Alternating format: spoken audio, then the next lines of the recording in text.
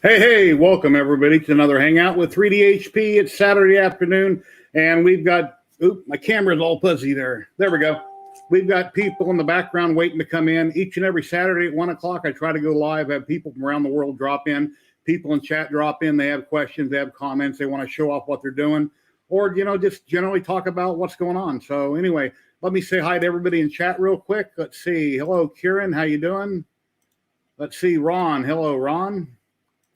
I'll post a link here in just a minute so other people can drop in. Hello, Zolan. Stephen Poole. Let's see. Audra Murphy, hello. SPC 3D, how's it going? Louise. And Facebook user, hey, Jeff Hutchins.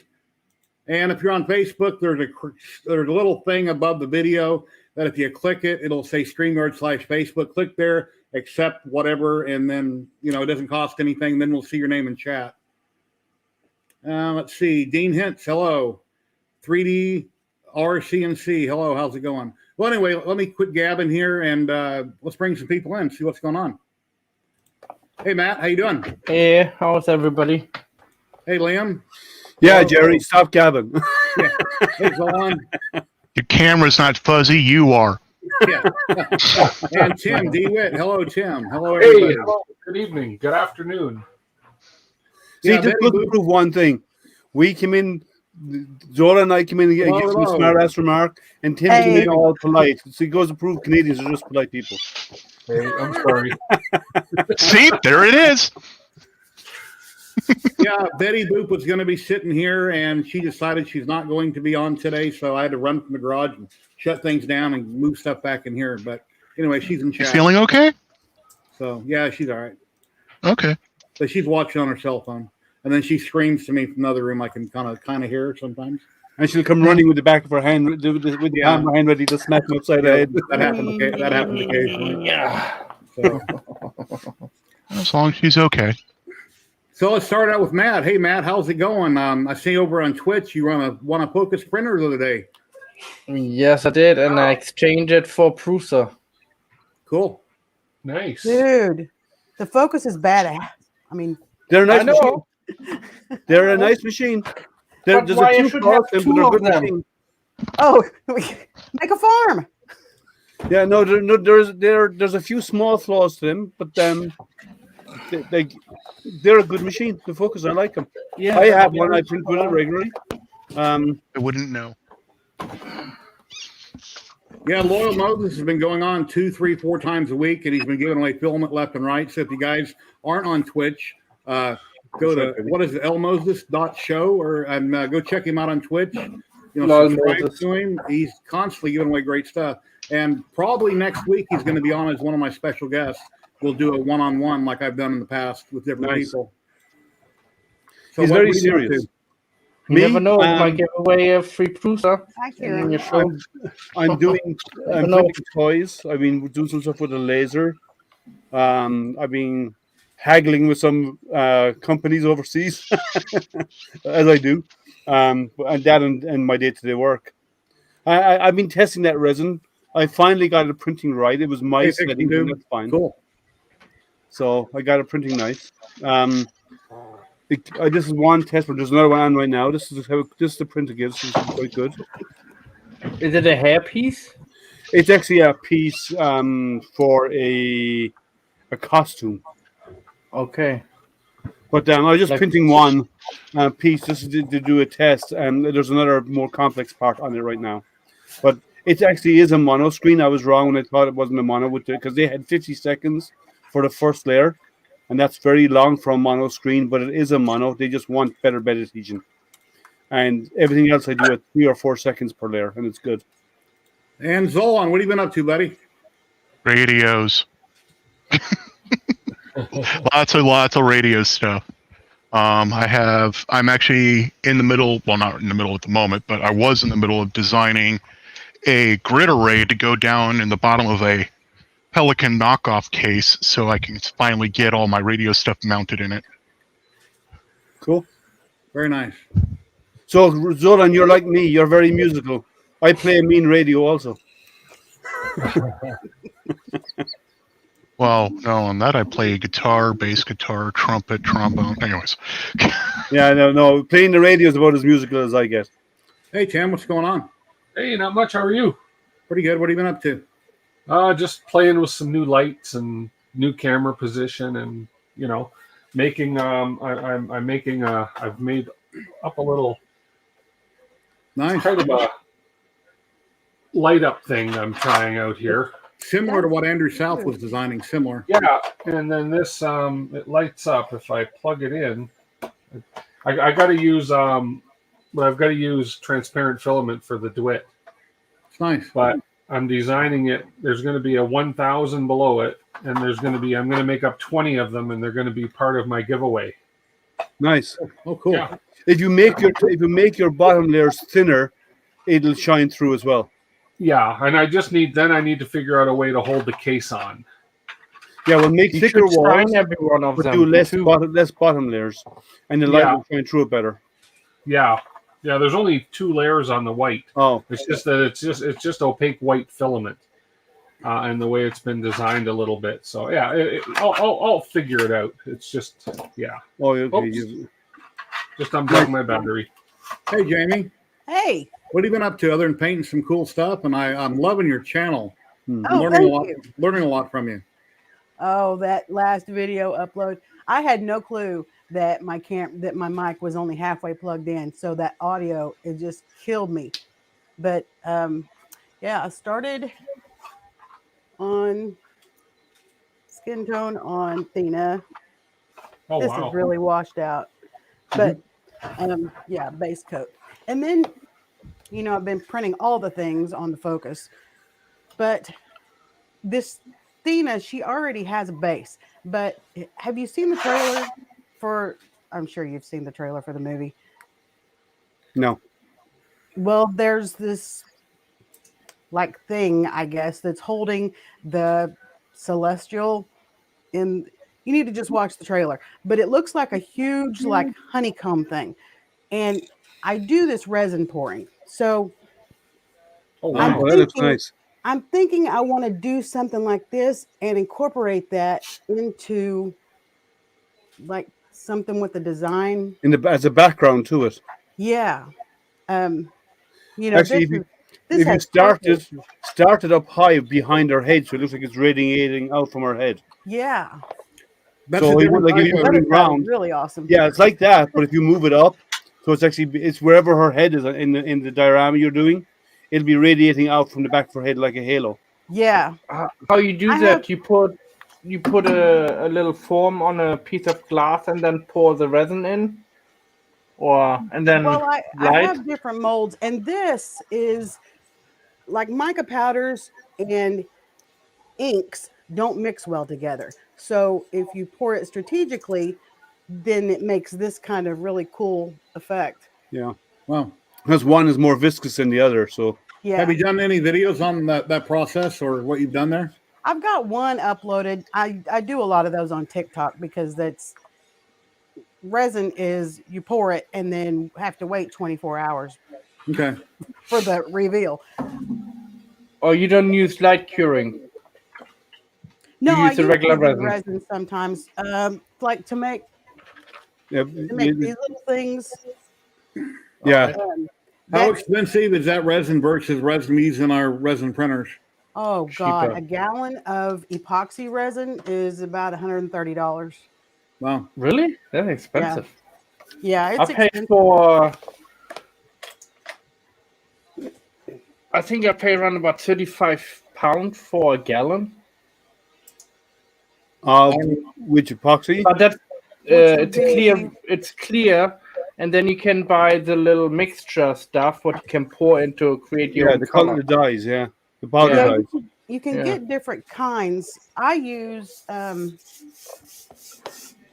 Pro Marine. I mean, normally you have tabletop. A and B. Oh, that's you why, have. 'cause you're using marine. You're using marine grade epoxy. That's different, and the marine grade epoxy is designed to be to fight against extreme weather conditions like salt water and stuff.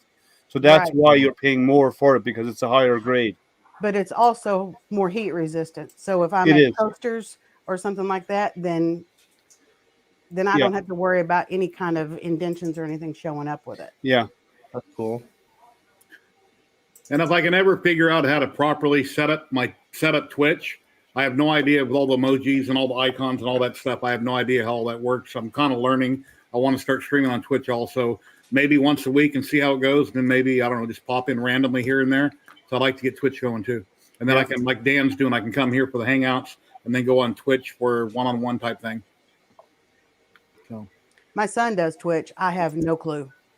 He does gaming, but yeah, I used to be a heavy gamer, but I never played usually online. I usually just played by myself. But this computer has got a zillion games on it and stuff on Steam and stuff like that. But it's been a minute. I love playing in VR too. I got a game called Elite Dangerous where you're out in the solar system and you can go on different missions delivering cargo or killing bad guys or just different things. And in VR, it's so amazing because you feel like you're really in the spaceship and you're looking at the big planet or the dock where you're going to come to, and it just looks so real. It's so amazing.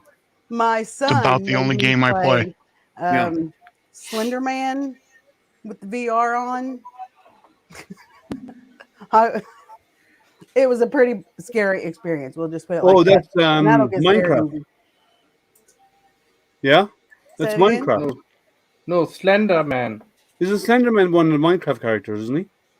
No, it's a horror character out of a movie. I think Stephen King wrote the book. I haven't read that Slenderman. book. Slender Man, was that the Dark Tower? No, it's about. I think it's about a guy who sucks. Slender Man is a creepy pasta. It is a online story that was written about 2005 to 2006 that got turned into a movie and into a video game. The murder that happened not long ago in, I believe it was Minnesota or it was Michigan.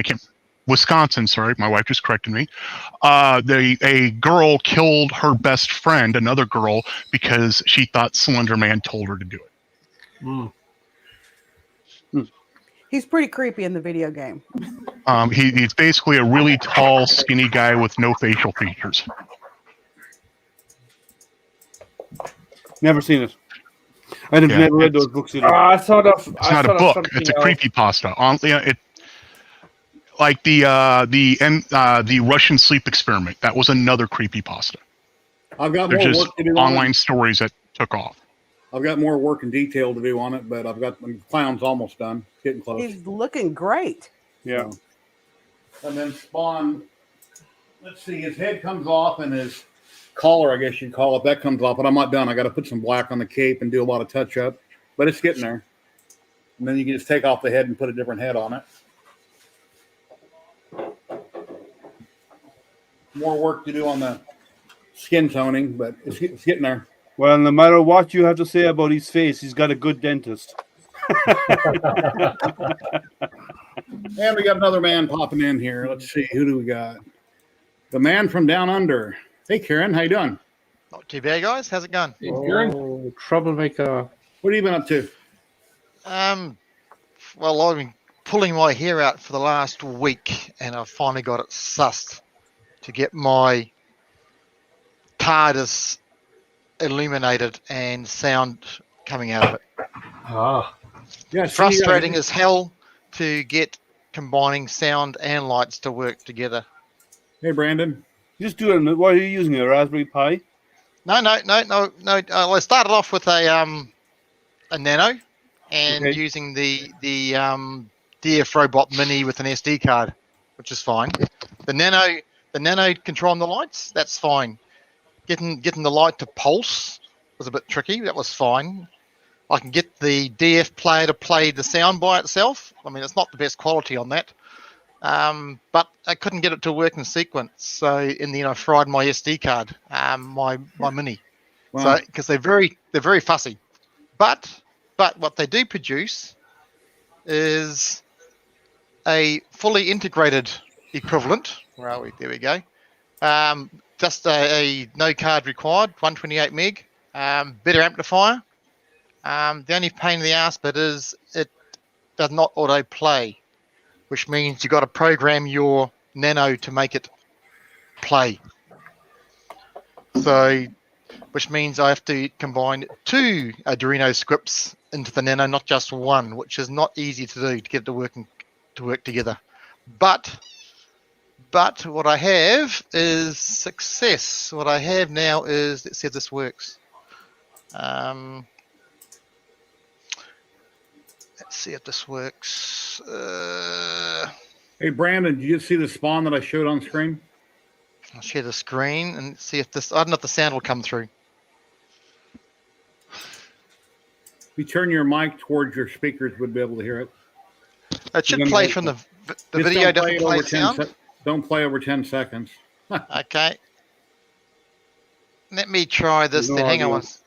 I bought one of those I'll do Economic it again. Con. I'll put it through the through my Hi, speaker. Gary. Let's try that instead. I don't know if it's going to work. Do the doors open on that one? No, it's just a solid item, but it Okay. actually pulses and the sound file plays now, which is good. Oh, So cool. that was a win. So I've actually got a complete working TARDIS now, which is good. Nice. So you So actually chuck can this- travel back in time. That's awesome. Well, I'm actually travelled forward in time because I'm tomorrow now. You see, so it's great. It worked really well. He's already done Please it. back the lottery already numbers tomorrow. for me. I would Yeah. do, but I've kept them for myself. Ah, 23 people watching and only 14 likes. Come on, Look at people. I'm making these for my son, so I'm going to show him again. I'm not done with it, Brandon, but it's getting there. I got to work on the skulls, work on the base. I've got to outline the face in Hey, black, Dom. but it's getting there. Sweet. That yellow is very, very bright. What yellow is that? It's a real nice yellow, Jerry.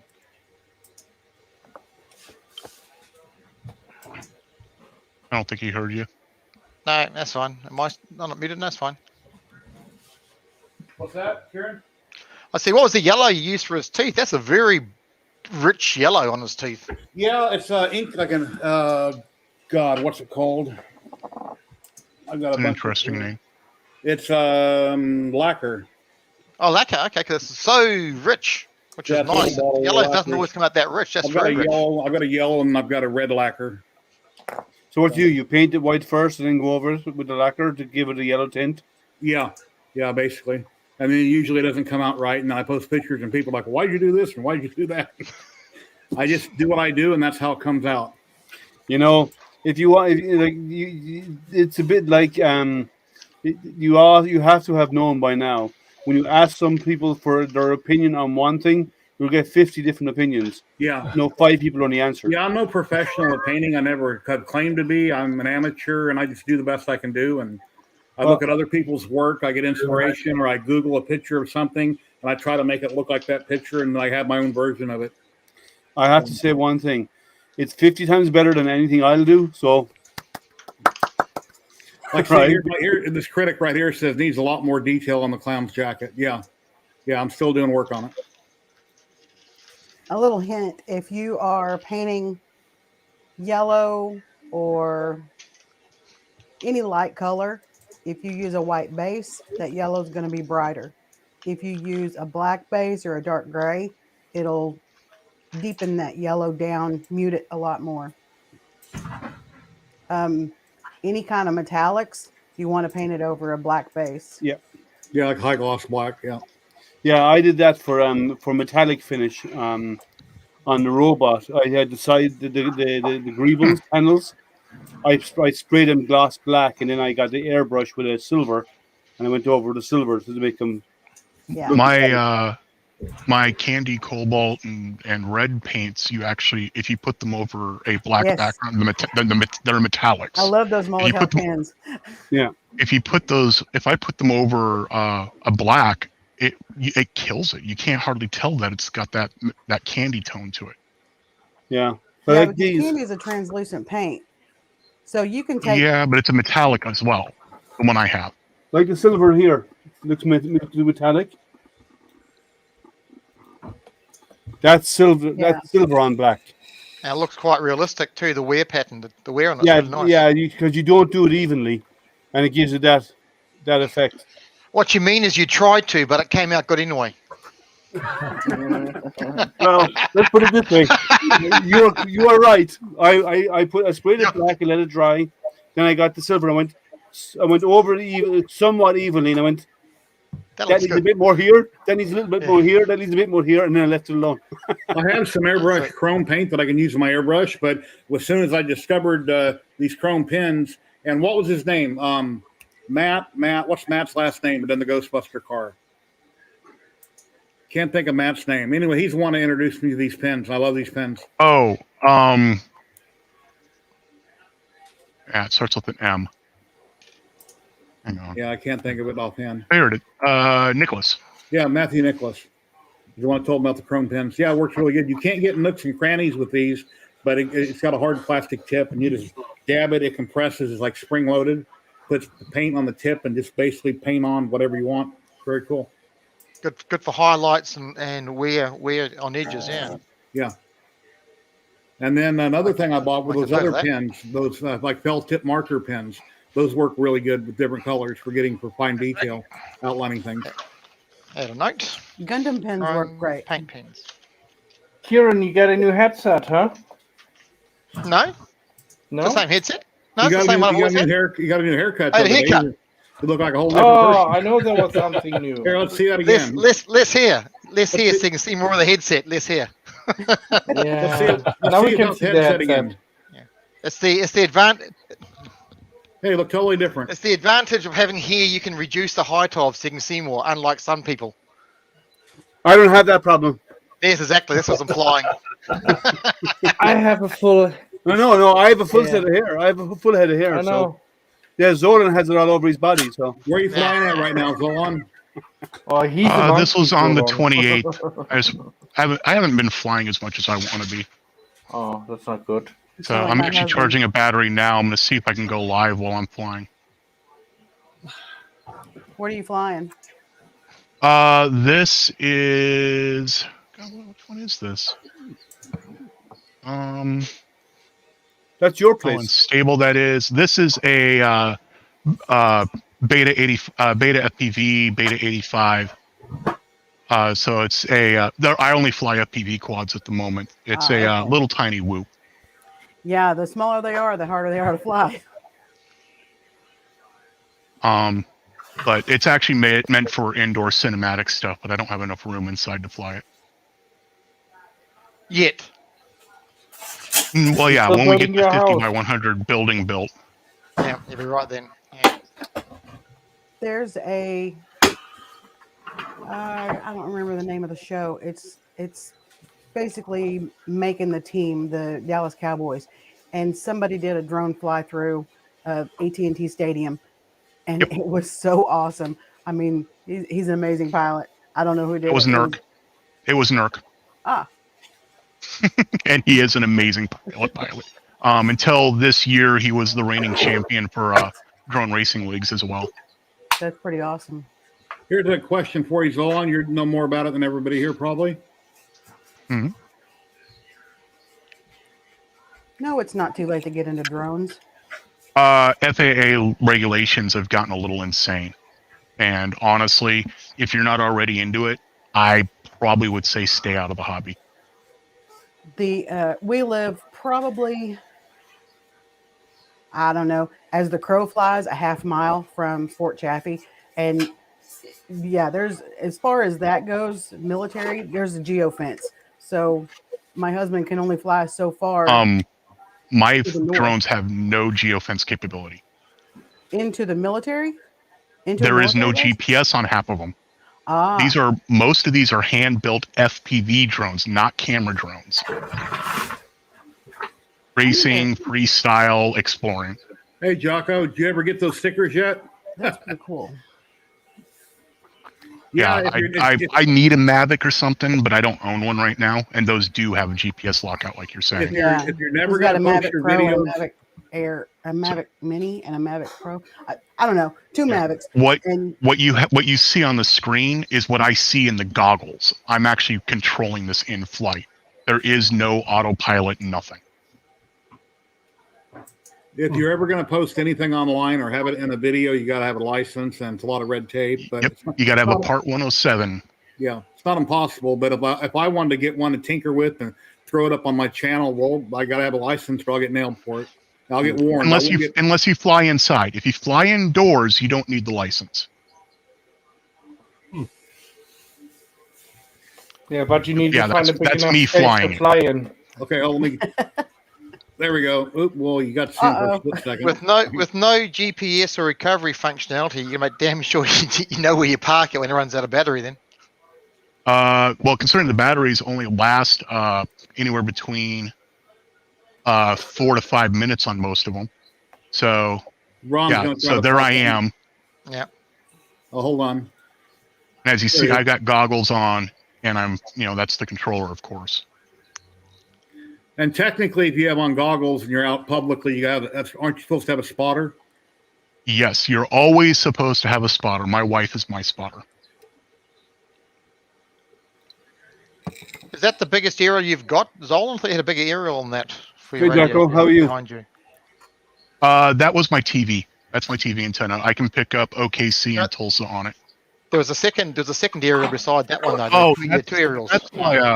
That's the one I use for my RTL SDR, and it's currently down, so I don't have the pole fully extended.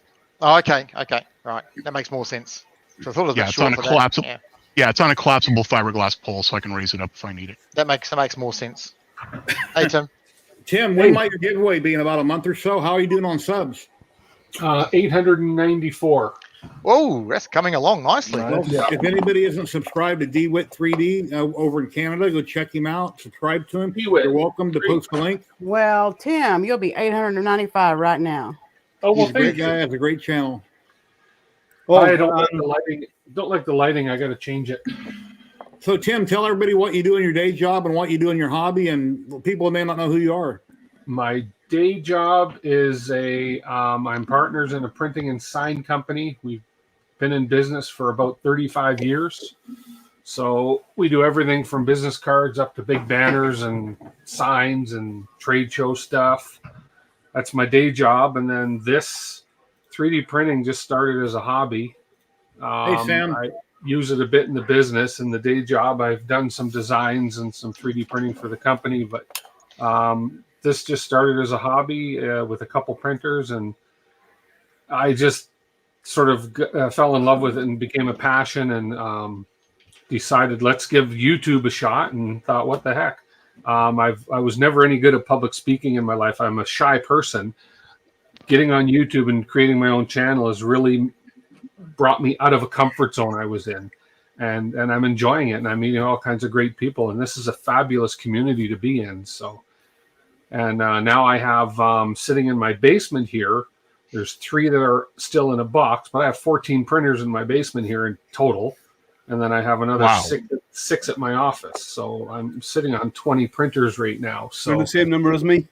I'm never going to buy another printer. If companies want to. Yeah, Famous last words. Yeah, I've heard I said those words before. If I get some sent to me, fine. But that's the same for me. I don't buy printers anymore. They send them to me.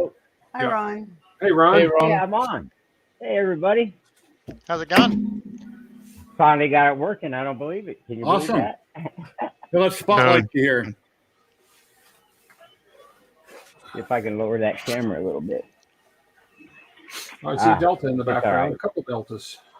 Yeah. 3. I got a good price on those. They're used. They were used, but they're working great. Yeah, nothing wrong with used. Just fix what's wrong, and they're brand new again. Exactly. They're 3 of those mono price mini Deltas. I've been printing some Halloween stuff to hand out instead of candy. Kids aren't gonna like me. Tough. Suck it up, kids.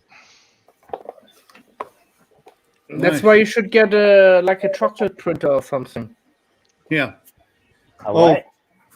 for Halloween. Oh, A cool. chocolate printer. That's an Chocolate FL Sun printer. back There we go. Nice. Yeah. So this. Now here's those will the last rest of longer my than shop. candies will. So Oh, there's Ron's my basement. candy. Box. wow. Are you in your basement or where you at? Yeah, I'm in my basement. That'd be a good YouTube channel called Ron's Basement. I'm thinking Yeah. about doing that. I got to figure out how to make this stuff work all the time. We got Yeah. Chris's basement. There can be a Ron's basement. So I got 1, 2, 3, 4 printers going right there. The 3 behind me, that's 7. I've got a Q5 upstairs, but it's down right now. And I've got the 2 Sunloos over there in the corner, over here in the corner that are down. They're both back there. One of them could be running. I just haven't messed with it today. And I've What do you got think of Sunloo printers? what Sunloos? I think they're great printers. I mean, They're- the only problem I had was upgrading my motherboard on one of them, and I haven't been able to get it to work since. I did once for about a week, and then I messed something up again. I'm in the process of putting all new wires on it right now. The Sunloo rep contacted me the other day, and he has a bunch of used printers in the U.S. I guess on Amazon. I'm not sure. He wants $90 a piece for them. Unknown what's wrong with them, different problems, but you have to buy 5 at a time. And I said, well, you're welcome to list and add on my group if you like. Holy smoke! That's But different random $450. problems. You know, some people don't know how to just send them back for no reason. I got from Creality. They're trying to get me to do refurbishing for them, and I said no. But Jerry, look what don't what's have in time. my backyard. Oh, Dear. yummy. Oh, nice. Nice. Cool. Okay, so one for They're- smoking, They're one for frozen. roasting, They're not alive. one for Yeah. braising. Oh, they are. There's Yeah, Oh, you took a picture. they are at the moment. Oh, Yeah, okay. Yeah, they are at the Yeah. moment. I thought he yeah went and bought smoked them. venison is very nice, Liam. Thought you bought them Smoked at venison is Home good. Depot. Venison and steak. started fishing we in get your them yard. here all the time. I like I'm in a reindeer. sub, so I can't hunt them here. But They're hunting season is open for both deer and for both bow and rifle. But you can't hunt in this area because it's a sub. And then immediately north and south of me is 2 nature preserves, so I can't hunt in those areas too. I'd have to go. You've got a vehicle, haven't you? Hmm? Who needs a bow and gun? They're in your backyard. Got a vehicle? Park them on it. Can't do But that in you get them. Alaska. We get them running through here all the time because we're as I said, north and south of me. I have nature preserves, so you get them going through there all the time, up and down. When I was 16, I Are worked you in allowed to put? Are you allowed to put live traps up? No, not in a subdivision. You're not allowed. No. What I No. mean is, it's a trap where you basically capture them. No. No? Unless you work for animal control or one of the animal preserve people, you're not allowed to set Yeah. up traps. No, you not guys even, that not are, even for live um, trapping or live cages. Right.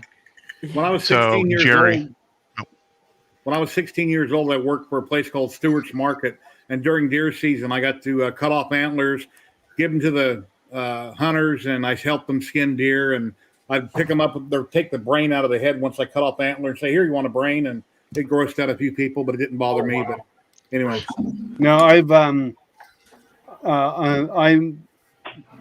Well, I know some guys, and a lot of guys that I hang out with. They do hunting. They donate the skins to turn them into mittens for disabled vets. Deer I skin lived in mittens. Alaska. Okay. I had moose going through my yard twice a day, and yeah, you can't shoot Oh. them or nothing. You go to jail in a heartbeat. Ron, what part of Alaska? I was near Anchorage and Wasilla in the valley. I know where Wasilla is. I grew up just outside Butte on the mountains on the Old Glen. Oh, beautiful, man. Yeah, it's something up there. I tell you, you got to like the darkness. That's for darn sure. I miss it. I miss it too. I was only up there like 6 years, but the cold just got to me. I just couldn't deal with all that cold. I was up there 77 to 90. Oh man, you was up there a long time. Yeah, it's got to be in your blood to stay up there. I tell you, because them winters they're long and harsh. 76. I miss feel it. alcohol. 60% Yeah, alcohol in the alcohol. bloodstream. You're okay. You're okay, man. Get the Actually, injury. The that bar's actually, only closed for 3 hours up there. I drove a cab. I drove a lot. I Yep. drove a lot of drugs home and back to the bar. you know that's actually you drink alcohol, you feel warmer, but it actually lowers your blood temperature. Oh yeah, you get It lowers your core temp. Yeah. faster. Yeah, Oh, that's yeah, bad big for you time, actually. yeah. Drinking alcohol Yeah. when you're cold is the worst thing you can do. Hot So chocolate. Jerry, this video's from when I was in Colorado a couple weeks ago. Bring him up full. More than Bring him Oh, up full screen, man. Jerry. No snow on the Oh, ground okay. yet. Shit. Hold on. Where is this at in Colorado? it's actually in Greeley. Okay, I know where Greeley is. Yeah. Yeah, we had the Samoyed Nationals. This was actually the same night that I went and saw Justin from one of our community members. I went and met him because he lives out in this area. Yeah, I like Colorado. I've been there a lot. Last time I was there, I went to Pikes Peak, and you could only get up to 12,000 feet because it was snowing, and but it was still beautiful up there. Cold as hell though. It was in January. I'm surprised Oh, yeah. actually that I got up that high actually because that's unusual. Hey, Ben. Yeah, that's pretty. That's beautiful. What are you flying? Hey, Ben. This quad in question is a Flywoo Explorer LR 4-inch. Wow, 4-inch. I have had it. Yeah, it's only got 4-inch props. This quad I have flown upwards of 3.2 miles away from myself. Whoa, I had a DJI Phantom, I think is what it was. Yep. And I've got a few good videos, but the videos that I want, they were on my computer and they got stolen back in 2014. So, and so did my copter and everything else.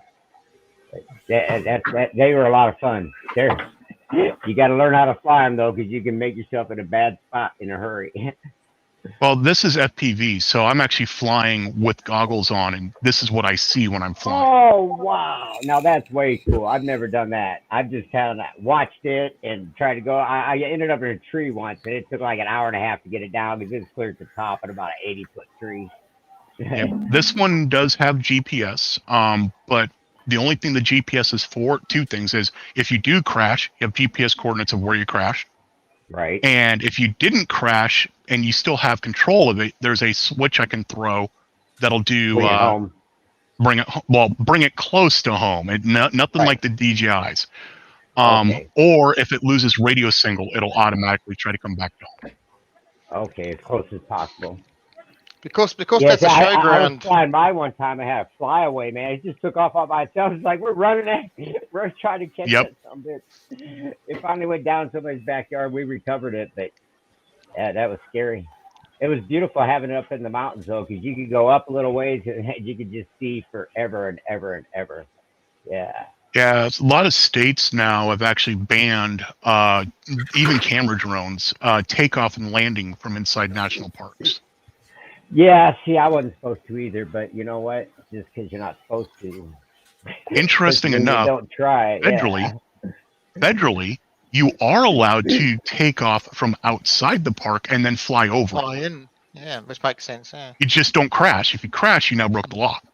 But that's a crash class. You landed in the crash class. Just bring it down to where you can grab it out of the air. In Michigan, in the state parks, you're allowed to fly as long as you don't fly over people's heads. You're allowed to fly in state parks. Yeah, and federally they changed that. You can now fly over people federally. But the state parks can implement this if they have beach areas. They can prevent you from flying over those areas. Yep. So, but you can't fly. Impossible to see. Hey, Sam. Yeah, the FAA is changing things almost daily, and I'm waiting on SpaceX to do great things, and they're all screwed up. So hopefully you they'll get that license to fly in. Period. I had to buy, or not buy. I think it was $5 to buy a permanent license to have a drone. So you have, if your quad, if what you are flying, if your unmanned aerial vehicle, be it a fixed wing, a helicopter, a quadcopter, a paper airplane with a rubber band on it, technically counts. You are, if it's over 250 grams, you have to get an FAA registration number that has to be on. That's what I have. Yeah. For paper plane. And you also now have to do a online test that they don't keep record of to get yourself a little tiny license called an e-trust that you have to print out and take with you when you're flying. Never heard of that before. That's above 250. What's the cutoff to go for the commercial license? What's the lowest cutoff for that then? It's the same. If you're over 250, even if you have a Part 107, you still it's the exact same. Okay, The so final 250 for cutoff, I believe, is I don't remember. I have to actually look it up. But no, that's so. If you're Part 107, you can fly all of them as no different. Mm. And they both and hobbyist and Part 107 have the same top end for as far as weight. I just don't remember what it is off the top of my head. And if you're out flying somewhere and you don't plan on posting it, but you randomly see something happen and you catch it and you post it and you weren't intending on doing that, you're just flying for a hobby, that's fine. But the minute anybody else reposts it, they're in trouble and they have to be licensed, basically. Nope. Actually, unless you're posting it on your own website that has no advertisements or anything else, it is considered a promotion. And promotions require a Part 107. Even if you post it to a private YouTube channel and you don't make it public, it's still considered a promotion according to the FAA. Look, that's wrong. But the 107 is a yearly renewal, isn't it? Yes, the Part 107 is an actual test. You have to go in and take it at the FAA testing facilities. There are some online options depending on where you are now. And you have to actually know how to read flight maps. Yeah. That's still not that expensive, is it? A yearly license for that? I think it's like $150 right now. You got to know everything. Renewals currently free.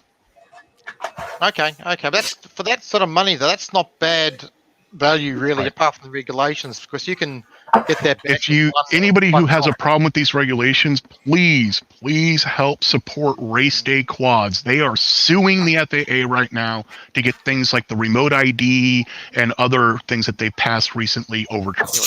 That was stupid. That was. No, I haven't, Stephen. No, I'm not going to be touching the rat rig till the stream tomorrow night. So, hopefully, it still works. Oh, it still works. It just needs to be tuned a fair bit, and I'm kind of lost as to what I got to do to get the. I got a few issues, but I'm working on it.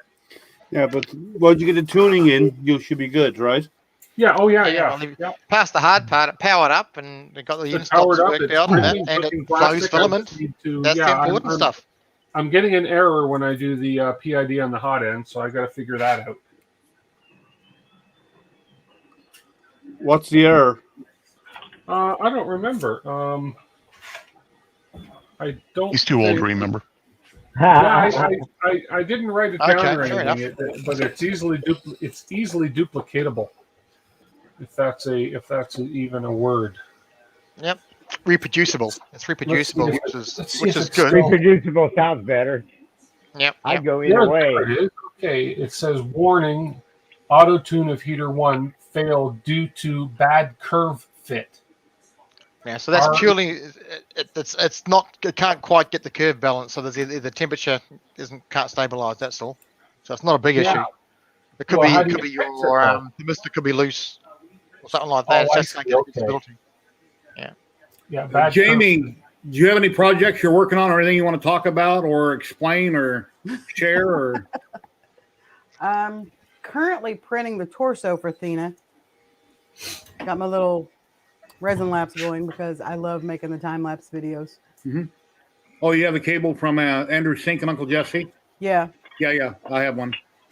Then I bought my first DSLR and I couldn't get it working right, and I finally did. And then Liam and a few other people had me install some other software on the DSLR because it was shutting off after about every hour. It would shut off. But yeah, it's really cool. I use a let me see if I can move this. An external intervalometer.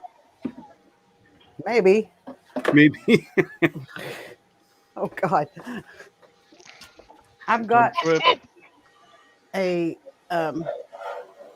this is a permanent battery. It's a fake battery. Yeah, I have one of those. Yeah, plugged in. So my camera stays plugged in all the time, and I'm using my lens that I normally film with, so I have to keep fiddling with it. I have to leave it on autofocus for a little bit until it starts coming up, and it can focus on the right thing. Mm-hmm. And yeah, I know that's not the right knob for that printer, but the little black plastic ones break. So the original Photon is the only one that had a metal. Lock Yeah. nut. No. Yeah, the lock nut. Yeah. So I robbed it off the Photon and put it on the SE. When I edit in DaVinci Resolve, then I zoom in on the resin, the print at that point. I zoom the camera in. I use Premiere Pro. You do I know used- you can control all of that from software. You're using a Canon camera, Yep. right? Yeah, and it's got the autofocus. I just touched the screen. Well, And you where I should want turn it. off the autofocus and do a fixed focus. So you should focus and then turn off the autofocus because with the light changing, the focus they will try and refocus all the time, and you don't Every want time. to do that. You want to fix it. Yeah, I turn off the autofocus once the print starts coming up. It's for some reason, if I put it on manual right now, I don't know, my pictures come out blurry. So I leave it on autofocus until the print starts coming up, and then focus on the print and then turn it off. And Oh, that's because the distance between Hey, when Kenneth. it's in certain positions is either the plate or the back of the printer is what it's focusing on. yeah, And that's why I said autofocus. What you should do is if you have it off and set focus to the front of the build plate, and then let it move up and don't care about anything else. That way, then it doesn't refocus each time. Because what you're doing is when it comes up out of the printer, you're focusing on the part, and then you're turning off autofocus. right. So it's got a fixed focus point. I Yeah. would say just put something right against the build plate, set the focus there, and manual focus, and leave it like that. And that way, then it's only focusing on the build plate only, the front of it. So as it moves up, it will always stay in focus. Yeah. You can get stuff as well. It won't work so well with something like this. You can get what's called a focus mask that goes over the front of your lens, and you use that to get perfect focus, and then you take it off. I use it in astronomy. That you use a focus mask over a printer or over on a telescope called a Batinoff mask, and it creates diffraction spikes. And when you align the diffraction spikes precisely by tuning your focus, you're in focus at that point. Perfect. You're saying words I never heard of. But that's for that's your. astronomy word. Okay. When you have something that has got a straight edge, and light will bend around it, and that creates what's called diffraction spikes. The light diffracts the light. It bends the light. And when you have a series of diffraction lines at different angles, the light bends around them at the opposite angles. And Kind of the in northern image, light. whatever you're focusing on, let's say a dotted light like a star, those lines will cross like this and create an X. And then you create other lines that are straight, and create another diffraction lines that are straight. And what you do is by moving focus, the one that's straight will move over and back. You have the cross lines, and the one that's straight will move over and back when you're in and out of focus. But when this upright line is directly in between the two X's, directly down the center, that's perfect focus. Hey, Matt, how you doing? Sounds So like you that use your crosshairs diffraction when spike you're as your light infinity to get focus. focus. printing. That's for your Offset infinity focus printing. Hey, Matt. for your dollar stuff. Welcome, You drop can in get- the But it Welcome, also, Matt. no, but it applies to everything. There are Okay. focus things you can use for other areas. Okay. But it's a way of getting perfect focus without having, because when you're trying to focus on something small, it's really hard to do it. So something bright and small, it's a little dot, right? But this is how you can get focus by using the light of the object to give you your focus. That's serious rainbow filament going there. Yeah, I've already went through 2 rolls of rainbow from Yosu, and now I've got gold. 'cause I Wait don't have now. a 3rd roll. You're printing on a Kaibu spoon holder onto your. Okay, Yeah. when I see that. That's I had the first 2 spools on the max, and when it swings down and goes into the runout sensor, it was grinding off the filament. It was shaving filament going everywhere, and it was a loose loop. It wasn't pulling tight. I don't know why it was shaving it, so I had to stick it over there to avoid that from happening. Use a Bowden tube and stick No, it there's in. no It room. There's guides no it. room on the metal filament runout sensor to put a Bowden in it. Well, at least you found a brand new use for the Kaibu. Yeah. yeah, yeah. That's what you call a very expensive spool holder. It's a great printer. It prints Yeah. really well and makes a fantastic spool holder for my Corelli. I'm still having issues with the Kairu I have to work out. You should do a video on that one. That's funny. Yeah. When this gets done, I'm going to do a video on the Hey, couch. Matt. Hey, Dan. I use whatever I Dan. can to hold the spool up. A buddy of mine uses a piece, a broom handle hanging on the ceiling, and he puts his spools on that, and they hang above the printers. Hey, That Dan, would how you work doing? Perfect here. That's a great idea. There's all Yeah. mine are No, in one area. No, there's good and bad in it. The good is if you have more, if you have 2 printers, it works great. If you have more than 2 printers, then you can't share the one, because when you change, if a spool runs out, where are you going to put the next one? You know that you have to take off the others, right? So what you got to do is like have hooks on each one so you can pull them off and move them That's- around. Unless you put your spears on there as well, so you have 4 spools. Trevor from So you Navari can stop 3D over. Printing. Yeah. Trevor from Navari 3D Printing has 2 or 3 Maxes that he got from Tiny Machines. And I bought this one used from a friend here in town that originally came from Tiny Machines. And he said if you let the filament run out sensor trip and you replace it on that particular machine, quite often he would get layer shifts.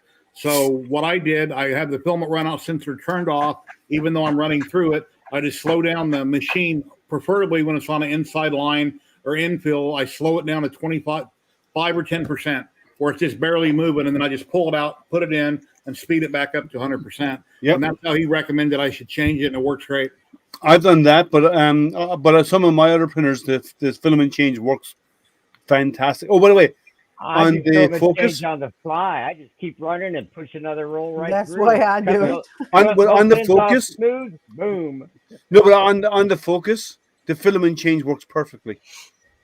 It's really Yeah, I well. love It it. does really good. That's the Cura filament change. No, just built into the firmware. Oh, okay. Oh, okay. It's running a sensor. Robin Pro Mini Yeah. board, is what it's running. The Robin, it's a nice board. I have the same. There's a Robin board on the Pro board is on my Artisty, the same board type from the same company, Robin. Filament runouts runs fantastic. Filament runout, my 10 log runs pretty well. Corelli is iffy for some reason. Whatever they've done with the firmware, it's questionable at times. It varies from printer to printer. So with the Corelli, I always do what you do, Tim or Jerry. I slow it way down to about 5% when it's on infill, when it's crawling, and then I just release it, pop it out, and push it in, and actually overflow more lots into the infill. So you see a big blob in there, and then when it moves on, I just get my level cutters. If there's a big lump in there, level cutters will snip it off, so it's actually level. The infill is leveled again. I've done that before. And Yeah. it seems like every time I have to change it, it's 12 or 1 o'clock in the morning. So I'm still up watching TV, waiting on it to get close, or, to at least to the last winding, and then I'll just pop it out and swap it. But that's why when I'm doing I'll forget about mine. It'll run out, and I'll have to run down there and push a roll in. Sometimes lower the head down a little bit because I missed a layer. I've done that before. I've done all kinds of things to keep from losing a print. I usually just well, follow it. If there's something to do. I have Once you IDEX. get past that filament runout sensor, you're good. So the IDEX will do it on the fly, won't it? Well, feel it. some of them do, yeah. So on an IDEX printer, when you're printing with one Hey, head Giovanni. and you run out of filament, and the other, when this one runs out of filament, it'll park the head out of the way, heat up extruder 2, and extruder 2 will come out and can take over the job for you. Oh, nice. So What you just printer load is up that? both IDEX printers, An IDEX. IDEX, independent dual extruders.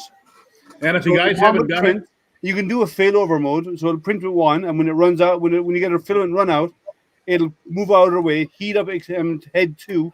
Head 2 will come out, or will purge into a bucket, like a purge bucket, clean off the head, come out, and resume the print from that spot on. That's pretty awesome. All on its own. if you guys watching and here haven't already done it, check out Loyal Moses at that link there below over on Twitch. He streams multiple times a week. He's giving away filament. He's giving away Prusa minis, and it's pretty awesome. Yeah, Matt up top, he won a Focus printer. And on last night's stream, Matt said, hey, can I trade it for a Prusa mini? And Loyal said, sure, since he hadn't shipped out the Focus. So now Matt has a Prusa mini going to be on the way soon from Prague. So, well, in about, Matt's 12 a weeks. sly young man, isn't he? In about Pardon me? 12 weeks, he will. Yeah, Louise needs another printer. hello, how we doing? Hey guys, Hey, how are How's it you? going? I'm on vacation. Where's vacation? Where you at? Look, I don't know if you can see it. I'm in the woods, Oh, in a okay. cabin. In the woods. Oh, nice. Oh man, look. beautiful. Where at in the woods? On the other side of the Netherlands. Oh, Oh, man, wow. Yeah. that's gotta be beautiful there. Any bears around? There's No, we bears don't around. have gas. No, we don't got bears. No, they have wolves, but they don't have bears. Very cool. Yeah, Wolves we are got probably worse, wolves. man. They'll come attack. Bears will run. They're scared. No, but wolves will not in the Netherlands. They won't attack. They're not a big wolf. Hello, Giovanni. Oh, How darn, you doing? yeah, I can't scare the guy, man. Darn. Yeah, Hey, Gary, they're not see- big wolves over there. Something to pass the time, Louise, till the Fed Nice, turns Stephen. up when Matt fixes your printer. No. Yeah, actually, it's late turning up. It's supposed to be here 2 days ago, and I have to chase it up tomorrow. Well, Well, I Monday. don't know. I wouldn't say it's an upgrade, Louise, because you're getting a smaller print area now.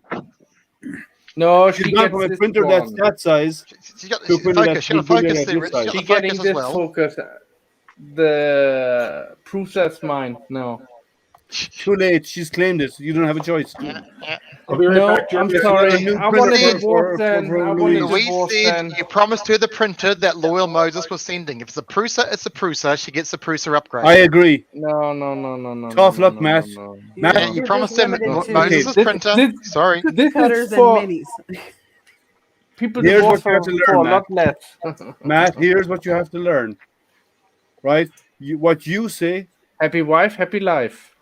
she's not your wife yet, but okay. But what you say is, you say it's yours, but what she says is what yours is hers. So it's hers, right? Yeah. But there Matt, is one important here's question the that thing. needs to What be you see- asked, Matt. Matt, They always say one Is- thing. They always say what yours is mine and what's mine is mine. Okay.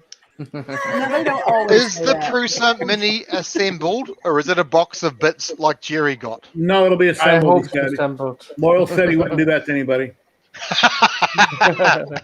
Because I was just wondering, can you beat Jerry's assembly stream for 6 hours? That's I could. the plan. Otherwise, I could. Well, I can beat my own stream too. Just don't be live and just sit there and put it together. That it always Murphy's Law kicks in when you go live. Jerry, if you can share those 2 pages, please. Be right back, Jerry. Oh, that's his tact. That's All all, right. of his lithophane. Yeah, that's my page and my Yeah, group. you should actually change it to lithophane 3D because they're not tactile images; they're lithophanes. well, they're still Yeah, I tactile. know. You can still feel them. Yeah, because I do tactile for visually impaired people, so I still have them over there. So hold on, I can show them. Yeah. What sensor panels? Sorry. No, for visually impaired. Visually impaired. No, Tactile like panels. he's done some of the stuff that I've done, like these, like he's done stuff like that, lithophanes like that. That's cool. Oh, I And the see what you double-sided. mean. So they can touch it instead of see Yeah, it, actually, right? a bit. Yeah, Yeah. for This Nice. one actually came. This actually a positive picture came out negative. So that was actually a failed print. Yeah, Matt does that, and then I do these. I made one Well, that's of for those, the- but that's for mine the didn't solar came out well. okay. For the constellations. Yeah, Yeah. Cool. so I have that- one. that's- There's one per season. There's 4 of them in total, so there's one per season. So you have the Big Dipper, and you have the Little Dipper, and you have Scorpius. That's cool. That's cool. And then That's you a, have good, that's a great idea. Sagittarius. That's really awesome. So I've done one for each.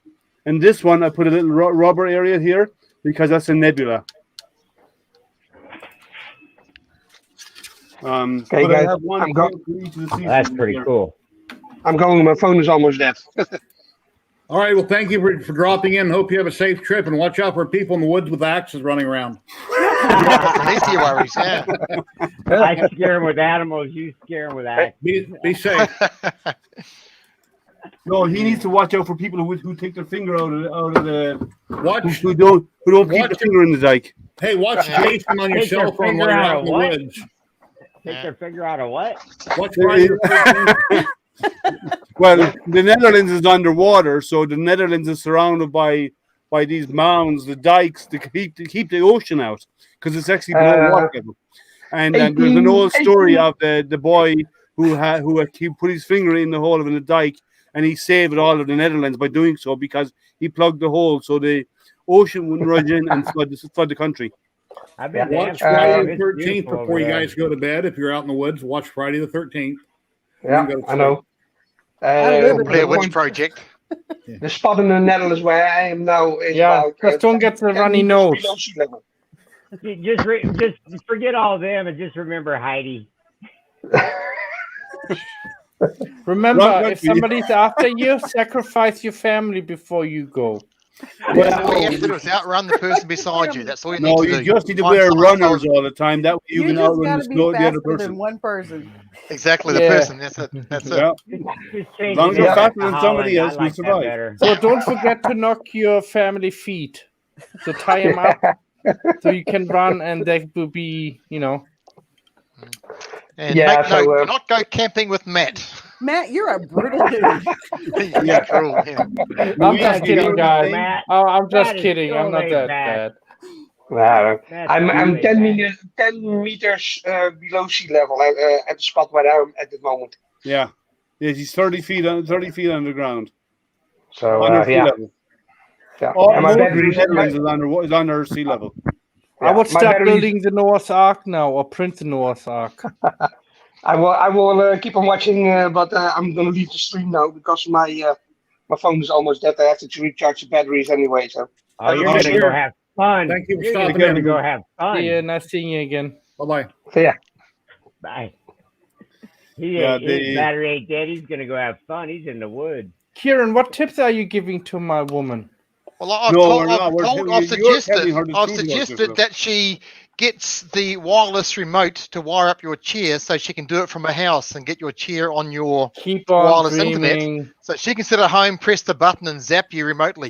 No, she Yeah, doesn't the know, next- no why is that? the next- What she needs to do is get them a stepper motor with an Adreno on it, right? And- Power up an Adreno with a pole, and coming Yeah. out the pole you have two big gloves attached to No, a crossbar. just the You just pole. spin it Liam. around and Slap smack in the with head face. multiple times. Just the pole, Liam's all you need. Just the pole. When I was a little Yeah, kid, put my it under brother. the chair. You're thinking about putting it on. Oh, okay, I see where you're going. Yeah, That'll yeah. make them stand up. exactly. You pay attention. You make him pay attention. When I was a little kid, my brother had a cattle prod. It had 4 big D batteries in it. And he had went to Circus or somewhere here in Vegas. And he's like, hey, I brought you back something. Close your eyes and hold out your hand. And he stuck me in the hand with that cattle prod. That was Oh unbelievable. my God. Oh So wow! you're on your Yeah, ass. another didn't time- you? Siblings. My Had brother me and I, put my we used hand to behind my taser back, each other and all the time. He super glued a dollar to my hand. That happened. My brother and I, we used to taser each other quite a few times. That And then explains a lot, Matt. places It where- explains an awful lot, Matt. Yeah, it does. Yeah. Oh, It yeah. explains And a then lot. he had me Now I get a whole get bunch of it. You sparklers. should have told me that, Matt. You never told me that. I took a handful of sparklers as a I little was kid, my brother's 14, he idea, was and I 12. lit them all at and- once. And when you light up that many sparklers at once, all that Oh, heat good travels idea. down that rod and it burns your hand real bad. With family like that, who needs enemies, right? Exactly. Yeah. Well, we can choose our family. We can choose our friends. We can't choose our Can't family. choose our family. No, unfortunately. No. Or fortunately. No, but we depends can sure how you- write them off. Yeah, Right them out of the will. we get along fine now. When I was a teenager, something really bad happened though. I was in 10th grade and I had a van. I was working on the grill. I borrowed my mom's radio out in the driveway playing rock and roll. He came home from work. He lived at the house there still, and he didn't like the music I was playing. And I told him to go blankety blank himself. He walks in the house. Oh, I know it was before he walked in the house. After I said that, he picked up a piece of metal and he threw it at my van and he busted my grill because I was cutting some stuff off from underneath around my exhaust pipe. Then he busted my grill on my van, and then he went in the house. So I picked up 3 bricks I had in the back of my van. I chucked them at his big 4-wheel drive. One bounced off the roof, one hit the rearview mirror, another one went dead center in the middle of his windshield, and I shattered his windshield on his 4x. About that time, he comes running out of the backyard of the 4x4 trying to hit me, so I ran up the street and never got hit. So that's kind of how that all happened. So, My brother stabbed me in the leg with a pitchfork. wow. On purpose? No, it was accidental. I grew up on a farm. We had lots of horses and cows and all that goes along with that.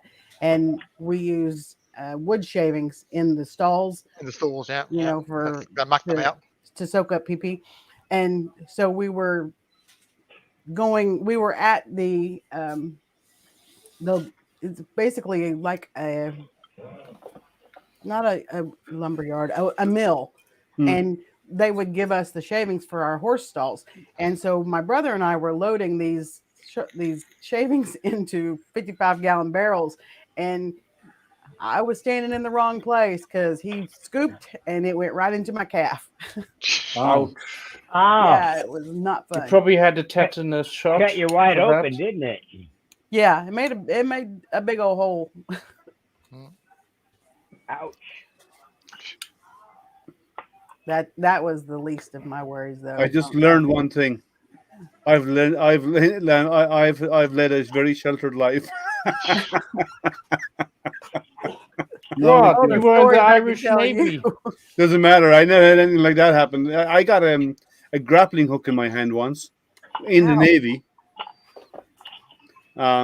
But You're supposed to throw the other, hang onto the rope end and throw the no, grapple. no, it was the other way actually we boarded a trawler, and one of the crew in a trawler, swung at me with a grappling hook. That'll do it. So I got a scar right across my wrist here. But that's about it. I broke a wrist once. I once stopped a bare knife with my hand. I have a cut right. Oh, are we showing stars? I'll show you I have stars. Hang on. that same one.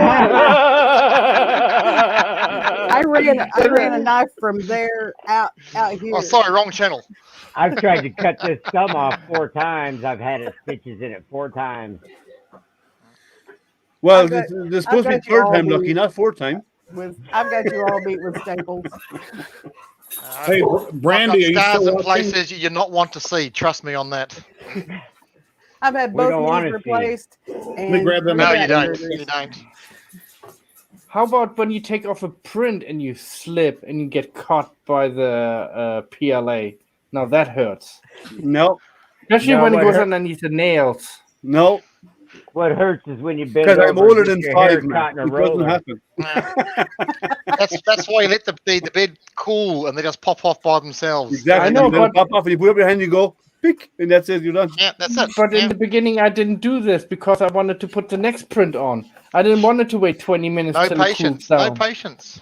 I Your hair know. Which is cut why you I off. have buy another patience printer, now. isn't it? That's That's why you why buy a he's second be a printer, doctor. a third That's printer, why I have so and a many fourth printers. printer, and a fifth Hey, printer. Brandy, are you still watching? Okay, she's here. I wanted to share my screen real quick and show her something.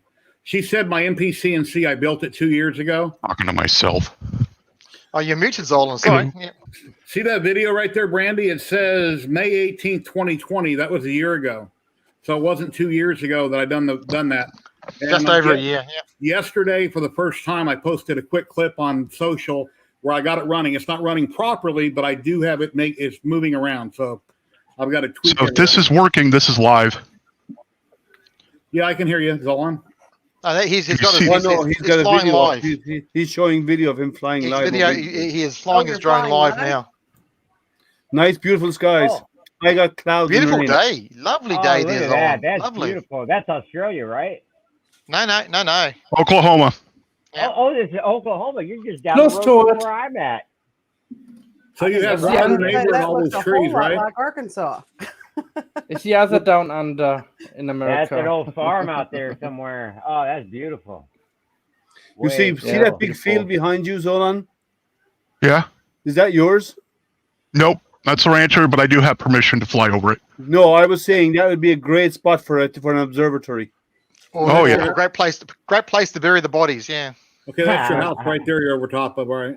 Come But it'd be a guys. great this is- spot to put an observatory out in the middle of it. It'd be The perfect. trees and the pond that I'm over right now are all mine. That's beautiful, man. That's nice. You just like your own little woods. Yep. Big woods. That's a big block he's got. How much jokingly area tell. you got there? 7.5 acres. Oh, Nice. that's beautiful, man. I bet you got it for a steal too, huh? 52 thou. Oh, Wow. yeah, that is a Christ. steal. You know, That's a At steal. the state parks, when there's big trees in our way where we'd like to set up observing, I jokingly tell the park rangers, if I bring a chainsaw and cut this tree down, is that okay? And they'll say no. I say, but it's okay. I'll cut it down and I'll bring wood glue and I'll stick it back together again when I'm done. It's wood glue. It should be fine, right? They're No panicking, sense of they're humor. panicking the whole time you're there. Nah, they know we're only joking with them. They're fun. They're easygoing guys. Like I'm actually working with one of the parks that we go to on a regular basis. I'm actually working with them. There's talks of maybe them putting in an observatory and we run it for them.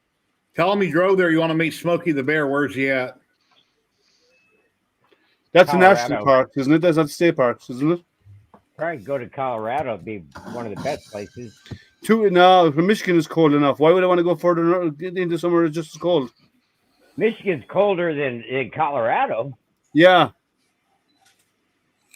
We get negative 36 or 38 degrees sometimes in winter. In Michigan or in Michigan? Oh yeah. Yeah. Oh yeah. It gets You're close to the colder. lake, though, aren't you? We're- You're close to the I'm lake. done. But we Get get that so lake cold. affected snow. No, we had some times there over the last few years and around January, end of January, that it was so cold in Michigan, it was colder than the North Pole. And If North anybody- Pole's in Alaska, If it's a somebody city. if somebody tries to talk and you can't get a word in edgewise, hold up your hand. I'll see. I'll make you big. That way we'll spotlight you. I was So just trying to verify. Zolon, you're Oklahoma City, right? Nope. I'm dead middle between OKC and Tulsa. Okay. So you guys So- got no damage last week? The tornado made it to Prague, which is Prague, Oklahoma. Been there. that little town that you can barely see over there. Just on the horizon. Okay. Well, the And news OKC is over there. yeah, and the news Tulsa crew was is talking about how over there. Oklahoma City had like Or over there, sorry. 4 tornadoes. No mountains anywhere, huh? 14 tornadoes in one night. Oklahoma. Yeah. Wow, that's a lot. Wow. Yeah, no, Oklahoma is so flat, it's unreal. I got mountains all around me. If I No. walk out the front door, I There got ain't Wow. no mountains mountains. over There's there. all, look at it. Look at it. Rotate. Nebraska's Look at it. a There's flat nothing there at all. state. Just trees and flat land. Yeah. Nebraska's a no flat hill, state. no Kansas is bumps. pretty hilly. Oklahoma's got some hills, but Nebraska's the flattest state if you're going to drive across it on any. Oh, yeah. Yeah, I That's was why born in Nebraska's Lincoln, full of those Nebraska. wind turbines. Do you guys Yeah. know Oklahoma has the highest hill in the United States? The Probably. tallest hill in the United States? Where's it at? Kavanaugh Hill. It's in Poto. Poto. Don't recall being to Poto. I guess there is a limit for a hill before it becomes a mountain, and Kavanaugh Hill is the tallest hill in the United Gotta States. be out west. Jamie, West. what got you involved in all that you do? How long have you been doing things like this? Just 3D printing or Painting, 3D printing, crafting. It's got to Oh. be above 8,200 feet to be classed as a mountain. The hill's under 8,200 feet. yes, but Yeah. I've been You could- crafting since I was a kid. Okay. But I was always like I would take things apart just to see how they work. I was that kind of person. Okay. I still Probably am. all of us were. I Yeah, still am. always like tinkering with something, and then 3D printing only about a year and a half. Uh-huh. Yeah, like me. The best part is when you take stuff apart and you put it back together and you have spare parts left over and it works better than before. Yeah, I've rebuilt a few engines in my lifetime, or actually a lot. And there has been a few times like, oh crap, where'd those bolts come from?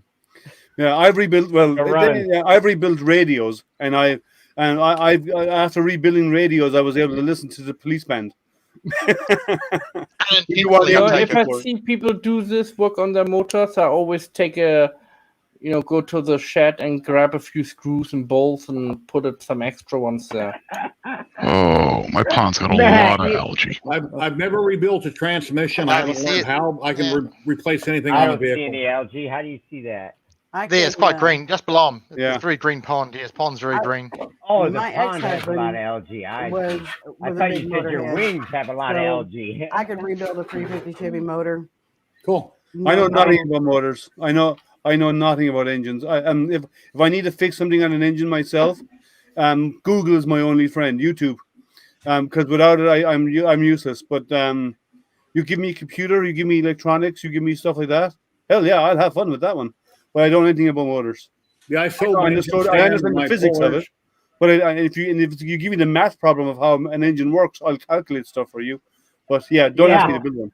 Yeah, I don't do bet. math. You got beautiful property there, man. Yeah, I'd be Yeah. buying. I'd buy a 10-foot square plot in the farmer's field. We missed out the purchase on this property here, which is another Next- 7 next one. acres. Yeah. And we missed it out by about $10,000 on the asking price. Oh, bummer. And No, we, but- we regret it. No, but the farmer field behind you, I would tell him I want to buy 10 or 12 square feet in the middle of it, out in that field. Nothing else, Oh, just they'd- 12 feet in it. And they'd let me do and the right to walk in and out. And I'd put my The- observatory out there. Actually, more than a right to walk in and out, this is a legal easement right here. Yeah, but Sort of through your access. field as well. And they own all of this. And they've already said that I can, if I want, I can do pretty much anything out here as long as I don't mess with the cows. That's what I'm saying. I would want a 10-foot square out there to put Just my one cow. put That's my all you need. observatory. One a year. Yeah, that's it. You have it interfering with one cow and you get a record for life. It's amazing, isn't it? You do what now? You take one cow, you go what? We don't need to hear about those Australian things. You know, it's not cows in Australia. And Kieran has got a record for sheep. Yeah, it's cheap. Oh, That's why he left New Zealand and moved to Australia. Actually, cows, goats is quite common, as well as cows. Unfortunately, goats is. I don't common think he You understands. know more about He doesn't New Zealand understand than what we I do. were hinting at there, Well, you're proving my point here. You know that, right? Because you know more about Mr. Hands. Yeah, nah. Yeah. The police Oh, did. The man. police did remove him from the premises at the time, allegedly. So it No, I wasn't say all me. you need is one cow a year, man. You eat that, man. It'll take you a year to eat a cow. Hell No. no. Big family. Hell no. Oh no. Hell no. No, Well, I'm you'd just be by amazed myself. how there's not as much meat as you think is on a cow. Nah. If you take the head and legs off, there isn't much left. I tell you, it doesn't go far. And a you cow. take out and then you eliminate the innards. Yeah, there's not an awful. No, there isn't that much meat in a cow. No, it just sits on the outside of the skeleton. There isn't enough of Yeah. meat there. Here's the biggest thing I've ever built by myself. I used to have 2.5 acres out in Pahrump. At one point, I hired my brother to help me with some of it, and doing some of it, I hired a carpenter at the job I used to work at, and I paid him hourly to help me build this. I went out on the weekends and I built this. That's It a used to steep be roof. A huge, yeah, it's got a 10-12 pitch Pretty on Loft, it. It's though. giant. It's got the between- loft, second story loft. This, Yeah. this is your Yeah. shed Gabled roof. at your house is next to it somewhere? No, I have a fifth wheel. I used to own this. I sold it, but I had a fifth wheel on the property. That's why I have the dually right here. Well, anyway, that's my old pickup truck right there. The tires are too small for it. And I spent a couple of years building this, and I wound up selling it. But that's what it looked like finished. Nice. That's pretty nice. Wow, I- that's a nice it took- place. It took forever for me to rip that. Now that's a 3-car garage with a workshop downstairs. I had a bathroom I put in it, and then upstairs was a big open area, like a bedroom area and the living room area. But I wound up selling it, and I took a huge loss on it. And anyway, but that was on 2.5 acres. But what's bad about Nevada? It's all dirt. So everything's dirt, and it's called poop dirt out here. Where if you can see my mouse, all this stuff out here was like poop dirt. And if you drive off in it, I got my dually stuck one time driving around my property on dry soil. It just got buried. So Hey you there, got to Chris. bring in pit run, and you got to dig everything out 5 foot down, compact it, and bring everything in and build on top of it. So Oh, that actually looked like it came out better than I thought it did. anyway, I have Couldn't about- see the screen. No. I've got a couple hundred pictures. Parked Of in every, just in front of your front door looks like perfect Yep. place to park it. Just Hey, Chris. Hey, Chris. I have a couple hundred pictures that I took, no video, and I thought about doing a video about it where I could kind of narrate it and play music and show all the pictures from start to finish. Where I bought the land and dug the pit and backfilled everything and, built it up and, done all the wiring myself, pulled all the permits, a lot of red tape. But anyway, I should have kept it. I should have built a house before I built the garage. That way maybe I would still own it. And then about the time I got it done, I met Brandy. She's like, I don't ever want to live in Prep. I'm not moving out there. And I ended up selling the property. So, yeah, gotta keep the woman happy. yeah. yep. Yeah, I'd consider, like, if I was going to move down south at some point, I'd consider Arizona because of the dry atmosphere. Be great for my hobby. How long did it take to charge It's the not a battery? dry I atmosphere find here. Colorado a lot better. The weather's actually better in Yeah, Colorado. 20 minutes. Arizona, Colorado gets Too a lot hot of in change. Arizona. It's dry, but they get horribly cold winters up there too. Depends on where you're at. You go southwest Colorado's not so bad. But Arizona is right almost near mostly dry. Arizona's mostly Raccoons? yeah. We Trash feed pandas. these every night on our deck. Trash panda. I And love them. you're feeding it. They spread rabies. Yeah, but they're awesome. I think So you can does- make so does some nice almost pets everything out else. of them. Yeah. I live in the country, so it's everything. I've got Yeah. deer. The only thing that doesn't raccoons. spread rabies out here is opossums, and they spread something else that kills horses. Jesus. Wow, that's That's cool. EIA, cool. equine infectious anemia, sleeping sickness. That's a big boat, man. Wow.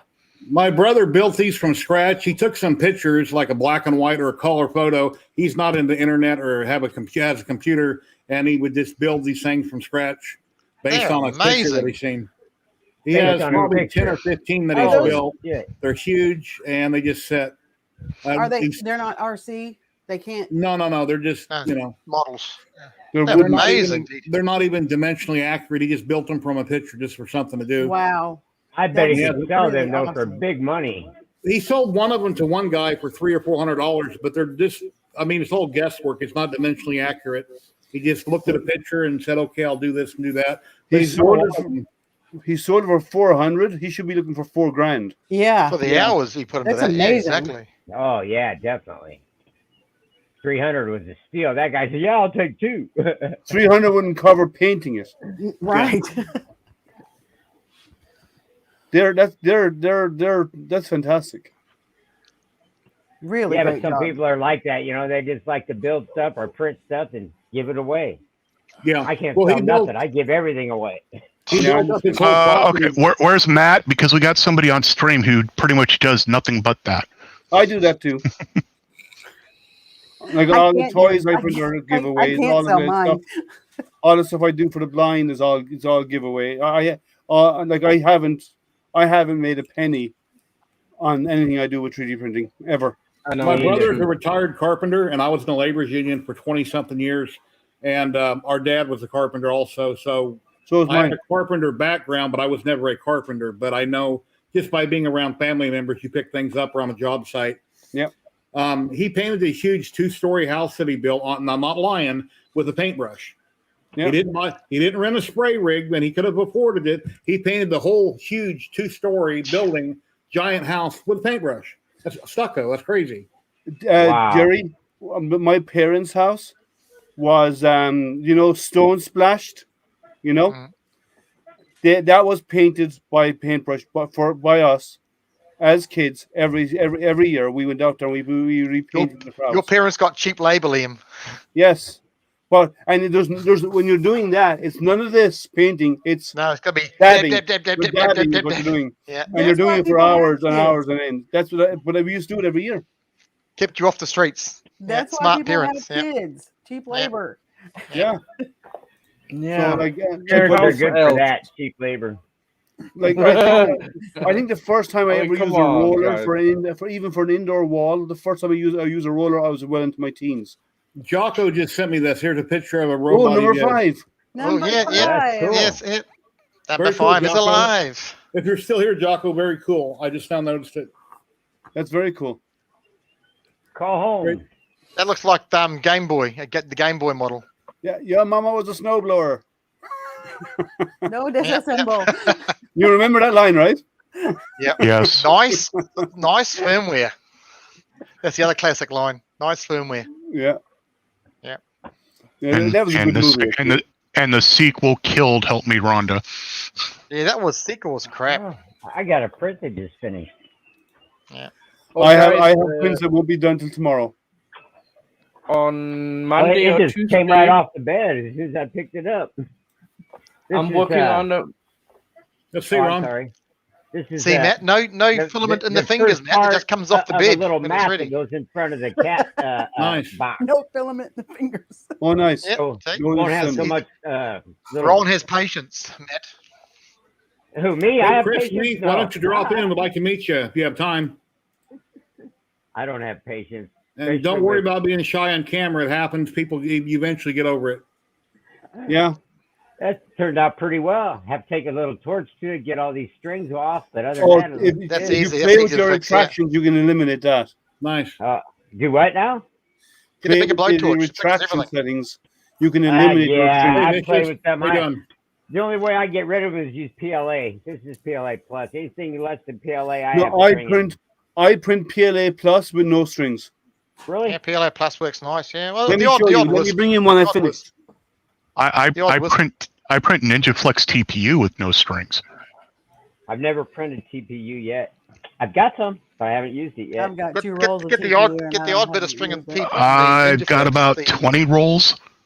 Own brand string I quite got this- badly. Find anything I Uh, want to pet- print. And I I got want to do PLA the plus gratuitous for $8 a phone spool, so I case. bought 20 of them. Yeah. The So a lot of the After parts this that I morning- print from my drone are TPU. after printer, That's good. PLA plus, no strings anywhere. Some things I can't. I mean, my temperature varies down here so much; it's hard to do anything right. I'm in the basement, and sometimes So am I. it's mostly cool, but Yeah. sometimes I'll get a little heat wave through here, and sometimes But I'll remember, get air. Liam, Ron has a choice. You have no choice. Your wife keeps you down there. Yeah, I'm kept I in do my have a box. choice. I do have a choice. The Well, lock's on the outside in Liam's basement. I've done a whole mountain of these. I've done almost 1,000 toys so far. Well, I haven't done 1,000 of these, but I've been printing mountains of these trains, and this is the Focus PLA Plus, and this is this way I print off it. I actually got 2 spools recently, 2 more spools, and this is what I'm printing with it. I And it cleaned this prints up well. with my fingers. It's almost completely clean already. No, but I get 0 strings whatsoever. No, not one. If you look even in the little compartment at the back here, there's no strings in there. None. Yeah, that's good. I'll have to play with that a little bit. Yeah, just Yeah. I think it Cleo, might that be a little happens bit quite a bit. temperature might be part of it too, because it's so fine. That just might be a little bit too hot. what on the temp do you nozzle. print at? Look, right now I'm at like 212, 213. I do this at 220. Really? Yeah. Turn it up, huh? More temperature. Well, that's for that material. You need to do a temp And tower to get the right What hot temperature. end? And also, what hot end do you have on your printer? Because that will I make a just got the difference. Creality standard, basically. Okay, Yeah. so you're running Bowden, which is going to have a higher retraction. Your heat, if you have any heat creep, it will cause more stringing on Yeah. that hot end. So make I do sure a your little bit of cooling that. fan is working. Yeah, That's the I biggest put a problem new with cooling cooling fan and clean the Cooling dust fans out. are I get under- dust. they're underpowered. Where I live at, I get a ton of dust. So I'm up constantly cleaning cooling fans. And if I don't clean them, they'll stop working or they'll slow down real fast on me. So I got to watch that a lot. I'm learning If you that. put a filter in front of them, a dust filter, you can get dust filters, air filters. But you can get ones that you can put in front of it. You can print a mod, and it would actually stop the dust getting into the fan. I've got Yep. a little, I think I've got a little thing I could put a little filter over it. I bet you I could even use just a little piece of some kind of piece of cloth or something. As long as there's a lot of air passes through the cloth, yeah. 'cause Right, dust yeah, particles it are can't have hard. Like a piece of a sheet that's like 110 microns or something. You can buy, Yeah, you can it seems like not too buy much. foam filter sheets, which are basically about 5 mil thick, and they're designed high airflow, but because of they're interwoven, Why they'll pop not the get filter a out. sponge? You like a sponge, but the sponge doesn't have enough wet airflow through it. No, sponge doesn't have enough airflow through it. You need more surface area for the air to go through. Yeah, because I'm telling you, we got a busy street right out front, and it just, for some reason, here in Omaha, whenever there's a busy street, there's just a ton of dust. Yeah. This is airflow filter. Basically, you can see it's got the dust on the I'm in back of it. Oklahoma. I've got some of that for air But filter it's designed that we have. for an air filter, so you can see it's picking up the dust. Film frenzy. Yeah. Where do you want? This is Oklahoma. If you let anything sit for more than 10 minutes, there's dust. That's about like it is here. I'm in Omaha, Nebraska, so it ain't much different. How long have you lived in Omaha, Nebraska? All my life. I got a question for you. That's not true. You were in Alaska for part of it. Well, yeah, most of my life. Every time I leave, I end up coming back. I got a question for you. I got an answer for you. I was born in Lincoln, Nebraska, and I lived in a village called Murdoch. Have you ever heard of it? Murdoch. It's somewhere in between Lincoln and Omaha. Is it like by Lenoma Beach? It's a little tiny village. It's smaller than a town. One gas station. Murdoch. One water tower. You said Murdoch, right? Murdoch. Yeah, that sounds familiar. I'm sure I've been by there or something. Murdoch, if you look at an aerial view of Murdoch, it looks like the state of Nevada. I moved here when I was 5 years old to Vegas. To Vegas? You didn't move there. Your family took you there. They moved here and I followed them, yeah. I was in the back seat. At the age of 5, you're hauled, you're kicking and screaming. He followed. He was in the back seat. I like that. That's a good one. On Monday or Tuesday, I'm working right now with Anycubic on a litho competition. So on Monday, please keep an eye out, or on Tuesday, for my post, and you will see the contest. And please join, and you can get some good prizes to be won. Hang on. So, what filaments? What are you giving away? I'm not allowed to discuss that yet. You can't advertise until you tell people what you're giving away, because that draws them in. But Monday will be posted. People won't join. If you give away printers, people will join. I know there will be a printer. That's what I can say, but I can't say what printer yet. But that's fine. I know there will be some filament.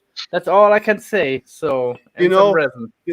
So what they could give? Okay, no, I'm just making fun of you. Don't worry. I know. No, I know. But you should be advertising what's in the giveaway to get people excited about joining the giveaway. That's what I do on Wednesday on your show. Well, go ahead. What are you talking about, Matt? What are you talking about? So, because I deal with 3D printer companies out there who are new, and like this new Infinity 3D printer, right? And they are talking about this new printer that can do 90 degrees and you can turn it into a 45 endless Z as well, right? It's got a belt for a bed. And it sounds like a cool idea. Kieran's got the floor whenever I post something real big. Let that man talk, please. I'm sorry. No, that's fine. That's the sort of filter sheet you want. It's designed to have high flow through it, but it's a great filter material for... You cut it up, it comes in a sheet, you cut it up, you can put it over your hot end, front of your hot end fan, and it'll have no restriction. Nice. On the flow, but it will take the dust out. Because it comes out in a nice large sheet, you can just customize cut it down and it sticks on the front. It's self-adhesive. I need to get something like that. Yeah. Because I have a couple fans, they're making hell of a racket. You can see that it's only a millimeter thick, but it works very, very well. It's designed to not restrict the airflow, but it will pull the dust out across your hot end. It's great. It's quite a large sheet. It's quite a large sheet rolled up. I've had prints fail because I've got dust on my hot end fan, or like stringing. It looks like cobwebs almost, and it's not spinning as fast as it could. And I've had clogs because of it. Yeah, doesn't take much dust to slow the fan down either. Surprisingly. If you got noisy fans, Matt, you need to take them out and clean them. It's either that or they're failing. One or the other. The bearings are going on them. Yeah. I usually use an air compressor. I hold the fan so it can't move, so I don't over rev it and kill it. And the same with my PC. I take them outside. I hold all the different fans in it, and I blast with my air compressor and blow it all out. And I have to do that every couple months. Those magnetic fans are the worst ones because they just fail. The bearing ones are fine, but the magnetic ones are the worst ones. They fail pretty regularly. Ones? Brushless? Like the Brushless bearing ones, ones. yeah. They're louder. I've had no They're more issues with my reliable. brushless. Yeah. What's that, Zolon? You don't have, or you do? I don't. Almost all my fans are brushless. Okay. But yeah. So if it's noisy, it's probably either dirty, which you have to take it apart and clean it, or it's failing. The bearings are going in them, and you have to replace them. So I would start looking into doing that, Matt, is what I would do if I was you. I always find it funny. Both fan styles have bearings in them, but a lot of people think they don't. They have to, yeah. They had for Yeah, they got to spin on something. Yeah. Yeah. That's what she said. That's the other Sorry. channel. I heard that. Yeah. I heard that. Sometimes. Yeah, so you have to consider replacing those fans, Matt, if I was you. Yeah. I will replace them. I will take them apart first and see if I can fix them. If they don't work, then I buy a new one. I have a couple of spare ones anyway, but I'm just. But the Creality ones are notorious for being underpowered and fouling a lot. Oh, is that one of Fix'em Dude's designs? Oh, I don't know. It's a B17. I think that's on Thingiverse, isn't it? Yeah, There's a whole stack I of them got on Thingiverse. Yeah, the I'm whole gonna stack give a of bunch them. of Yeah. these away for Halloween too. Oh, cool. Thingiverse soon will be going away at this rate. Yeah, it's dying. Yeah, with that last bloody password pack. Yeah. Yeah, 50 terabyte worth of data. They need to transfer they're all gonna the shut stuff it over down? to things. Yeah, well, they they were got hacked. a while ago. They got hacked. They were hacked in October. Oh, really? October last year. 2020. Are you And- just finding out now? And we're just finding out now. No, they hacked and got a last year's database backup from 2020. So the backup they got was last year's. Hey, Brandy, account, didn't logins, Texas A&M passwords. beat Alabama last week? Because Alabama, I got a flagpole out front, and every time Alabama's football is on college, I have to put the flag up for my wife. And I think Texas A&M beat them last week. And there's a reason why I'm saying this. I want to share a screen here really quick.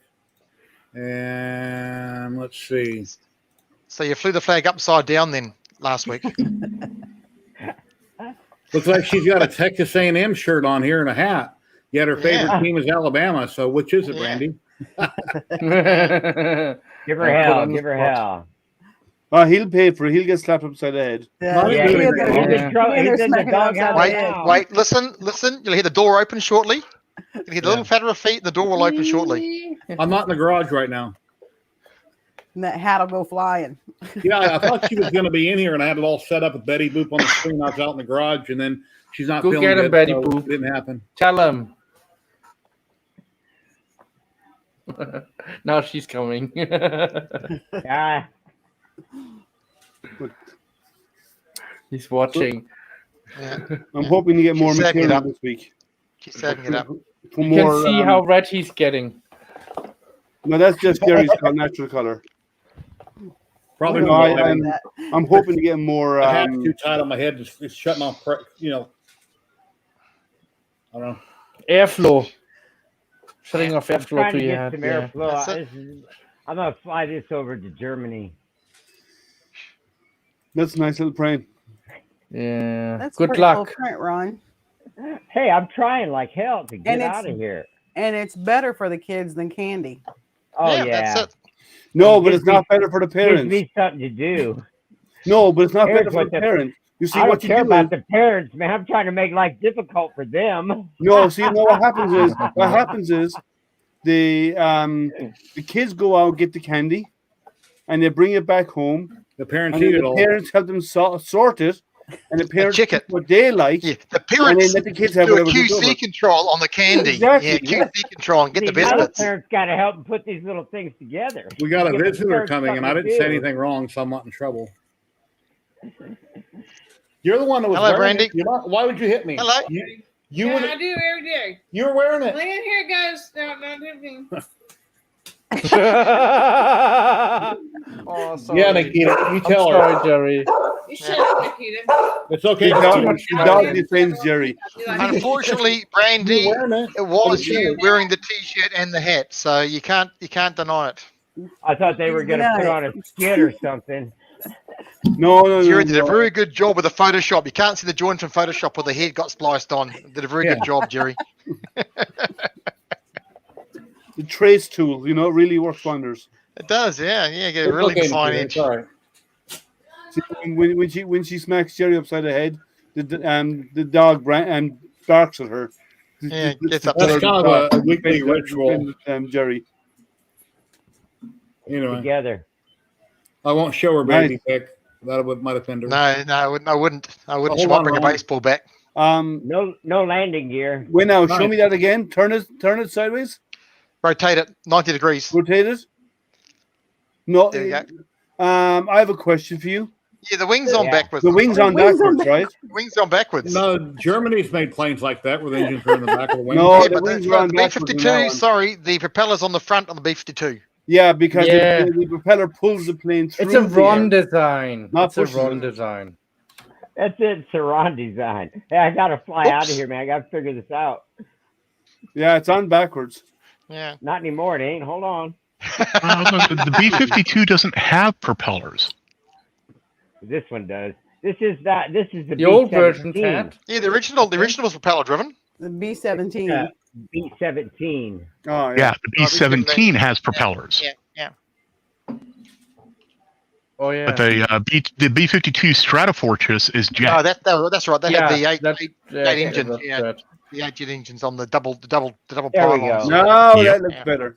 Yeah. Except I There are broke one several of the of those propellers. little card prints. Oh no. Mm. You have a 3D pen? Yeah.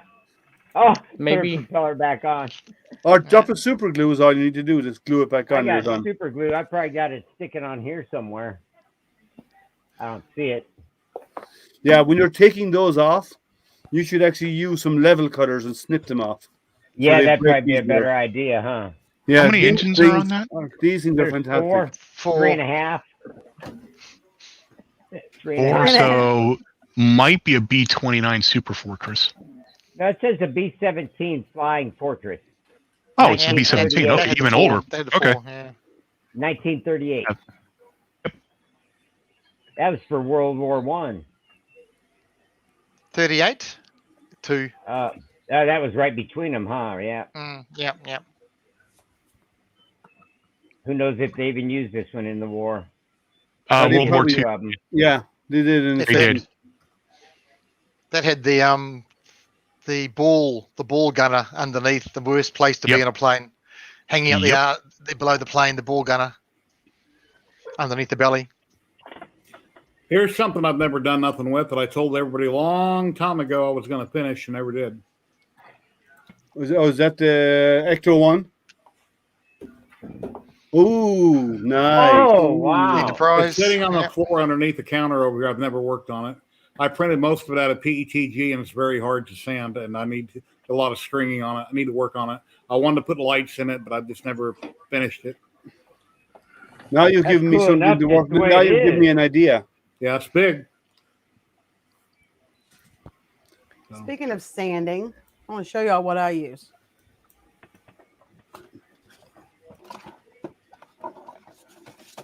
A Dremel? No, that will only No. melt it. Yeah, No, you can't use a fast. Dremel will melt your print. Yeah, and Does melt it the go plastic. too It's fast? Dremel. Oh, the Ah. adjustable one. Dental yeah. tube. It's a Yeah. nail gun, a nail No drill. polisher. Yeah. They're Yeah. $15 on Amazon. Wow. But you can And- slow the revs right down on those. When they run at a very, real very low revs. speed, you can adjust the voltage the speed on Yeah, them. and forward and back. But I tell people about that, and they're like, "Oh, I never even thought about that." Sometimes it's good to be a girl. Yeah, The, but the Dremel's about the- 5 times I have the one price in for the the rotary. Okay, Yeah. The Dremel works if you use the flex shaft and you do it underwater. underwater. Underwater. Yeah. Never Oh, thought by the that way, either. Jimmy, Yes, you just give one reason. What? Give us another. we can cook like a. Hey, I'll take you on We can anytime. cook. I can cook. I can cook. Most Michelin chefs are male. We can Exactly. create life. Yes. You can't. Not on your That own, was you not can't. our help. Not on your own. On you their can't. own, they can. Not on our own, but Yeah, they can now. Careful, On their own, they we can. are We do getting the more can. line to The get. The banks out there. we do the baking, Thanks. okay? Thanks to actually, I do the baking in this house. I Worst bake place too. to be I'm there, talking about Chris. the baking of the life. He's- Did he, Oh, did he baking, not did he baking. survive the war in tank, Chris? Did he manage to survive? Oh, Yeah. no. Okay, sorry, I didn't see the rest of But that. my point was, guys don't usually go get their nails done. Women do. And I was getting my nails done, and I was Yeah. thinking, oh my God, that would be so amazing to use on my prints. So they sell them on Amazon for $14.99.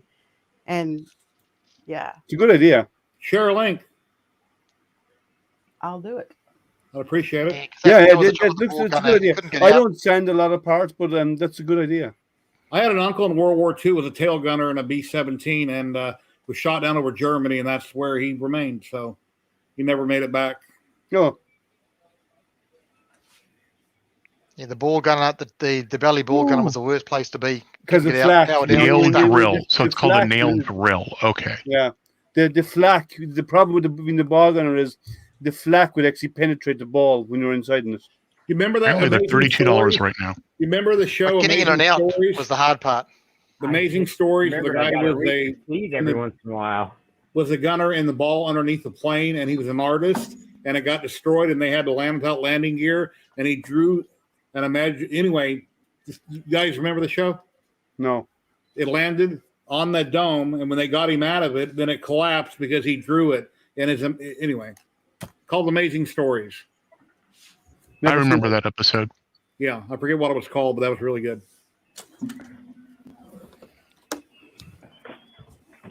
Widowmaker. Yeah, she's right here. This is a true statement. The Mission. It was a TV episode in 1985. I remember Dixon, the how you doing? Black Sheep Squadron, the show. Baba I think Black that's Sheep. what- I watched every episode 1,000 times. Loved it. With Robert Conrad, Pappy Boyington. Also played Yeah. Wild in Wild Wild West. I've seen a lot of that.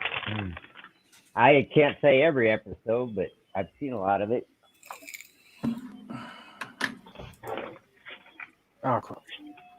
Well, this is pretty good. I got my whole area right around my computer all pretty much cleaned up now. you can come do mine now as well if you want.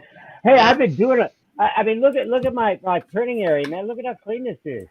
I mean, it's never been this clean. My table where my printers are, it's almost spotless. Oh, I got my to have I that got my much treat sitting there. I got my treat. There's my blower I use for my fan. My Nesquik container back there. I put my camera on top of it. I got a camera right there, and I got another one over here, and I've got another one that fell right back here. It's laying down right back here, and then I've got one behind me. Yeah. I got one behind me on these printers somewhere back here. It's right there. I see it right there, up in the corner right there. Yeah, up in the corner there on the wall. Yep. Yep. But yeah, that way if I'm not downstairs, all I gotta do is get on my Wise program, my Wise app, and I can look at all my printers, see what's going on. That you said Wise app, right? App. Yes, he said app. Yeah. not The ass. Wise cameras, WYSE My cameras. Wise Yeah. app, well, I'll come up with all of them. You know, remember, I'm old. I've heard them all. Sorry, we had to be clear I'm about the what he old said. guy. I'm the old guy. I've heard them all. Ben Stanley is wondering what printer you just showed. What printer? The one that you have printing the box right now. Yeah, the white Well, box. what that one. is that's a container. Nissan. I'm going to put Mm. Carnation Instant Breakfast in there, the packets, and then you pull them out the front. It was an iced tea thing, and I just enlarged the hell out of it. Are you happy? Well, with he that was one, wondering though? what the printer was. Yeah, I'm getting to that. Oh, okay. It's a Lavis ET4, and the one next to it was an ANET ET4. A Lavis. A Lavis, LABISTS, Lavis. Yeah, I don't even think they're Look- around anymore. I got that thing. They gave it to me for a review. But I'm not allowed to do reviews anymore because I have gotten compensated for reviews. So they on Amazon won't allow me to do that. But yet they have Facebook pages all over the place, groups of people who, do reviews. Yeah, but see, the reason why is that's a breach of terms and service for Amazon. So that's why they don't do it. That's why a lot of companies, like what's happening is Amazon has been going around. If they find out what company's doing this, they shut down their Amazon stores. Well, they're probably going to shut down every one of them because all of them do it. I mean, well, they have to get caught first. All they got to do is go on Facebook and they'll find 100 people that are doing it. Yeah, but once if they get caught, Amazon, like a lot of big companies last year that had huge online premises in Amazon, they a lot of Chinese companies, they actually killed a lot of their stores because of that. Hey John, how are you? Like a focus there. Yeah, tripod.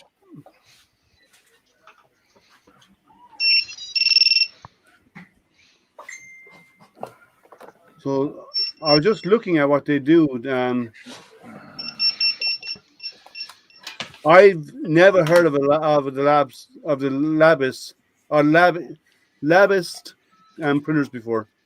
LABISTS. They were on Amazon they were on Amazon for about a year, from March of 2020 to about 4 or 5 months ago, 6 months ago. Have they stopped doing printers? They had this printer. As a matter of fact, I thought they still had a smaller printer, just a little tiny thing, like 150 by 150. But maybe they're not on there at all anymore. Yeah, well, I'm looking at their website. They don't have, and when you go to the 3D printing, they only show filament. Really? They still got like a 5-pack of the 250 rolls. Hey, Dixon. How's it going? How you doing? Good. Yeah, they do. They're only doing filament now. They don't have any printers listed on their website anymore. Oh no, I'm sorry. I'm wrong. Forgive me. I'm wrong. They do. They have the SX Mini, which is like a Prusa Mini style. They also have the High Precision Mini. Oh, nice. And then they have the one that you have, the ET4, which is what you have, isn't it? Oh, they still got that. I'll be darned. Yeah. Ben, you can see where I'm sitting and how close my resin printer is. A well-ventilated area, not in a bathroom or in a bedroom, and anywhere else should be fine. I am not sensitive to any chemical smells, and I rarely smell anything off my resin printers. I will say different resins are way different. I use try to use Sunloo primarily because I smell nothing. ZYLTECH, I have no odors off ZYLTECH, but I have had some resin that did have an odor, noticeable odor. Can I throw a wrench in the works here? Go ahead. Because you can't smell it doesn't mean it's not bad. No, it's just like people go down in mines all the time in holes and they die from something they couldn't smell. So yeah, it doesn't mean it's not harmful if you can't. If you can have it somewhere that's well ventilated, that you can extract the air to the outside, ideally, that's probably the safest way of doing it. So air purifier to help. Yeah, gas doesn't have a smell to it either. They put an odor to it. Well, I print my resins in my garage, not in my house. And I'm thinking about getting one of the small grow tents with an extractor opening in the back, so you can put a 4-inch extractor fan on it. Thank you, Jamie. So I can extract it out to the outside. Video still working? Yeah. Yep. We have you, and we have what's that beside you? Looks like a failed page or something, is it? Here's a link to what Jamie was talking about a little bit ago. It failed? Hey, Michael. Yeah, it looks like it failed, the overlay. That's not the exact one that I showed, but it's the same thing. Chris, I'm sorry, let me interrupt for a minute. I have no idea, Chris, why Nightbot said that. You are finished, blacklisted, spam warning. I don't know what you could have said, but I did go and tweak Nightbot and on YouTube for some different keywords that we wouldn't have problems like we've had in the past. But there we go. I don't know what happened. Maybe it didn't like the symbol. Maybe it didn't like the symbol, the arrow or the That's weird. Yeah. When I turned on, you have to be a subscriber for at least 5 minutes to leave a comment. Also. Yes, Ben. Okay. Oh, but it says on disarm. The Yeah. biggest thing you're going to have with that, It though, didn't. is It would not have resin liked is the word Dixon. Dixon is what emotionally spat the dummy on Okay. your filter. Nothing personal, Dixon, but I think The first half of his the name I have blocked. DICK. It didn't like the DICK from Chris. That's why. Okay. Oh, That'll be what it. That'll be what it did. Just check the message. Just what it was. It wouldn't have liked DICK. Yeah. Nothing personal. And then regarding putting your resins in a basement with a window, that's okay, but I would recommend that some people are more sensitive to the odors, to the odors and fumes and effects of resin than others. Having a window is okay, but it's best if you can just put it in if you can build a box and put an extractor on the box where it vents outside. That's so you can actually turn on an inline fan that actually just draws the air outside. That's probably the safest way. That's a better way of doing it. That's what I'm going to build in mind. I mean, I've worked around chemicals and stuff my whole life in construction or at home, whatever. And when I stained all these wooden shelves behind me a few years ago, I didn't have any ventilation whatsoever. And that about made me sicker than a dog breathing the fumes from all that stain. Yeah. That's why I said the extractor fan, a box, we put your resin printer in a box and put a hole in the box, a 4-inch hole, get the ducting that you use for your clothes dryer. Run it out the window and put an inline fan at the window so it sucks the air out from the container and blows it outward, so it creates a negative pressure area. For a minute. And that way then you have negative pressure in your box or container. And it's actually going to blow the air outside. No, Ron, you're good. Yeah. So that's probably that way then having a negative pressure means the outside air will go into the box, but whatever fumes are in the box will never come outside because the negative pressure is being created by the fan to pull air out of that box to the outside. That's the better way of doing it. So, Dixon, what have you been up to? What's been going on? I've been playing around with this. If anybody is planning on getting an airbrush, these airbrushes work out really nice. That's battery. That's cool. Amazon, yeah, it's USB charge and it's totally automatic. You push the button. Whoa, bird! And the pump starts up. Wow, that's nice. Really and nice. Small. This is the compressor right here. This part is all the compressor, and they must have a pressure sensor in there because as soon as you push the button, I've been using it now this week for a week, and it's really nice. USB charge. You could always set out. You could put up a wide angle webcam inside the box. Just take and if you got the lid on your resin printer and you want to film the print, just take the cover off, take your picture, put the lid back on. When I do time lapses with my resin lapse cable from Uncle Jesse, I don't run my covers on at all. Yeah, but as I said, you could just put a wide angle webcam in there and just let it run. And that will do the same thing. Like you can do time lapses with that. Any short focal length wide angle lens is all you need. And if you make the box deep enough, so you're far enough distance far enough away to get focus. Is all what you need. airbrush was that? It's called a auto lock airbrush. It was $67. I didn't want to buy I didn't think the $20 or $30 ones would hold up.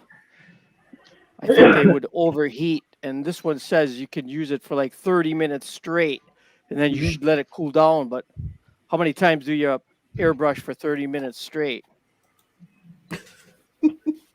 Yeah. That would be me. Without taking a break? Yes. Yeah, okay. No, she does an awful lot of painting, though. You guys were talking about drones before, right up there, that Holy Stone drone. It's identical to the DJI, and I paid about $360 for it. I paid over $1,000 for that DJI, but that was in 2013. Yeah, this one will DJI do that. Maverick Mini is like $400, I think. I looked at all the reviews and everything. I bought this like 3-4 years Those ago. are I all think this is an different than 870, what I fly. and it's identical. I got some beautiful videos. I do. I fly DJI gear, but my drone is not DJI, Okay. and it's not a camera drone. Yeah, they get a DJI for That's a good question. Can you adjust the pressure on that? pretty cheap. You don't have to. It's all automatic. No, don't what I think mean that is would work for the, me. the changing of the pressure in an airbrush dictates the type of effects and materials you can use. Right, but this is mostly I use mostly latex paints, and then you water them down, you thin them out to like the Acrylic paint. consistency of milk, a glass of milk.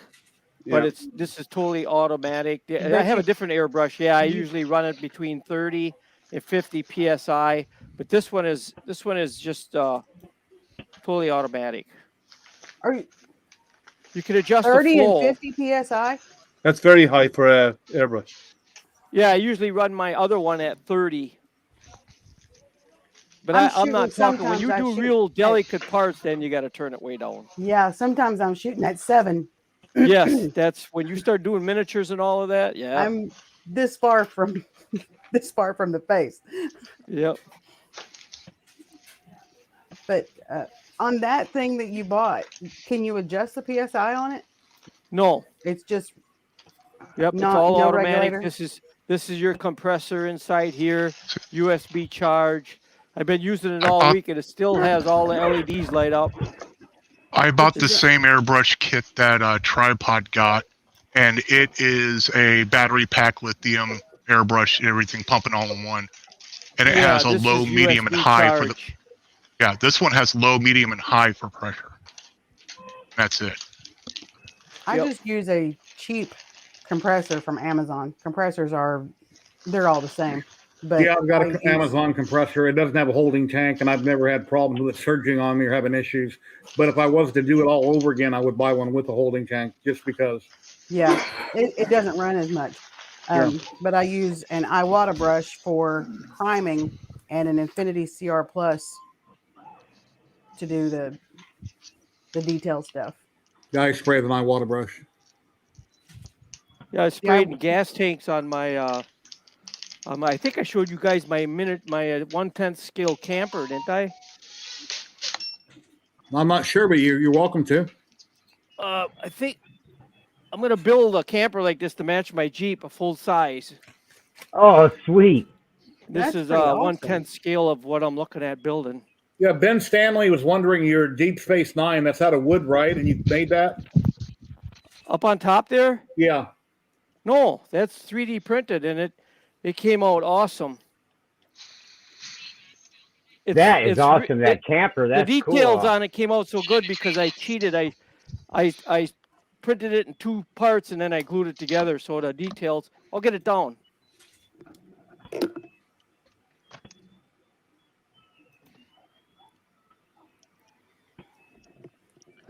Dominic, I would say don't go out and buy a $200 or $300 airbrush right now. Go buy you a cheap Iwata Neo for $59 at Hobby Lobby and learn how to airbrush really well, and then go buy you a nice airbrush. That looks great, Dixon. Yeah, you're Very right. nice. You don't have to spend like you said, you don't even have to spend $100.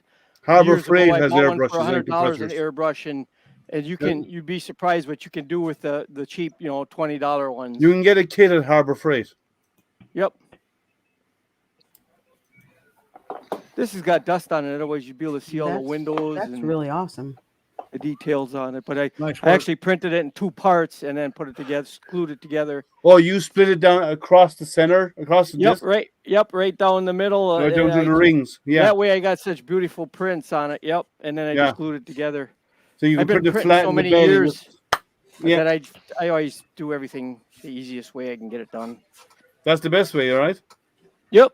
I can look at anything, and I engineer a lot of parts for companies and 3D print them, but I can look at something and I'll look at anything and I can see right away how to do it without supports. Like if I were to print this, I look at these pieces right away and I can look at every piece and see right away where I got to split it. So I don't need any supports or. I've never finished it like everything else I do. Nautilus. Years ago off of Thingiverse, and I've just never finished it.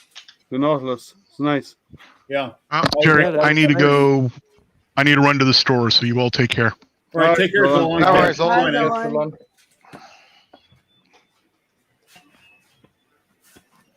That's a nice print. No, I need to do some. I'm waiting on SpaceX to finish their design on the Starship because I'm going to print the Starship when it's done. When they finish their design, they haven't finalized it yet. I'm betting there'll be a couple of more changes, big changes, before they're ready. Before by the time they get to flight ready.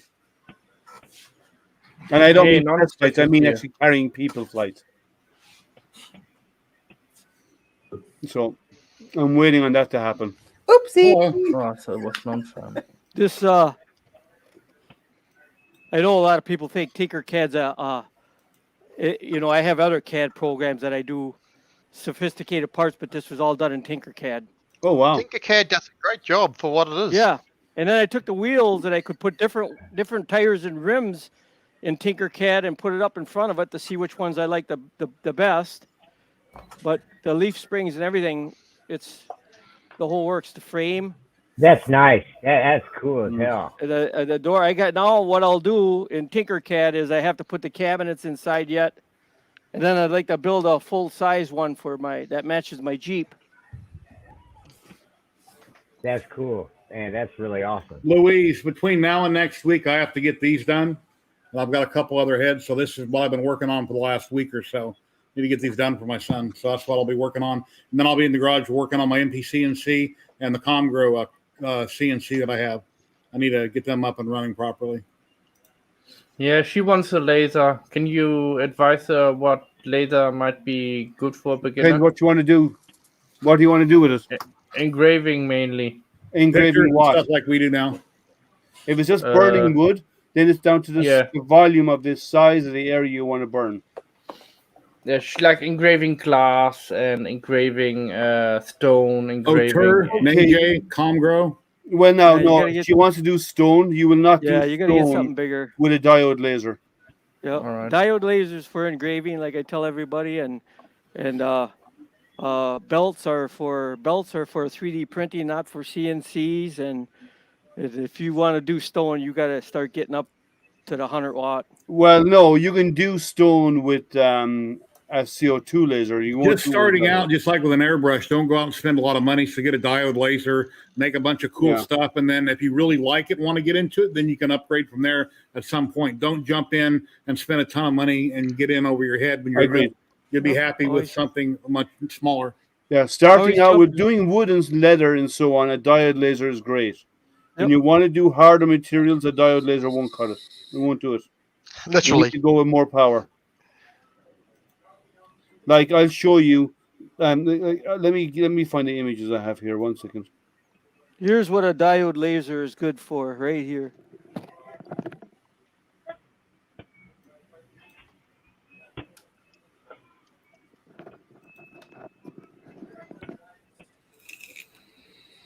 Yeah. Or where's my one? Oh, my stuff's out in the other room. I do. Like like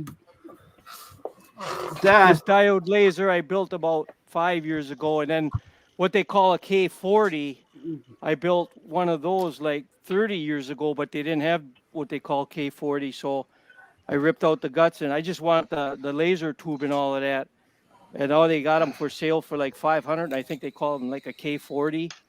And that's what I use for cutting small things. But when you start talking stone and all of that, then you might be even talking about a fiber laser when you start talking stone. And depends again. It depends on and fiber even then will struggle with some stone.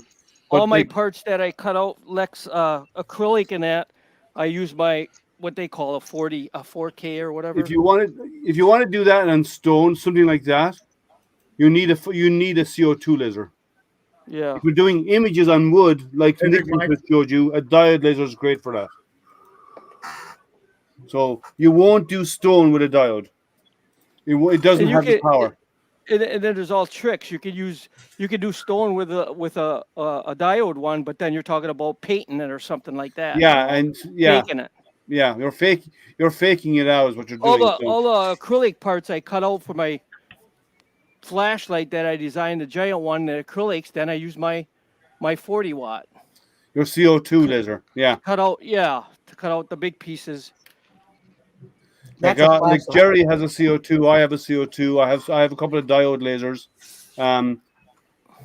So if you want to do small stuff like coasters and so on that are wooden, then a diode laser is perfect. If you want to engrave leather with logos and text or whatever, diode laser is great. When you're going into harder materials, you need to go to a CO2 laser. And once you get anywhere near metals, you need to go with a See, that's canvas is what he put done there. Yep. See, you could. There's all kinds That's of a tricks with diode laser. paint. Yes. But if you want to do like metals, you need to go fiber optic. Yep.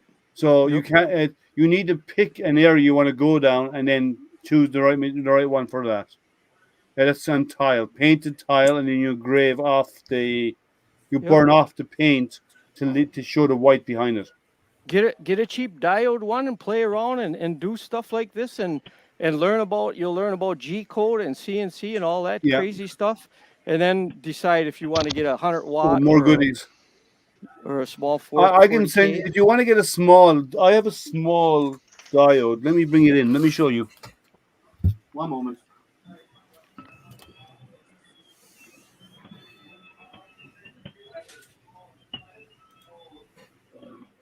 What's your name, Jamie? Me? Jamie. Yeah. Yes. It's hard to read that on my PC. I'm waiting for it to come up on the big screen. I showed the guys that giant flashlight that I built, and here it is outside. Oh my I showed them God. that a while back, but You're it's gonna burn crazy. the tree down. No kidding. Yeah. You could direct ships back in. Okay, here. So this is a small diode. It's cantilever design. So it's only this axis moves up and down, and then you have your x-axis here. This is How much is it? This is from SainSmart. It's about $160. That's $160. I think it's 160. Let me just check their website. That's about right. Buy something like that, play with it. Can you send me a and link learn to that, G Matt? code and I mean, I'm programming. looking for it right now. I'm going to check their website. I think it's that. It's CNC. Now they do bigger ones, but that's the small laser that they do. Actually, so I'm wrong. Actually, I was wrong on the price. It's $299. Sorry. Yeah, the Louisiana Hobby guy has a couple of NJ lasers, and he has an awesome channel on YouTube. And he just upgraded. What did he upgrade? It's got dual diodes in one head. Yeah, he went from what was a 7-watt laser, and he changed his laser head to a 14-watt output. So what it is because the highest you can get in a diode laser is 7 watts. That's the most these can output. Yeah, maximum, and that's if you get the right type of head, right? But they max out it because that's the highest capacity of a diode. But because the laser is light, if you add 2 beams of light together they come out at the same frequency, you actually double the frequency. So what they've done is they have 2 diodes going through a prism. So what comes out is 2 diodes at 90 degrees to each other, and what comes out of the beam then is a single beam of light. So they've actually doubled up the output power. The prism. Yeah, the Comgro 5-watt has been working great for me. I know Liam has one coming. Tripod at John at Tripod's Garage is coming out with a video, and he has one also. I've been having great success with the Comgro. I don't have an EG. If I ever can get one or can afford to buy one, I will. And the Otur, Liam has an Otur. I've never tried the Otur, so I don't have an opinion on it. Yeah, the Artur is it's an more expensive machine because it's a 400 by 400 build area. This will do about the size of a sheet of legal paper, A4 paper. Mine's 400 by 400 on the Comgo. Yeah, so you got to remember if you engrave something that huge, you're talking 6-7 hours easy. Yeah, that's where a K40 or comes in handy. They're really fast, where a diode takes a really long time, and you can't leave it unattended. So if you start something at 10 o'clock at night and you want to go to bed at midnight, you probably are going to be sitting up with your laser. You can't leave it unattended. You shouldn't even leave the room when you have a laser on, and you should actually be there and have a fire extinguisher nearby. That's why I have a camera in that room I just showed you. I can sit here and be doing stuff, and I can have OBS open on another screen, or I can just lean back and look at it. It can monitor what's happening. Yeah, you can never, ever leave it unattended. You have to be in attendance with them all times. So, Liam, the laser that you just showed me, is it just tabletop? It's tabletop. You can pick it up. You can put it down. You plug it in. USB connection to your computer, and just print from your computer. Like Lightburn is what I use. No, I haven't, Big Mike, but I've got it on my list of things to do. I didn't know if you had a base that it normally. No, not for that. You can put it on a table, any table. And now I didn't do it with my big 400 by 400. Jerry did, and what he did was he screwed his bigger laser onto a base, fixed it to a base, and then marked out a grid on that base. And that way, then you have positioning grids, so you can actually align My stuff. DIY, I done a grid. My Congo, I put a template on it that I got from Louisiana Hobby Guy, which is free, and it's like circles and squares, so it helps you to line up certain objects exactly. And on a grid, you can do that, but you have to frame everything anyway. So if you do a grid, you line it up and you frame your work, whether the laser's on or off. You frame the perimeter of it to make sure you have it adjusted right. Yeah, they didn't have all them neat lasers like that Orchard and all of them when I built mine. They just didn't have them. Mine is the one I built is identical to like that one, but it's most of them have what's called the price came way down. Yeah, well, most of them have what's called a tilt. They have there's a tilt function on it that if you tilt it, the laser shuts off. That's if you knock it off a platform or whatever. It actually powers itself down. Mine up about that high and the laser shut off. Yeah, about 30 degrees is what it does. It's got a gyroscope. Now, some of All the right, others. guys. I'll see you guys later. All right. Maybe Take care. popping back in half an hour back in. All right. Take care. Thank you. Bye, Matt. Yeah. Thank you. Bye, Matt. Bye-bye. So the R-Tour has functions like it has a tilt meter, like a lot of the others do. It actually will sense that if the laser is on, but the X and Y axis is not moving for a certain amount of time, it'll kill the laser, so it won't start a fire. So it senses that, and it also has a sensor on the board, built into it, that if it detects flame, it's an ultraviolet sensor. If it detects flame, it will actually kill the laser as well. And I hear that sunlight and such can trip those also. Sunlight does do it. So you either turn it off in firmware, or what I do is I leave it on because I'd rather have the function on. I just cover it if I'm doing laser burning outside. If anybody like to drop in and hang out and talk about what you're working on, whether it's what we're talking about now, lasers or something else, you're welcome to drop in and talk about it. Yeah. If I know who you are or somebody here knows who you are, I'll let you in. If I don't recognize your name or no one else does, then it won't be happening. Yeah, if you've been here a few times, it's different. If you're a first timer, we need to get to know you first because there's spammers out there who just come in to cause trouble. So that happens occasionally. Yeah. My diode when I got a rotary mechanism for my diode lasers for mugs. What you know them jack stands that you buy for your car and then they ratchet? Yeah. They got the teeth on. Well, I 3D printed 4 of those, and that's what I used to raise my laser up for the rotary table. Well, I don't have to do that because my even on that one, I can adjust the height of my laser. Just I have a dial on top.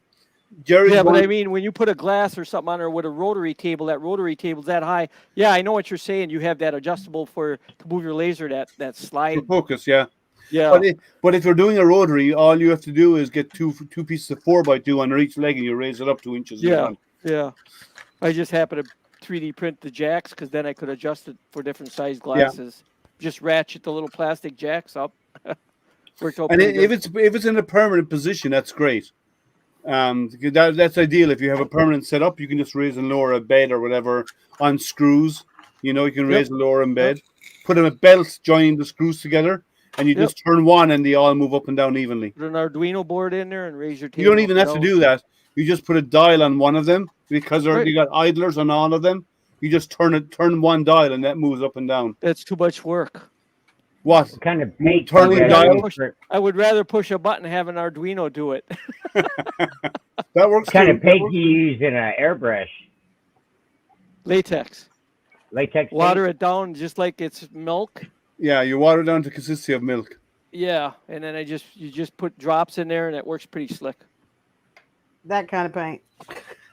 Yep, there you go. Any kind of hobby paint or. Yeah, see, the only paint I got is rattle can paint.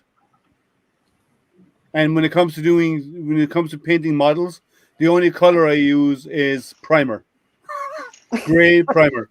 We had that conversation last week. Yes, we did. Gray primer. That's what you should do because it fills in a lot. As long as you don't get rid of the details, it fills it in. So it's illegal procedure in my house to sand. No way. I'm allergic to it. I don't like. I'm not cranky. I'm not cranky or quiet. I'm just doing something else at the moment. I'm just trying to test some boards out. So I'm very the quiet only here. model I filled and Don't primed worry, and Dennis. filled- I'm still around. There's only one model that I filled and primed repeatedly to get it really well, to get a good finish on it, and that was that baby there. Why are you making me big? I'm not doing anything special. So I filled and primed this rocket. People get ideas from people. I see what they're doing. So that's the only one I ever filled and primed. Just sitting. Yeah, sanding is a legal procedure for me.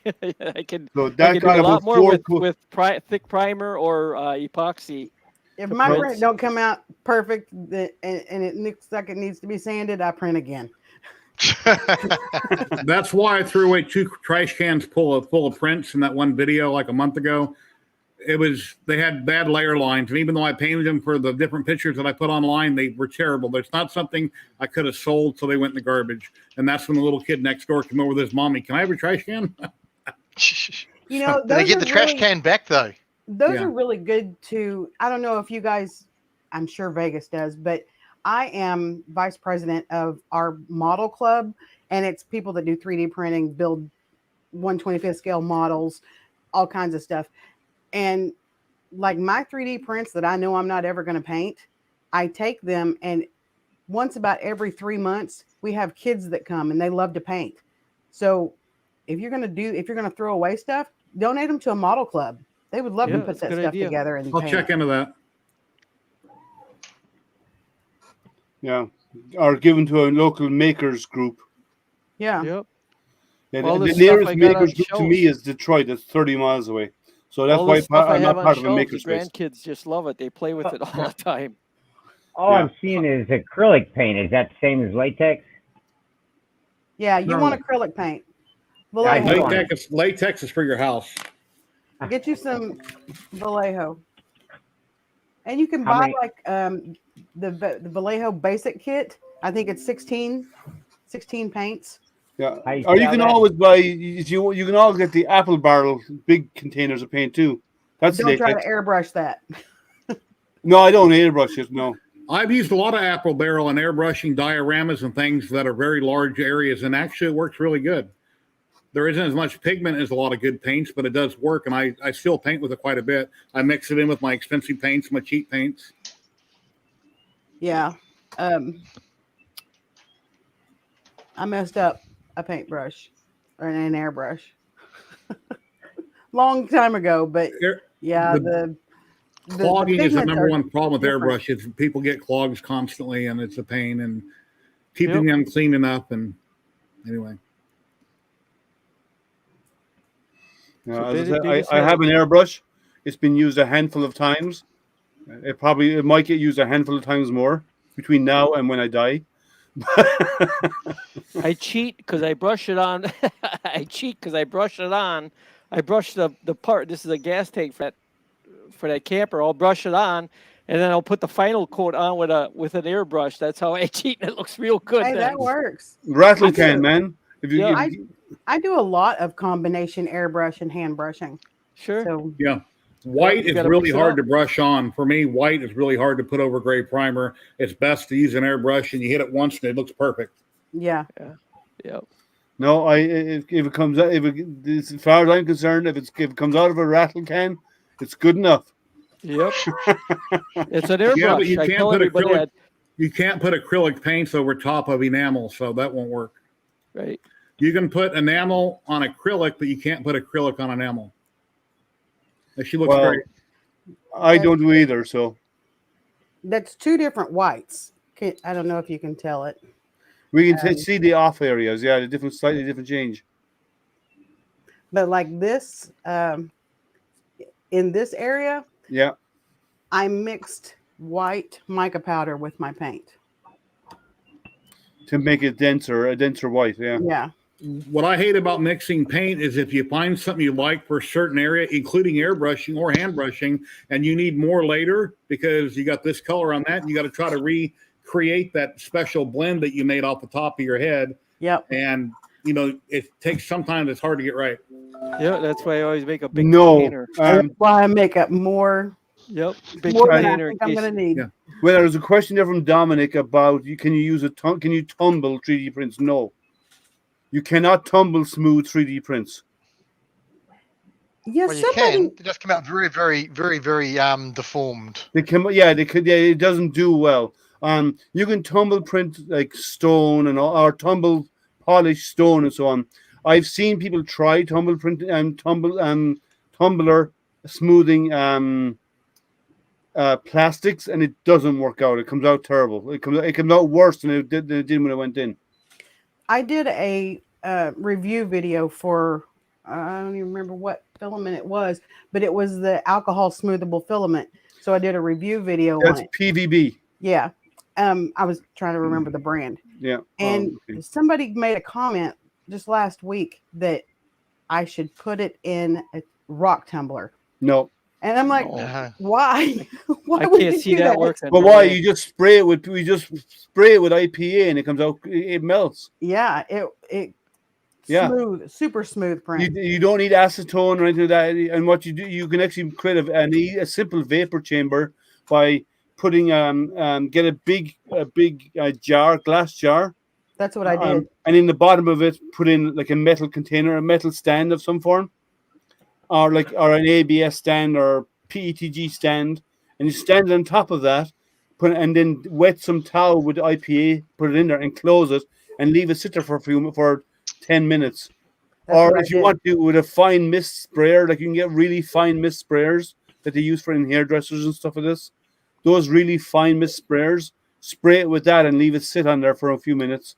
And I've never bought paint from a dollar store, but depending on the brand, I'm sure it'd be fine because you can go to Hobby Lobby, Amazon, different places, and you get sales all the time. Walmart Apple Barrel is very cheap to buy. So what's hard to work with is when you buy paint that comes I bought a lot of them also, and it comes in a tube like toothpaste. It's very thick, and you have to thin it down to work with it. If you're painting with something that comes out looking like toothpaste, and you take your brush and you glob it on your model, you got to completely feather that out down to nothing, or you'll have globs on your model, and you're thinking, "Wow, I don't know how to paint." It's because you didn't thin it down, or you didn't take what little you put on the model and work and feather that out to nothing. Get rid of your brush strokes. No, Jerry, I don't know how to paint. That's a guarantee. Experimenting is your best deal. The longer you do it, the more you do it, the better you are. I have latex paints on my giant scale RC planes on the cowl, which get covered with gas, and it never affected them because the coating I put over the cowl. You never know till you try. Almost everybody can do anything. It's just a matter of trying. Yep. Wow, that was easy. It's just guy will look at my cowl and say, "Oh, that's a pretty blue on my P19." And I says, "You know, that's latex paint." They sit there and look at it.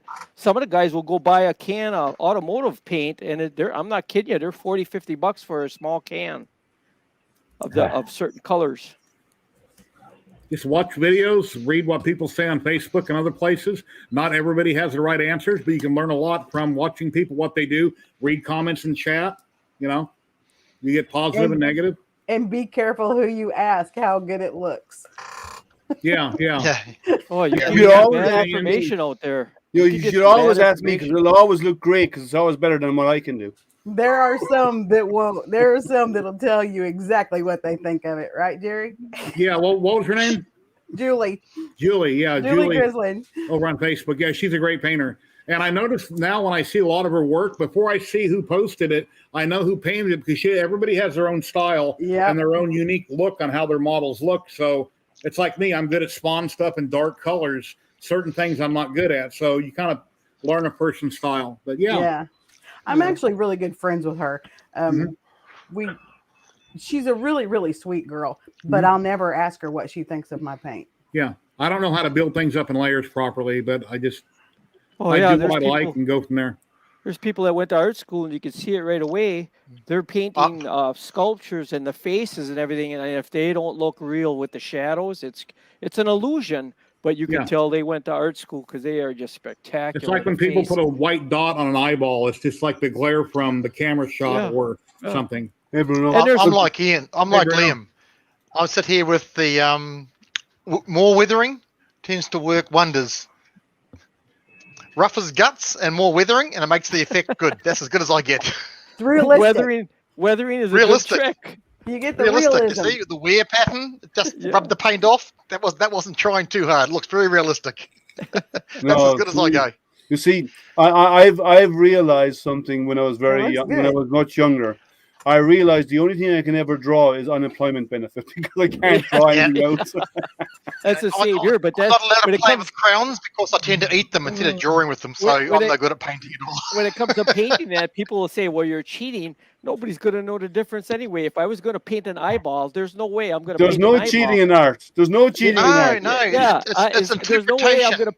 There's no way I'm Yeah. gonna paint an eyeball. I'm gonna print one out, Look, stick that's it a on there, and then beautiful the print. people are Look gonna at look that. at Just the eyeball. no, turn that off. Turn that off. Look at Quick, that. quick. Nice. Blank Excellent. that Yeah, screen. there you Blank go. that That's what screen, I'm Jerry. talking That's about. not allowed. That's nice. That's fantastic. Look- Yes. Feathers. Look at Yes. the resin coming off the hand, though. That's the impressive part. Look at the resin, the This clear is resin. this is clear resin that I put red Ink. alcohol ink in. See Yeah, how it's after got the- And you variation? just clear coat it afterwards. No, Yeah. no. That's Well, she just- dyed it after she printed it in clear. Yeah.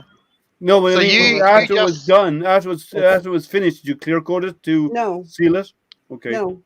So you just drop the alcohol ink in the resin bath and let it And then disperse when you're printing on it. Right when the build plate comes down, it Yep, makes it mixes the, it. it makes the Yeah. swirly looking. Yep. Do you use a matte That's finish just on your cruel. models That's once you're just 100% cruel, done? Jamie, showing that stuff. That's just cruel. She's Do you use doing a it matte to drive us all rattle can? crazy. Use a rattle can matte finish when you're done with your models. Take them outside and hit them with a light coat. Yeah, it's Rust-Oleum, just Yeah, Tin one? satin. um, Satin. 2X ultra clear. I Yeah. use matte. If I want it to look exactly like how I painted it, I put a matte finish on it. That way it doesn't change it and it doesn't make it shine or anything. It depends what I'm doing. But on faces, golly, Can't The see The light- light, that. the light Acrylic, isn't focused. matte acrylic varnish. Is that a acrylic varnish? Yeah, matte Yeah. acrylic varnish. That's the very fine. Yeah, so you can spray it. so that way when I have the face, you don't get it. Gives it a little bit of a shine. Don't look at this like it's done. This is just a base and just started with the shading, but it gives it just a little bit. Faces have a shine to them, different than your body does. So that's why I use the. Yeah, the oils and stuff in the skin. Yeah. That's why I use the Vallejo matte acrylic varnish on faces, but then spray on everything else. So See, if I we had a- all if I had know a- now, if we ever want to get our stuff painted, we all send we print it and we get it Yeah. all prepped and all clean, and then we send it to Jamie to be printed to be painted. If you got a lot of money, she's not cheap. If Jamie's not already doing it, And for somebody else. her prices have just doubled now with the free advertising. Yeah, but since I'm doing the advertising for her, I get a discount.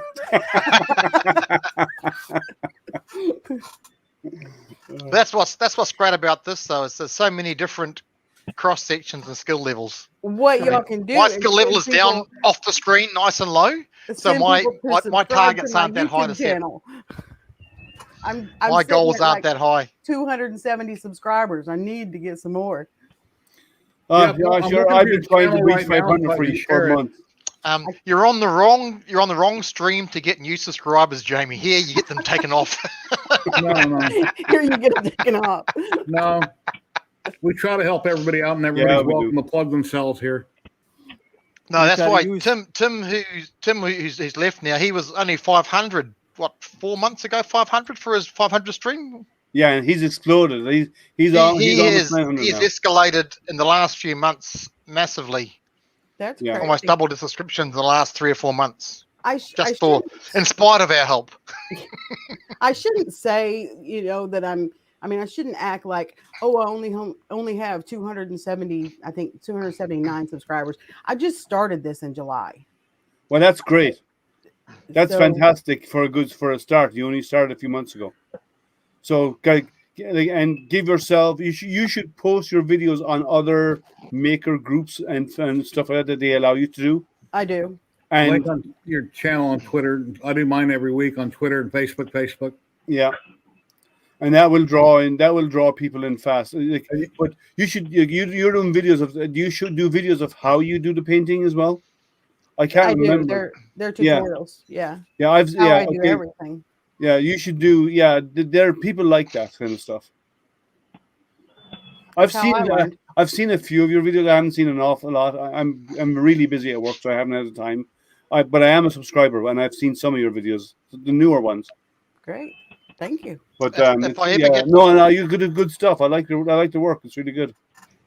If I ever get the allowance to get a resin printer, then I'll have to look at the airbrush, and then of course then it's the airbrush and the paints and everything else down that hole. I'm playing safe. I'm only allowed the one printer. That's all that fits in my office. It's only a small office. There's the door, and that's the shelf. So it's not allowed to expand. I can get maybe a resin printer on the shelf, but since it's resin, nah. So I always have a rule That's- before I buy another 3D printer. It has to pay for itself in 3 weeks. Whoa. that's yeah. So we know how much Dixon charges. There's an idea how much Dixon charges. we know his ballpark. I'm in trouble. I got lots of printers, and ain't none of them pay for themselves. I got lots of printers, and they haven't made 1 cent. I got it's lucky. the- I'm just in a it's I'm in a the- unique situation where I'm making parts for companies and manufacturing and solving problems. So when I get an order or something, I mean, I put a quote out there. It's like for 200 pieces, and it's crazy. It's not. You know what I'm saying? There's probably a quarter worth of plastic, and I'm getting $30 a Yeah, pop. but the thing is, that's the commercial side is different. Will Most do, of us are doing Ben. this for the interest and the knowledge being learned. Yeah. So you can't put a price on that. So, yeah. Well, the wife does. It's the reason. The reason is the limit. Hey, Chris Travis, how you doing? Yeah. Yeah, no. I just like most of my printers are being I'd say all of my printers are being used for.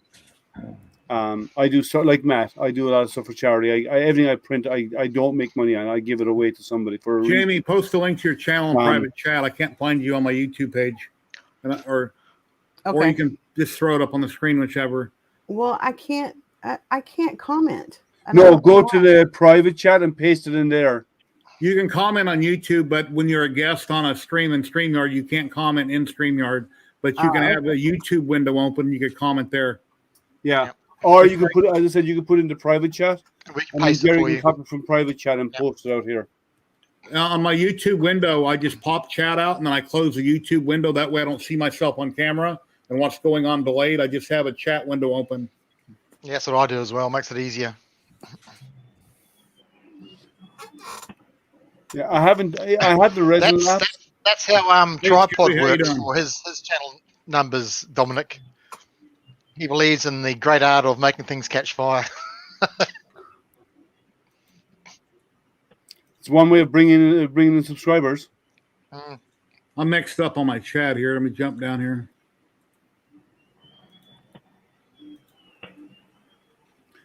Anybody like to drop in and hang out? I got a link there. You're welcome to. If you want to come in and talk about what you're working on in the 3D world or anything, you're welcome to.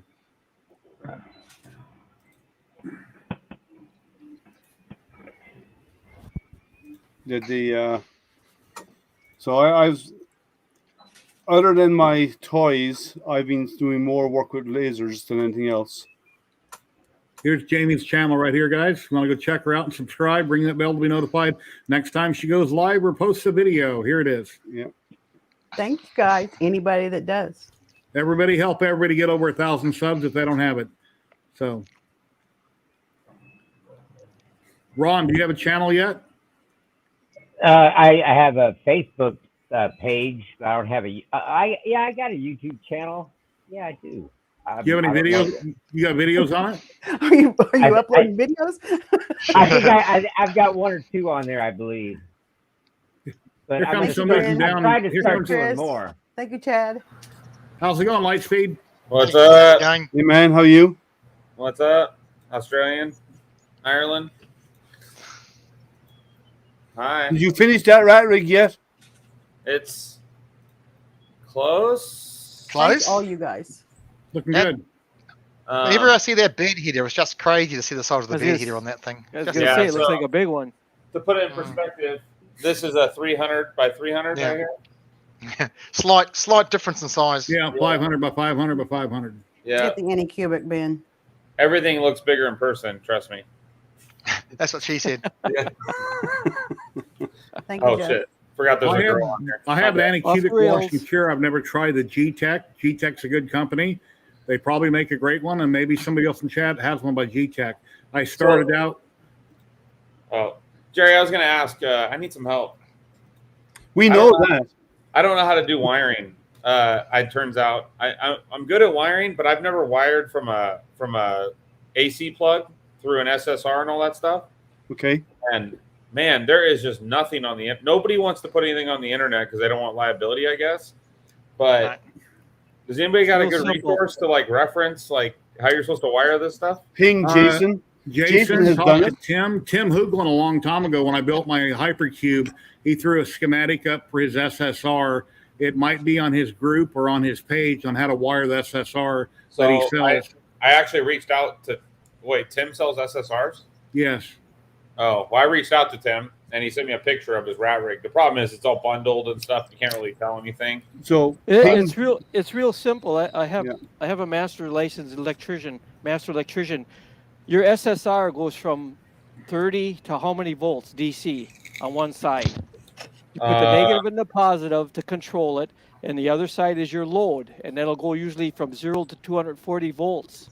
And that's where you stick your hot. And it's just a solid state switch. So you stick your 110 volts here, and then the other side is your heat pad. Yeah. And then the other side of the SSR, the 2 screws, is your 0 to 30 volts DC. Hey, Chewy. The negative and the positive, it'll be labeled.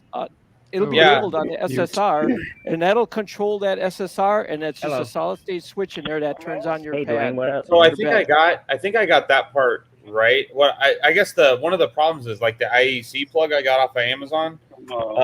I'm just seeing like I can probably do that. What it look like? How big is it? What? Who are we talking? He's talking to somebody else. Oh. One of the problems is like I keep looking up all these references for the IECs and they're all different, right? Like they all have like a different. It's not standardized. So it should be. It should be. The IEC 24 the mains plug should be. Yeah. Right. Fundamentally, it's the same, but the orientation of the wiring is different. And I'm not an electrician, so I think I got it right now. Like I'm real close to doing a smoke test here. Could you put your camera next to it to look at it? Or? Hold on, let me turn the whole printer. Yeah, on the L side, where it says L, which is the load side. Yep, that's your load side.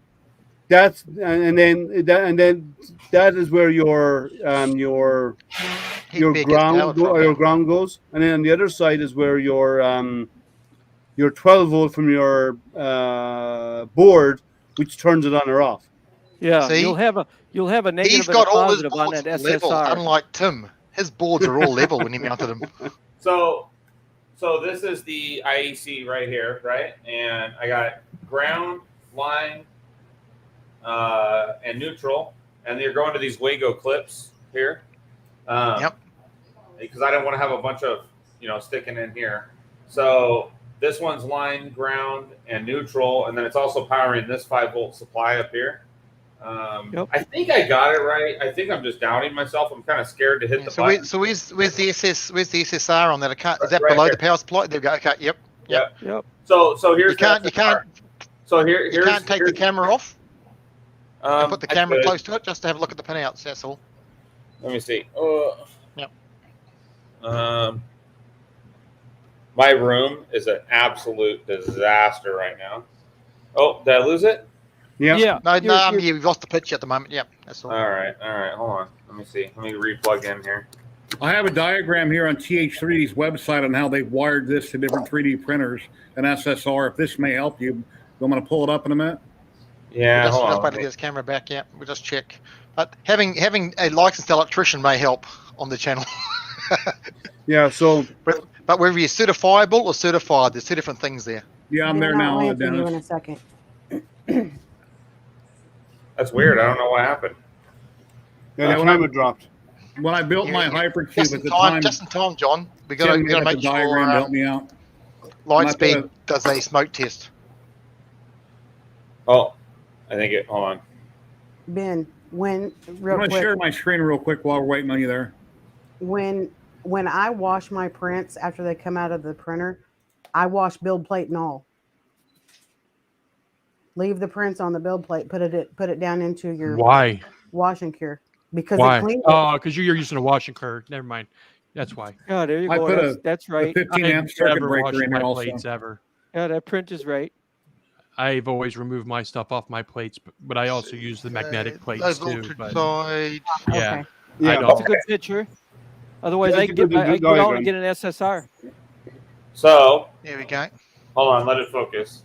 So this is going to the bed. Okay. This is going to a Wago, right? Is going up to the line for the Wago. For 24 volts. Yeah. Yeah, and then Yep. this is going to AC. So this is going to the Wago clip, and the bed is connected right here. Let me see, right here. This is the bed wire.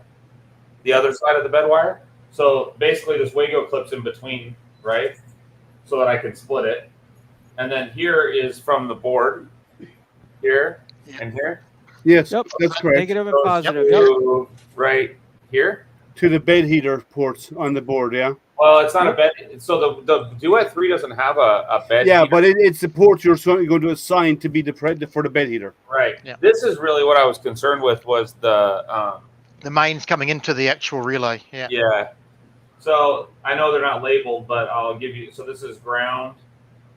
This is let me double check it here. This is Your neutral. so neutral, Yeah. Yeah. and that's your line. this is line in here. Yeah, that's your live line. Yep. And Yep, then this 110. is, So where's your live going on the solid state? well, so this is line in, and then this is Yep. this is going from line out, and then switched. So it's a switch power to here, right? Yeah. Yep. That's fine. Yep. Yep. And usually they got a fuse inside there. Yeah, they do. Yeah. Yep, and they do. Yep, that's what's fusing at 110. And So- that's going where? So I just want to see where your live from your switch goes to your power supply. It goes actually into a Wago clip, and then it, Yep. And then from the power supply, it goes to on your solid state. Yeah. Which on one side? The AC side. It's on the Maybe on AC the side. AC Yeah, that's side, right. that's That's right. right. Yep. Yeah, the that's live right. side, and that should be Yep. Let me ask you this, because I saw this on the rail. I looked up the rail core assembly because I have a rail core, so I Yeah. use that as a reference. But on theirs, they take this and they put the V negative and the ground together in a loop. I don't know why you do that. No, because that's the 24 volt. Should I take that off? I don't know giving why him you a- loop those. I had to turn my phone off. Amber alert. Sorry, Jerry. Jerry, put On the rail put core- the picture. On the rail core, Put they the have- picture Jerry had back up, Lightspeed, the one that Jerry had. Bring I've that got it in share your private screen chat again, Jerry. also. Okay, you're pointing at the negative, right, of the 24 volt supply. No, so this is ground and then V negative. I saw on a picture last night where they're looped together like this. That So it's doesn't like a make jump- sense to me. It's like a jumper you can- wire. It's not focusing, right? Is that- No, I don't know why you do that though. No, negative and positive is your 24 volt supply. It shouldn't go to a ground. No, So there Your ground on that power supply on the other side where you got the 110, you should have the negative and the positive. I'm talking AC now. You Yeah. should have the hot and the white or the negative. Yeah, And then there me should be a too. ground wire for that power supply that goes with the AC. But on the other side, you should have negative and positive of the 24 volts Okay. DC. So I'm gonna take this out. 'cause- Yes. Yes. That don't- loop doesn't don't- make any sense. Yeah.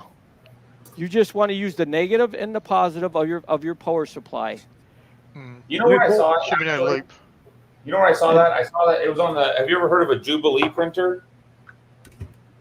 It's kind of That's the a name. That could be the reason why you haven't heard much about it.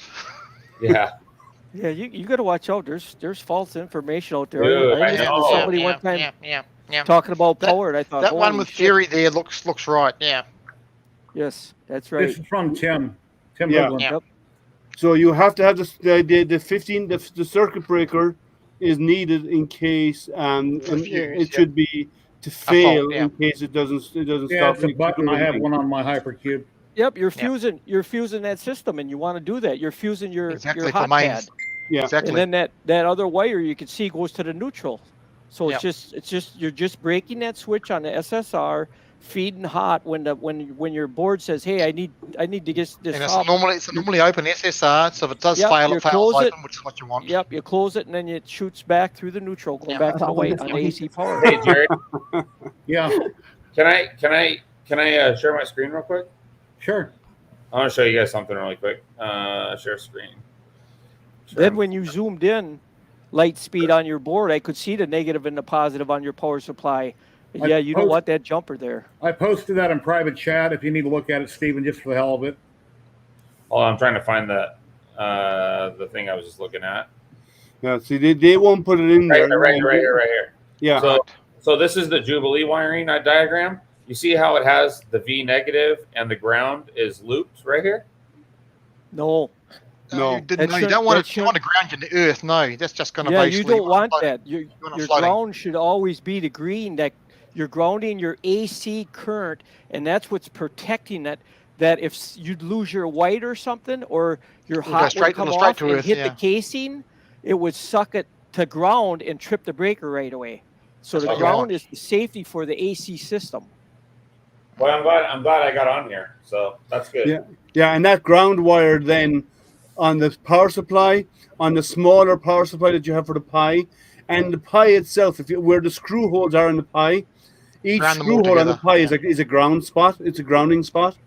So you need to run a wire from all of those three down to the frame, and then the ground, or the earth, and then the earth on the power supply, where the plug goes in, that earth goes to the frame as well, and so you ground everything out of the printer. Tim like grounded like 50 things on his. Yeah, well, everything that electricity goes into, you have to ground it. So you have to ground your board. You have to ground your bed heater. Yeah, your bed heater has to be grounded. Chris, I got that. Small power supply has to be grounded. Your large power supply has to be grounded. Your Pi has to be grounded. Your duet board has to be grounded to the frame, and then that goes out to the ground port on your plug connector on the outside. Chris Mink, thank you very much for the $30.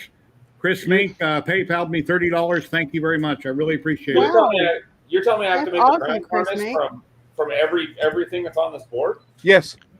You want a common ground. It's not grounded through the wires. No. The wire, it's not grounded through the wiring. You have to run a ground wire from the screw mounts, because they all have copper inlays in the screw mounts. You run a ground wire from everything. Like the power supplies have a ground wire, so you run a ground wire from each of those down to the frame. Each of the boards, and each of the boards where the screws go on, they're mounted on a plastic board, on a plastic stands. So you need to put a ground from that board out to the frame as well. You agree with that? Bonding, yes. Yeah, no, I know, but every board has to be grounded to the frame? Yep. You have to ground it. If you don't have, and you can test it by using your multimeter by doing a continuity test. I know what you're saying. I just haven't seen anybody else building one of these printers that have done that. And Tim actually drilled a hole in his frame. No, wait a minute. Drilled a hole in his frame because it's anodized. Wait a minute.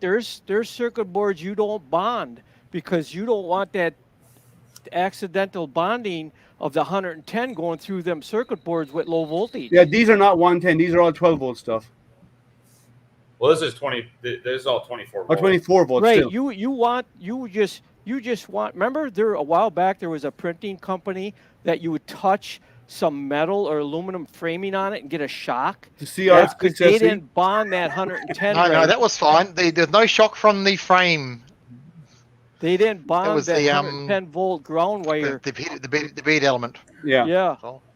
Think about this a minute. People are putting these control boxes in plastic boxes, right? Yeah. Now, what if that hot wire came off and touched the metal casing? You didn't have a ground, now I'm saying, a green wire, and that hot wire came off. You got the neutral on there yet, and the hot wire came off and touched that box, and it's hitting that box. Well, it's insulated in a plastic box until you open it up and touch it. And you'll ground. Yes, now you get hammered off of it. But with the green wire, that can't happen. Because it dumps the hot comes off, touches the casing, and boom, trips the breaker. And it dumps the voltage down the green wire as well. The green wire is the safety also if you lose the neutral.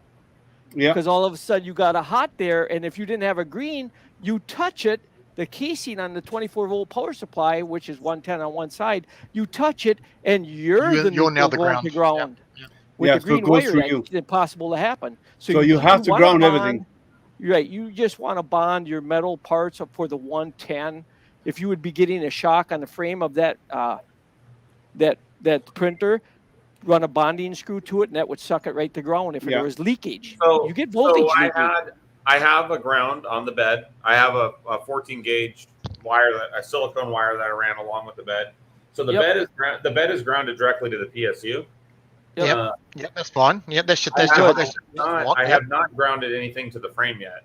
You have to ground you have to ground the two power supplies out to the power socket because they're carrying the highest voltage. Yeah. No, that is the power socket, but you're saying I have to ground it to the frame, right? I would ground your 110s. You should ground out to the frame. What are you? How are you supplying that other voltage, that other power supply, that 5-volt one? How are you powering that off the 110 and then 24 volts over to 5? Or you said you had two power supplies. The little one is powered off the. They're both powered off the IEC socket. They're directly to line. Got it. Then it should that should have a green. That should have a ground on it too, right? Your small power supply. Yes, that's what you want. It has a ground and a neutral. So on the power supplies, but not the low voltage side for your Pi or your motherboard. No.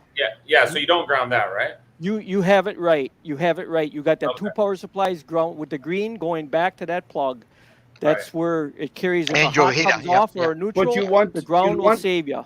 You'd want to ground the 24 volts as well on the boards, on all the boards, wouldn't you? No, there's situations on certain circuits you do not want to. It's called a separate. It's like a transformer. You just want your high voltage grounded, which is your power supplies. Oh, a separate derived system, just like a transformer. You don't bond different systems.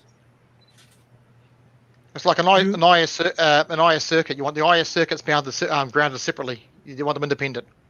So you don't want to touch the boards. Because you're not running 110 on that low voltage. No, that's a 24. That's a separate derived system. That's what you call it. Yeah, because it supplies 24 volts. Think about so this. Think about taking a green wire and bonding that low voltage. Now you lose the neutral or you lose the hot, and all of a sudden, if that hot would come off and start hitting the casing, boom, you're going to fry your low voltage boards. That's what the CR6 it's going to go through the green board and the and your Pi is frying on the USB wire. circuit. Yep. That's why a lot of circuit boards have the little mounting plastic things on them. It isolates it from the casing and everything. Your spacers to screw through, So they're on an insulator. And it is mounted to plastic. I mean, it's not mounted to. I mean, I know a lot of people mounted them to aluminum plates. Yeah. So you've got your 24 volt power supply and your 5 volt power supply both being powered by your mains voltage. Those two get grounded. Yeah. Your Pi's running low voltage. Your you got it right. motherboard's running low voltage. They stay separate. So the power supply for the Raspberry Pi is like I think it's a 10 amp 5 volt. No, but it's still getting 1 amp powered by the 2.5 amp. Correct. Yeah, the Raspberry Pi is a 2.5 amp 5 volt power supply is like a 10 amp supply. Yeah, but the Pi only draws 2.5 amps. Right. So here's another. Let me throw this at you. The Duet is actually going to be powered by the Pi, right? Yep. So you can power the Duet through the Pi. No. Yes. No, it won't handle it. That it won't handle it. Huh? No. The Duet draws more power than that. It's 20. Yes. Yeah, that's the way it's designed. You need a good supply for that Duet board, a good power. I wouldn't go through Pi. So there's two ways to do this, right? You can power one of four. You can power the Pi from the Duet, or you can power the Duet from the Pi with the switch of jumper pins. Look it up. It's a real thing. I've never seen the setup of that because they should come on at the same time, but they should not be powered. And I was, if anything, the Pi direct being from Duet. powered off the Duet would make more sense than the other way around. Yes, So it would be able to actually- so handle it actually that they- way. You can do that, but they recommend that you power the Duet off the Pi because the Duet actually has doesn't really have a good inverter on it. So, but the Pi does. So Okay, the Pi does. how many milliamps does that Duet handle? How many It's milliamps really does low. it take? It's really minor. Let me. hold Okay, on. if it's that small, you'll be all right. Well, you'll find out because you won't ruin anything, but you'll ruin the Pi. Yeah. But if the Duet board takes less than then it takes way less than I think. If it takes milliamps, then you can. If they tell you to do it, then it's okay. Yeah, that sounds weird to me though. At the moment, your Duet board comes off your 24-volt power supply. At the moment. Yes. No. It comes. It's going to come through the Pi. Off the Pi. Can that plug-in power supply that you plug into the AC for that Pi? I don't remember how many milliamps that can handle. How much can that Pi handle? Will it be okay for the Duet board? If they tell you to do it, they're telling me that it takes so little power for the Duet that you're okay. I'm trying to find the from the David Crocker. The board's controlling your steppers. Your board's controlling your hot end. It'll pull a lot of. They will put a lot of that. Yeah, you're not going to. I wouldn't do that. That doesn't sound. Yeah. Doesn't sound right. Sound right. No. The steppers are going to draw too much. Yeah. Let me just 1 second. I'm looking at the diagram that they have out there. Yeah. Look and I'm see trying the to find Duet board. I'm trying to find the. right way to do it is the Duet board should have its own power supply. Yeah. Yeah. Treat them independent, regardless. Just multiple points of failure. You don't want to basically kill both at the same time. Hold on. There's two. So on a Duet, right? There's VIN power, which is the 24-volt system. Yep. That is hooked to the PSU. Yep. But the 5-volt side, right? The other side of it is powered through the Pi. Okay, so the Duet board has the option of a 5-volt supply to power the Pi off. So it's got a drop down in it. Yes. Now they have since came out and said this was originally designed to power a Raspberry Pi off the board. That was the plan. Yep. What happened is after they built it and they put it into production, they found out that it was insufficient power for the Pi. However, the Pi can supply the power into the Duet. You can I wouldn't. No, you're saying I would you've part already them said separately. the power supply is 24 volts, and the power supply for the Pi is 5 volts. He's right, and that will work because your Duet board is getting 24 volt feet from your power supply. Oh, it's getting dual feed. I see. Yeah. You're just using the 5 volts for control. It's not running your steppers. It's not running anything. It's purely for doing switching and maybe a screen. That will work. You're using it to control, process control. Your Duet board, you just told me, was wired off the 24 volt supply, so you're good to go. It's just using the 5 volts for control. Yes. That makes sense. Yep. I'm trying to find the article. Yeah. So David, but it's not providing the main power for the board. No. Exactly. That makes sense. Yeah. No. Yeah. No. That didn't sound right. That's right. So, exactly. Yeah. So you're still better off running the Pi on a separate power supply because the Pi wants a stable power suppay. And, I would run the Pi off a small low voltage all the time. Yeah, I would run the Pi off a small power supply, and then I would and then run the Duet off the main power supply. It's probably that's the better way of doing it. Just because the Pi itself is fussy on power and you don't want any fluctuations. Mid job, it'll kill your job. I would do. That's why you have a separate small power supply. The separate power supplies are on the Pi. Your Pi should be running off one of these.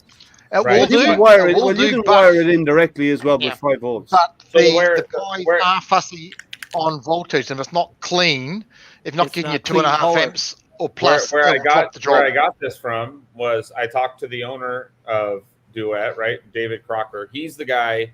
Originally, I bought the Pi and I was going to run it off the Duet board, which is what it was originally supposed to do.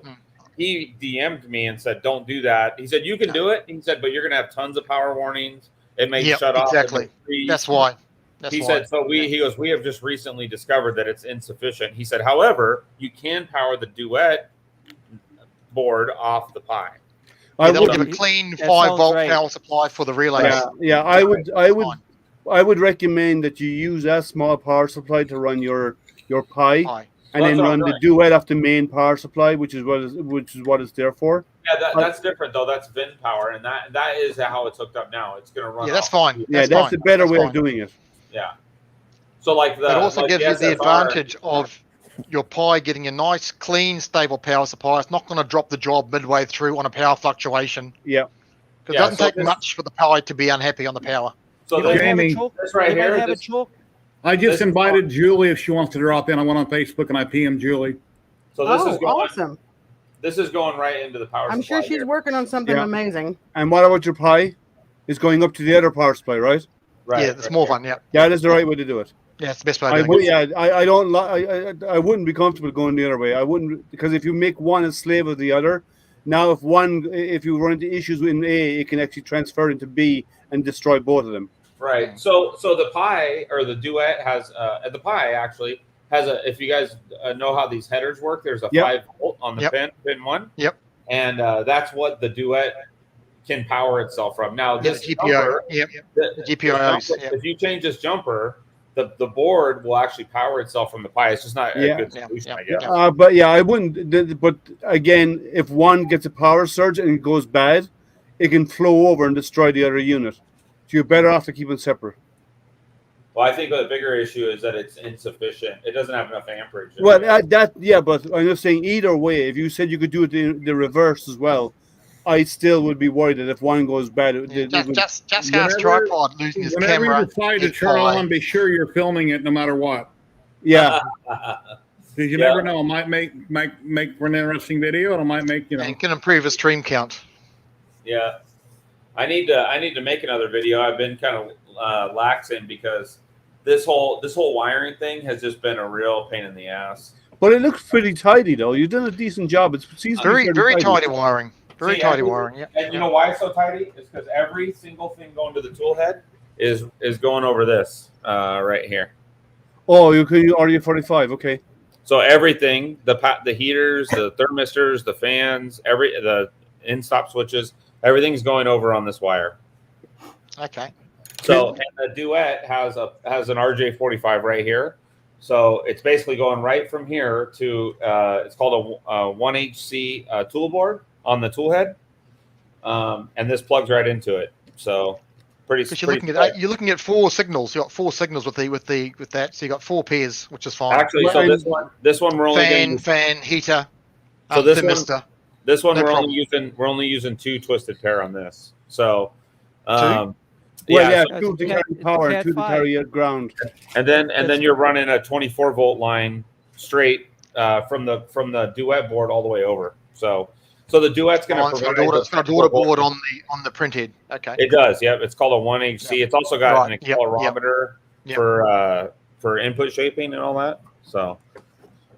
I hope. Anyways, we're hoping it's going to work. I love the idea, but I'll tell you what, doing that tool head wiring was a lot harder than I thought it was going to be.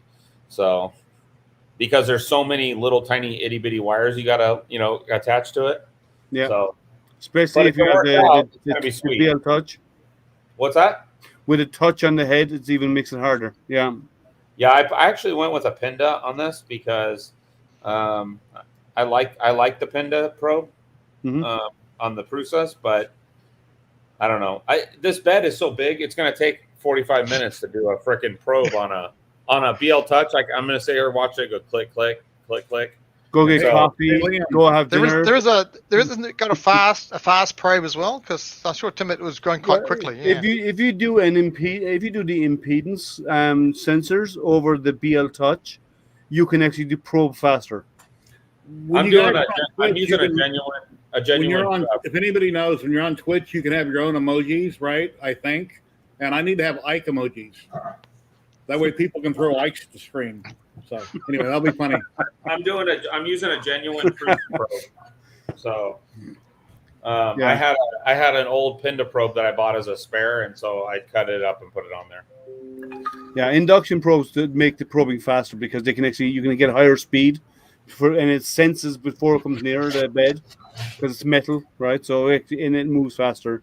The BL touches are slower. Let me let me show you my fan I'm using. You guys are Julie's going to pop in. You guys are Julie is Awesome. an amazing painter over on Facebook, and That's a serious blower on that. Jesus. Yeah, That's a- her stuff that's blows a- mine out of the water. That's a 75 millimeter by 30 millimeter right here, right? And this is the. And that's tool- on a split. this is the- Okay. Is that on a ring duct or a split duct? Steve, I've got one question for you. Okay. Yep. And with regards your cooling fan, are you trying to cool it after it gets laid on the from layer of plastic, or are you going to try and cool it before it even leaves the nozzle? That's going to move so much air, it's going to cool the nozzle down. You know what's funny about it? It's is going to it- blow his it's part off actually- the table. It's got a lot of from a static pressure standpoint, it's really good, but it's not a lot of volume of air. So So it's a low. It's a low flow. It's a low CFM. Okay. but you see, I mean, this is the fan duct everybody's using on the speedboat. Yeah, challenge. the dual direction. Yeah. Yeah, this is the tool head they use for that. You know. So but why yeah. are you? So have you not considered doing a volcano on that instead? Oh, dude, I'm a slice guy. I wouldn't put E3D on the rubber feet. Well, I mean, but I mean for print speed, because you can actually melt speed. more material faster. Look, if I wanted to strap an engine block to my tool head, I would use a E3D. No Well, thanks. what you do in your own spare time now is your business. Damn Your camera awesome. went out again. Well, we're all just being jealous, Lightspeed, because none of us haven't got a rat rig. That's all. I'm using all Slice Engineering mosquito stuff. I wouldn't be caught dead with anything else. You know, okay, there's your videos back again. when I turn 62 in, 5 years? Yeah, 5 years, and I'll buy some of their stuff and put on my printers. You're not 62? No, I'm 50. I'm 57. Unfortunately, I'm the oldest on this channel at the moment. Lightspeed, I'm the oldest here. Yeah. That's what it is. How old are you? I don't 57 know and a half? about that. 59. Love you. I'm 60. That's my wife. Hello. How you doing? And the puppy dog. And the puppy dog. Don't forget the Yeah, dog. dog. She's deaf. I That call sucks, her. and I'm the old man. The dog's deaf, not my wife. But wait, maybe there should be. That's not a bad idea. Women are like cats. They hear what they want to hear. and Other than that, they ignore you. Hey, wait till you got one. Hey, You're going to hey, get smacked upside the Brandy, head. with Gary. Brandy. Am with I Brandy. wrong, Jamie? hey, wait till you got one that don't speak English, and then it's really selective choosing, right? It's men with selective hearing. Yeah. We have selective deafness, not selective hearing. We have selective We have an deafness, is the automatic difference. tuner. Yeah, and built-in filter comes on automatically. But they did a story on this on the news, and it is a medical condition. Selective hearing is a medical condition. Sorry, No, what's it's not. And it's more severe the longer you've been married. Trust me. It's called a tick off. It's called a tick off mechanism. I'll let my wife talk to me, and she'll talk for 15 minutes, and all of a sudden I'll turn around and go, "What did you say?" Smack. I mean, you can talk to your dogs and teach your dogs things, and they respond and they listen. You can't tell a cat anything. A cat, I don't have any right now. I haven't had none for years, but cats don't listen. They just do what they want to do and ignore you. Yeah. They love to knock Yeah, things off. dogs have owners, cats have slaves. Don't you agree, Jamie? Well, I have two that are like that, but I have two other ones that are all of our cats are rescues, but the one I bottle fed, so he literally thinks that I'm his mother, and we'll carry on a conversation. Please But tell that me one- it's one-sided. That one that I was just holding has more personality than anything. He plays fetch. He kisses. I don't know if you saw him hugging me, but he pulls like he's hugging. He's a very affectionate boy. Well, I'm allergic to cats, and but I have one thing I always say about cats is cats are really nice, especially with spicy barbecue sauce.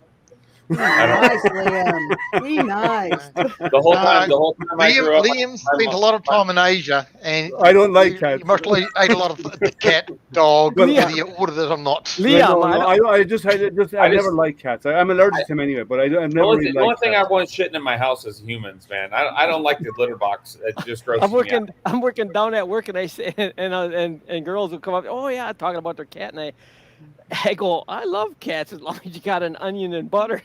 Oh my God. I agree with you, Dixon. I don't I know. like spicy food, so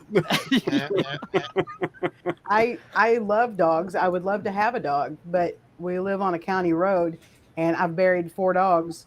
So Not worth the that's risk. what No. the electric fence is for, Mm.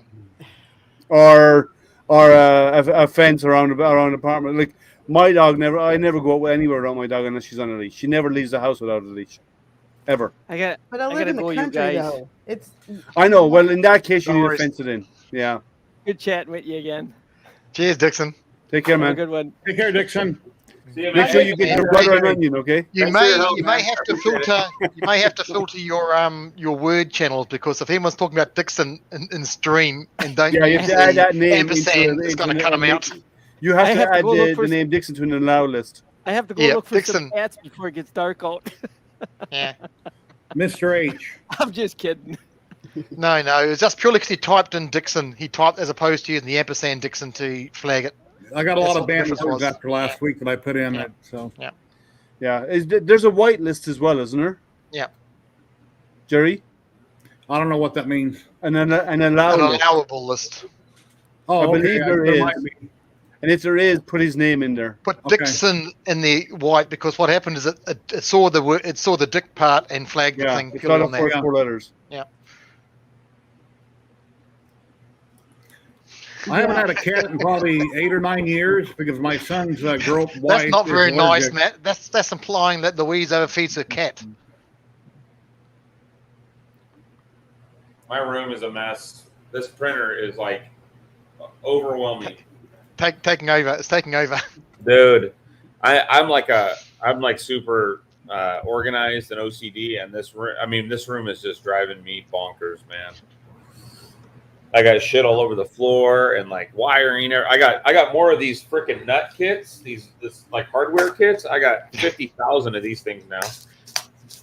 Yeah, well, if you're like Tim, you need them because they end up all over the floor. So you got to have Look lots. at this. This is just spare parts from the rat rig. This is all bags full of printed or of extra printer parts. Wow. Yeah. At least it comes well stocked. You know, to go going out buying stuff. So they do have plenty of. It just at some point I stopped using their stuff and started using the stuff that I already had because it was easier, you know. So I'd see on the guide it'd say, use an M12 by whatever, and I'll like, I got these right here. So I stopped using them. So I got all these bags full of all kinds of shit. I don't even know. I think this is for a ZYLTECH, maybe. I don't know. Who knows? Maybe it's hard to see. Hold it up again. Looks like it. Huh?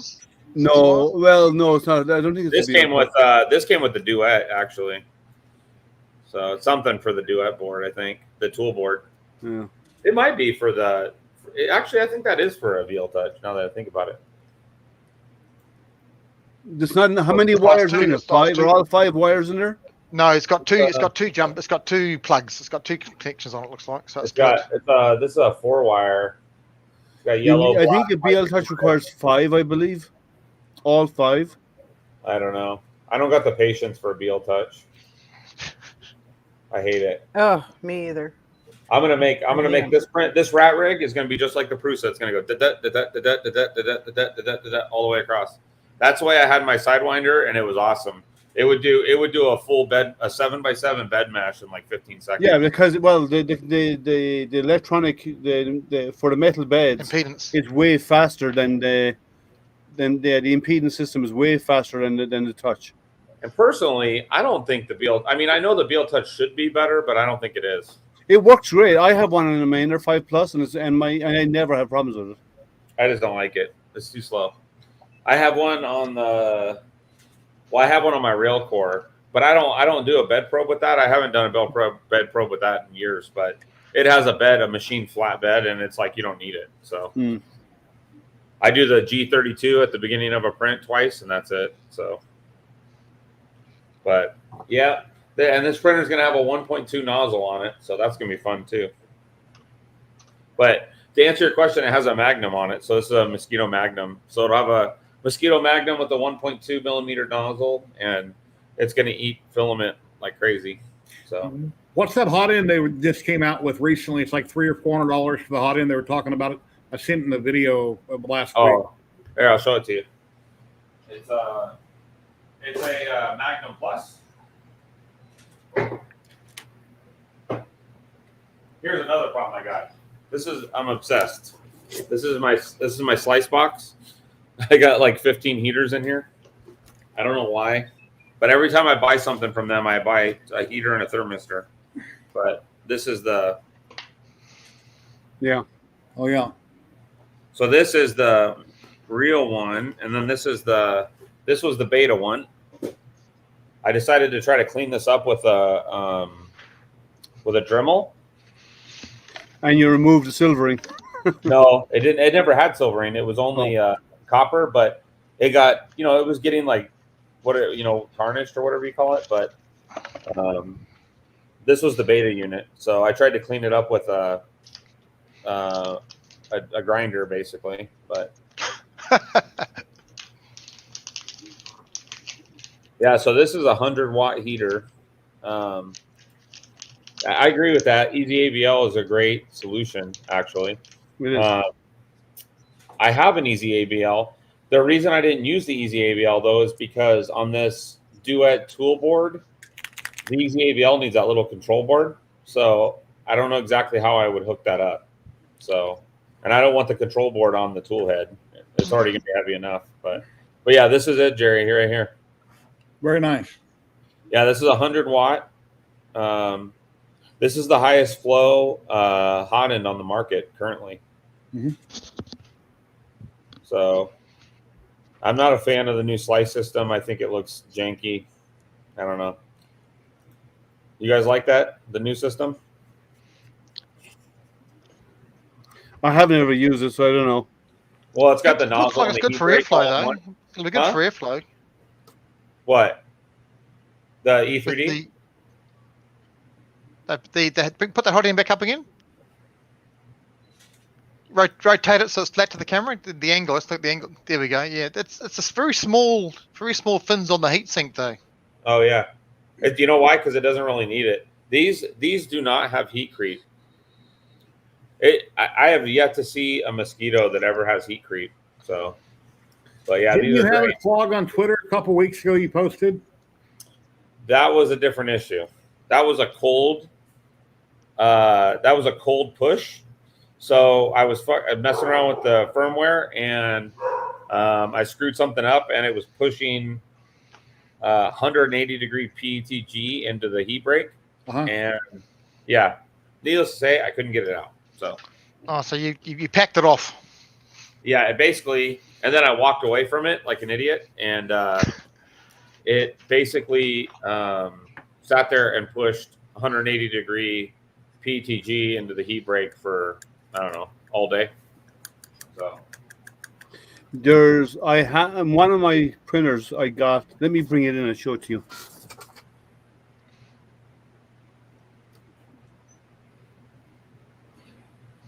Anybody in chat have any questions, or if you'd like to come in and hang out, you're welcome to do so. Talk about what you're working on.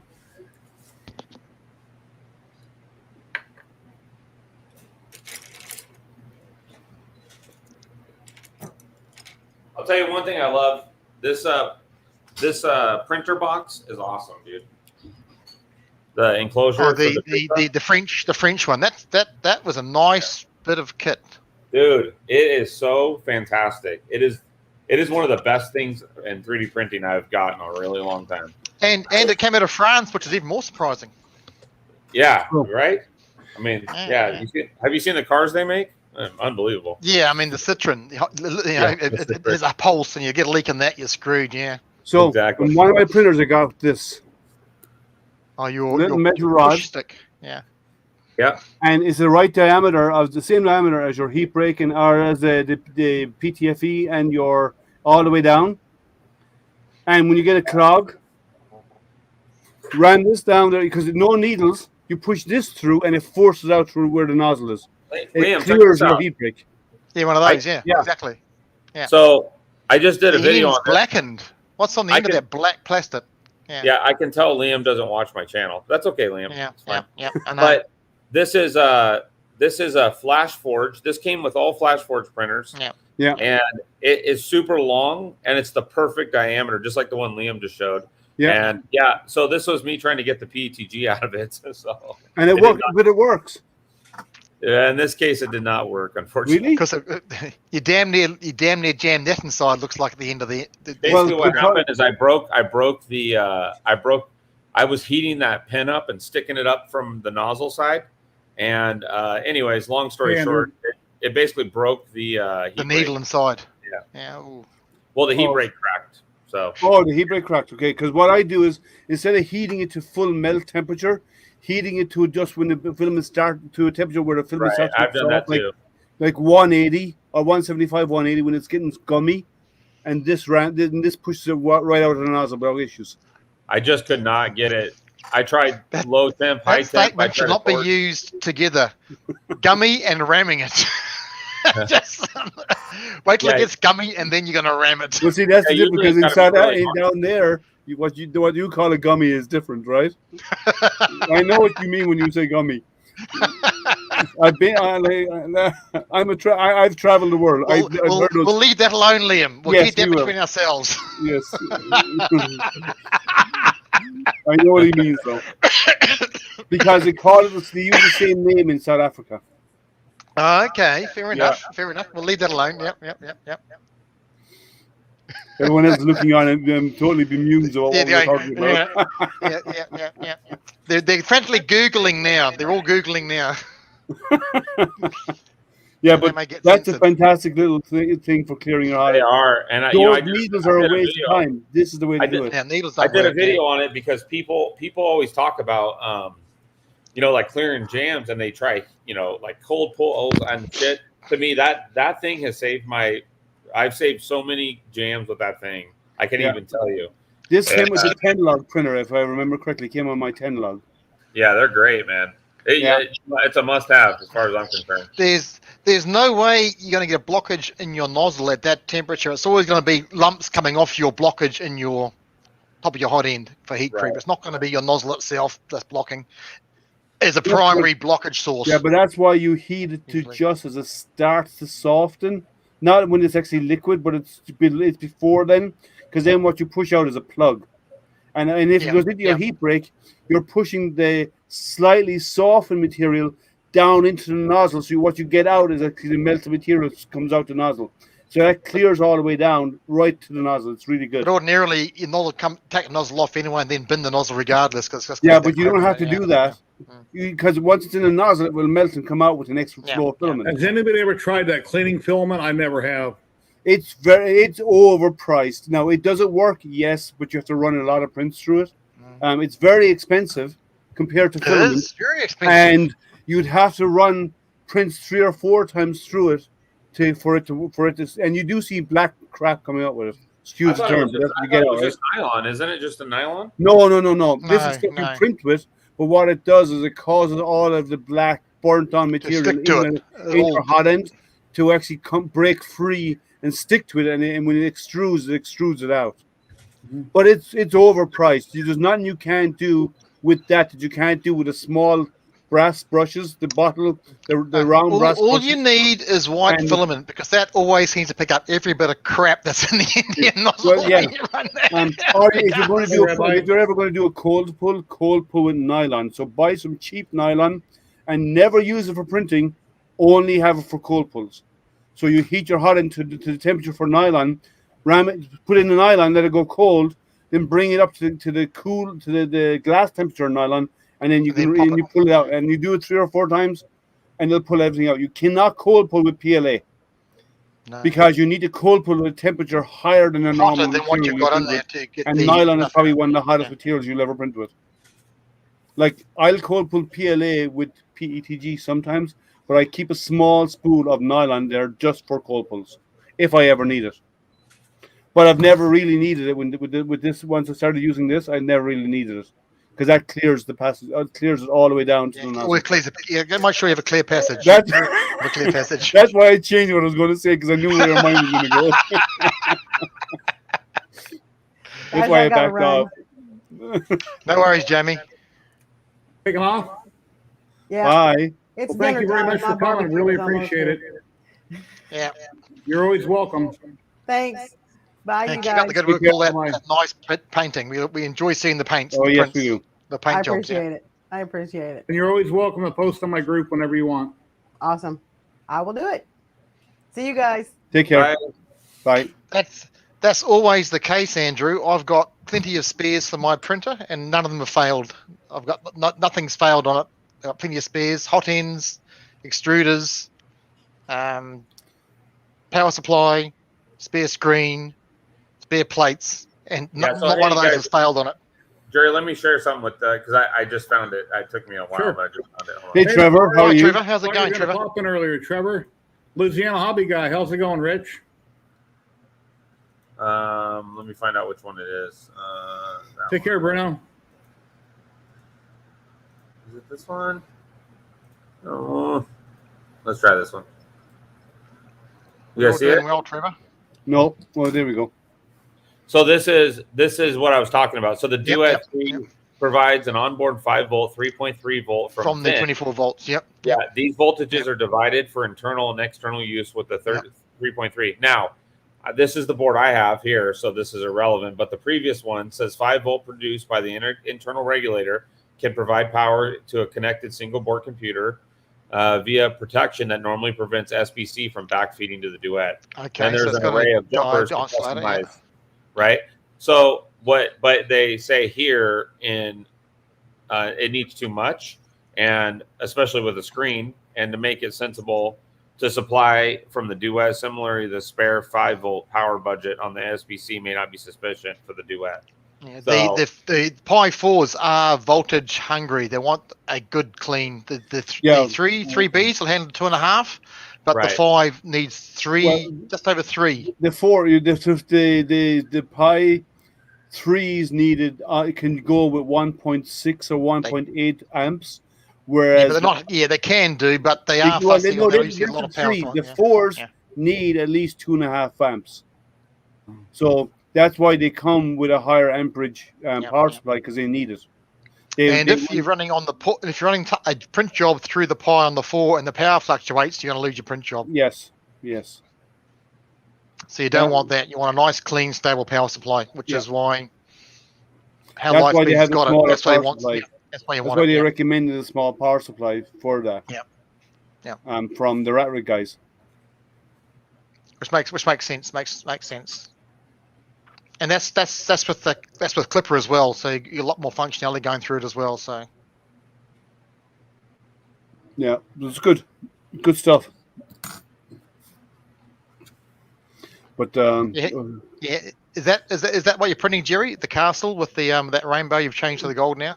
Just a second. I'm reading something on Facebook. Hold on.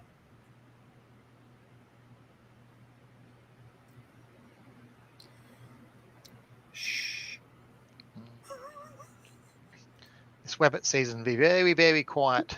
Wow, Louisiana hobby guy. Thank you very much. Very, very.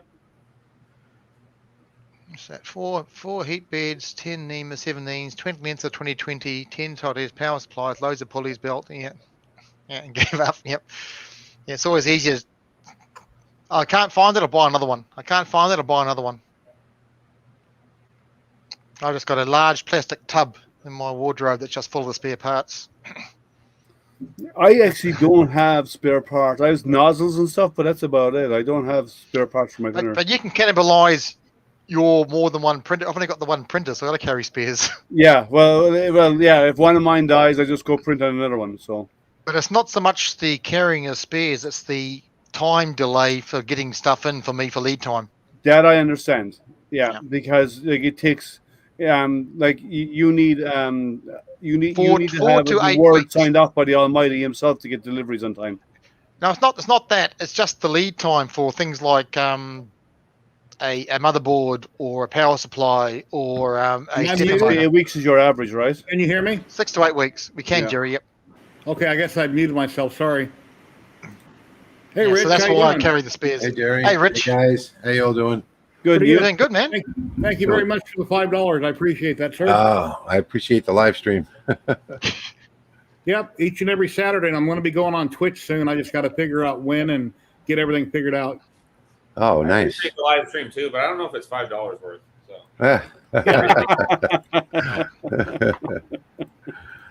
Well, I had an Learn early some new morning. phrases. Gummy alone is worth the $5, Liam. Hey, Llama, Yeah. how you doing? Depend. Yeah, well, a lifetime. It saves you a lifetime of problems. All right. Is that Hey, right, Lama. Kieran? Absolutely. So, Rich, I got a question. If you could only buy one diode laser, because earlier Matt's girlfriend was thinking about buying a type of a laser or a diode, what would you recommend? I get that question a lot, and it's Niji. It's sort of hard. Yeah, I would probably buy the really large NAJ, just because I'm really happy with the laser that I bought from them, and it comes in a 30-watt model, and I think it's like 600 by 400. Yeah, it's a really large laser. Yeah, it's a large one. I'll tell you what, they do some really good engraving. Let me show you. Yeah, I've only got the Comgrow, so I don't really have an opinion on diode lasers. Yeah, this is what I did today. I did some bamboo. I actually made a video today, and I did some bamboo utensils. They're nice. So I did, 5 different styles, and the laser really does a superb job. Take a look at these guys right here. Yeah.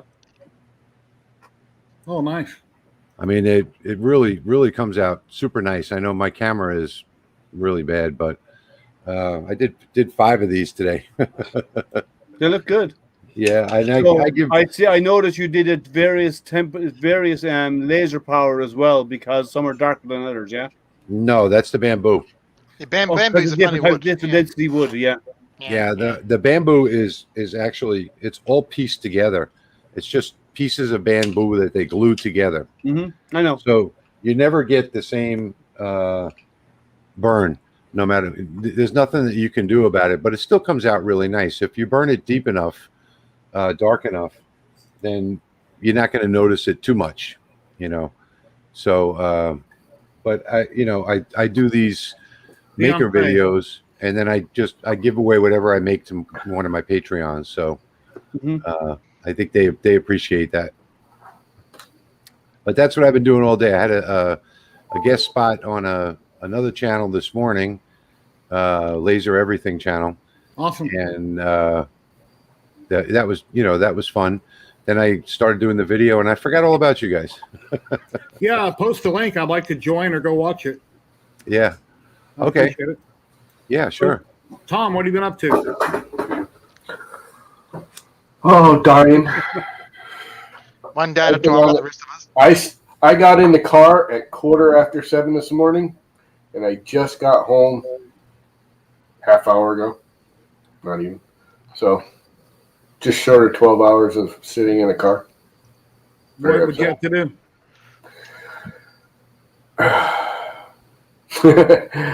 My brother's moving.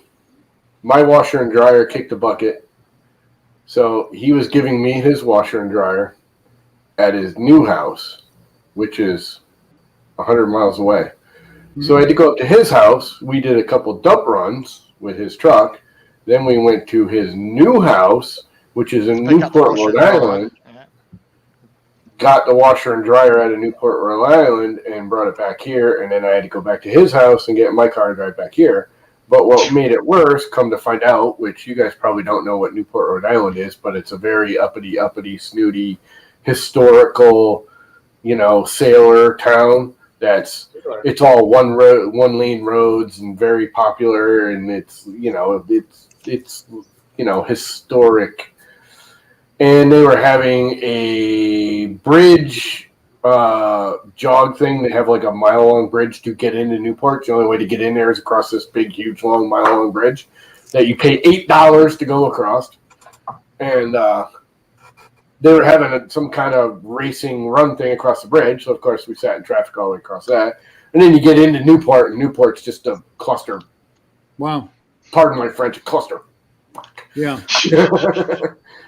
And got into Newport, come to find out it was all backed up because they were having I don't know, ballerina freaking open air show and a food court freaking or a food truck festival, and they were having, I don't know, there's like 3 festivals in town. So you literally couldn't get anywhere in a vehicle. Anywhere. Then we get to his house, and I forgot his basement doesn't have like a basement door. It's got this little hatch that the washer and dryer, and I'm not kidding you, don't have a half an inch to fit through. That's how tight it is. Wow. It was just, it was a nightmare day. But it's over. That's why they invented alcohol there, Lama. You know, that is a very good idea. I do have the occasional one once in a while. I'm seriously thinking about that, but I'm almost too tired to go downstairs Get up and get one. to mix with the rum. So I might just have to drink rum straight. There's no harm in that. No, I actually don't think I have any Coke. It depends. I don't drink, so. I burned a cutting board recently on a cutting board that I got off Amazon. It was bamboo, like a 1/4 inch thick. And right in the middle of it, some of the text was very, very light. And I went and I rewatched your video, Rich, on doing cutting boards. And I must have had one of my settings wrong, because when I tried it again on another cutting board, and I didn't use borax on the second cutting board like I've seen a lot of people do, I got the laser a lot closer. In one pass, it came out perfect. Yeah. So, yeah, you have to sacrifice a piece with bamboo. You always do. Yeah. So, and, I like to buy the cutting boards by the case from Dollar Tree, because when you buy them by the case, they're usually packed from the same run.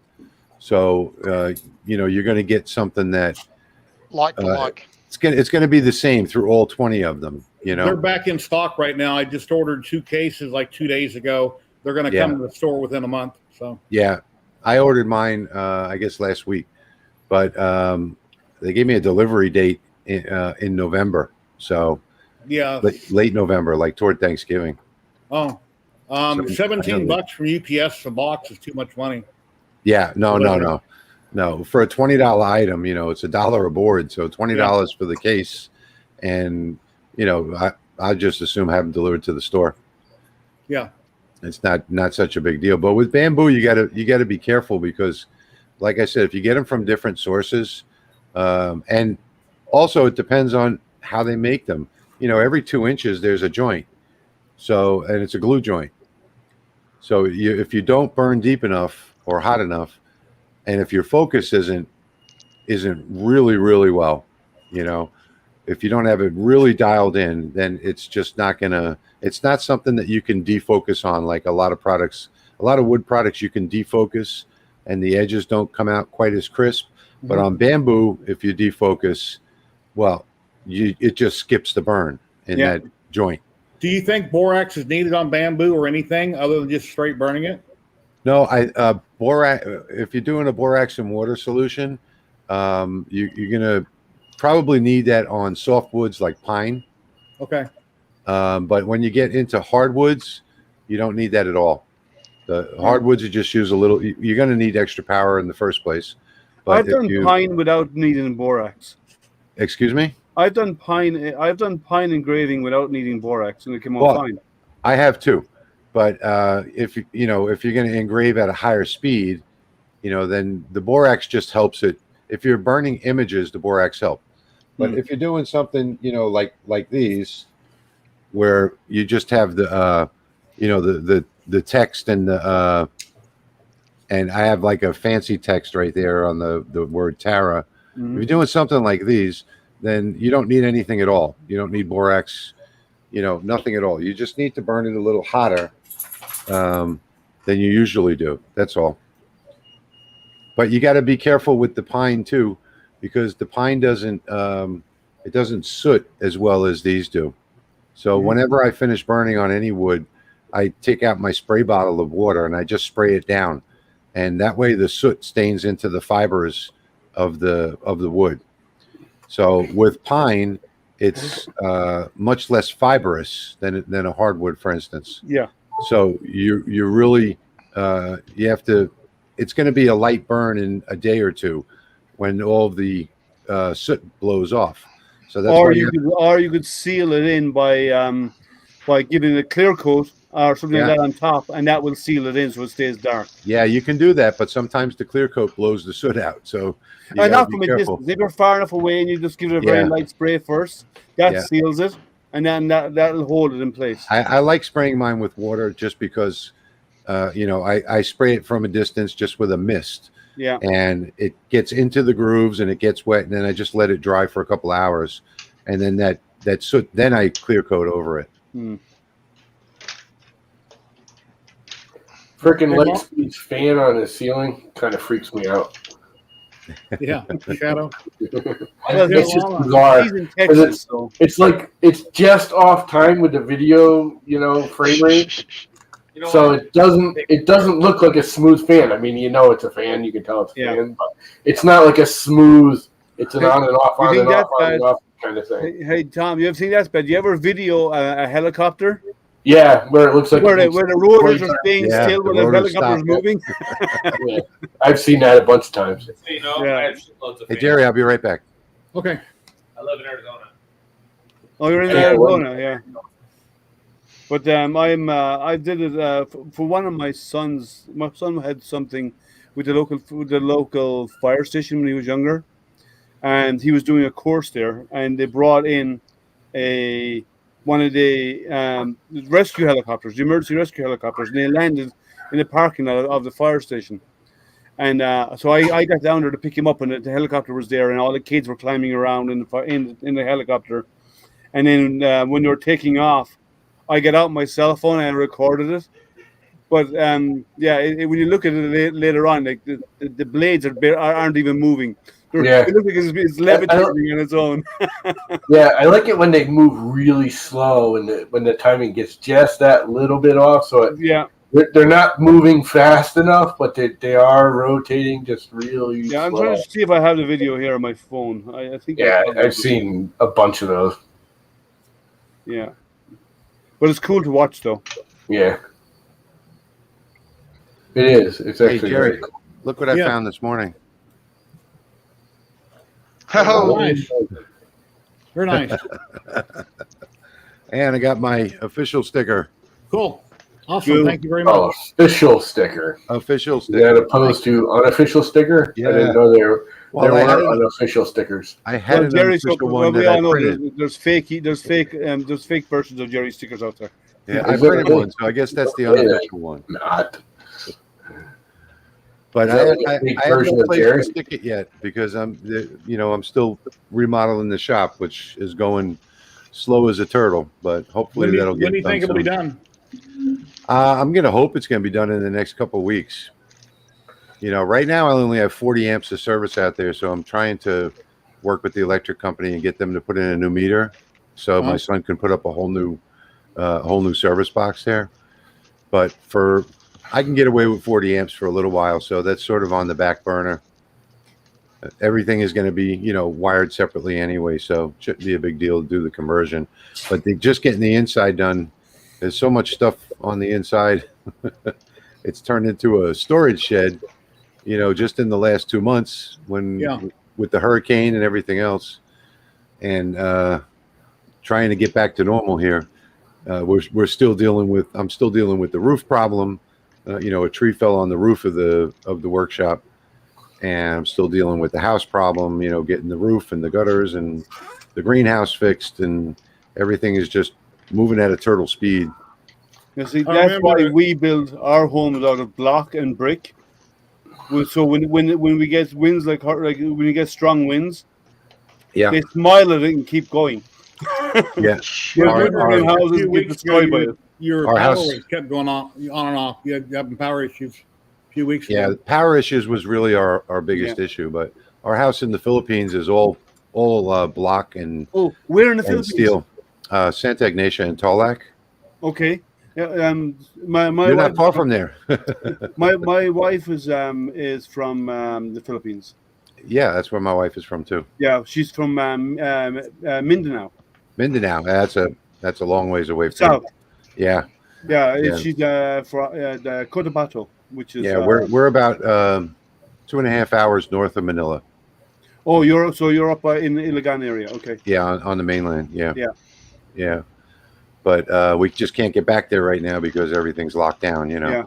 Yeah. Yeah. In fact, they just opened it 2 days ago. If you have a negative COVID test 2 days before the flight, you can come. But who knows what's going to happen 2 days before the flight? I hate like hell to spend $4,000 on tickets. Yeah. Yeah. Flights are crazy. Or who knows what the hell's going to happen when you try and get back and you can't. Yeah, exactly. So I wish this whole thing would go away. We've been dying to visit. We haven't been there in 2 years. I would say it'll probably be possible starting next year. Early next year will be possible. Yeah. Once the vaccination rates go up globally, which they are, it will be possible. Well, I'm hoping that we can get there for the town fiesta, which is in March, because we try and attend that as much as we can. That should be possible. Yeah, so I'm hoping that it's possible. There's not a single COVID case in the entire province. Yeah. So, which is a couple thousand square miles. Well, that's the one thing about the Philippines. It's thousands of islands. Yeah, yeah. Well, this is on the mainland, so. Yeah, they don't really have a mainland anyway. It's all islands. But yeah. Like even like Manila is actually as part of an island. It's the biggest island. It's an archipelago. So. Yeah. I'm driving my Tesla into Mexico in 2 weeks. And you want it back? Yeah. My wife can't go, so I'm taking my stepdaughter back to college, and it's just easier to drive. And there's some janky charging points along the way, so it should be fun. But are you better off getting the gas car and drive and do it? No, that's no fun. Until you break down in the middle of nowhere because you couldn't charge. Oh, Lightspeed loves taking pictures of stuff in the middle of the road where frickin' Tesla can't get to him for 6 weeks to help him fix it. He enjoys that. Right down. That's true. It is a little bit of a pastime of mine. Well, what part of Mexico are you going to? I'm going to a town called Hermosillo in Sonora. I don't know that one. That's Sonora is one of the bigger states in Mexico, but it's Hermosillo. It's basically a straight it's 260 miles south of Phoenix. Well, at least the good thing is half the electronic parts come from there. So if anything goes wrong, you can pick up the parts or GP. I don't think it works like that. But in the town I'm going, there's a BMW dealership, a Lincoln dealership. I mean, it must be a nice town because they have tons of nice car dealerships there. So that's where all the poppy plants are grown or whatever. Yeah, that's a BMW chop shop and a Lincoln chop shop. They have charging there though. Yeah, which? Yeah, so they do. They're full blown dealerships. It should be fine. I ain't worried about it. I ain't worried about it, guys. Relax. But yeah, I'm pretty excited about it because I've never driven my car out of the country yet, and there's no superchargers there, so you got to rely on the secondary Tesla charge network. So the big batteries. Yeah, right. That's right. That's why we got big batteries. So what's to worry about? Well, it's bright and sunny in Mexico. Let's just bring a big old solar panel and strap it to your roof and charge it right down the road. It would take 2 weeks to charge a car off a solar panel. That's right. Yeah, but instead of 300 miles, you can get 320 miles. That's right. Like saying 301 miles. Tom telling him to charge a Tesla off one of those solar panels is like trying to tell him to charge it over USB. Yeah. Well, you can do that too. Can you charge your Tesla off your phone? That's the question. Can your phone charge your Tesla? No. My Tesla can supply power to my home, if that's what you mean. Yeah, in the power outage, you can plug in the Tesla to the house, yeah. Hey, Mike's got a question for you, Lightspeed. Yeah. What? I can't hear nothing. Rich, I got a question. Yeah. On the template that I made for my ComGrow, when I drop it in on my build plate, I turn off output and that fades it, and then I can put another object on top of it. Is there a better way to do that? No, that's the way to use the template. Okay. Yeah. So once you just turn it on, you fade it, and then you line up your workpiece based on that. So fading it, you just turn off output, and that's the only way to fade it. Yeah. Okay. because I've dropped objects on top of it the other day, and then I was clicking and moving things around. I was actually clicking my template too and moving the template parts of it.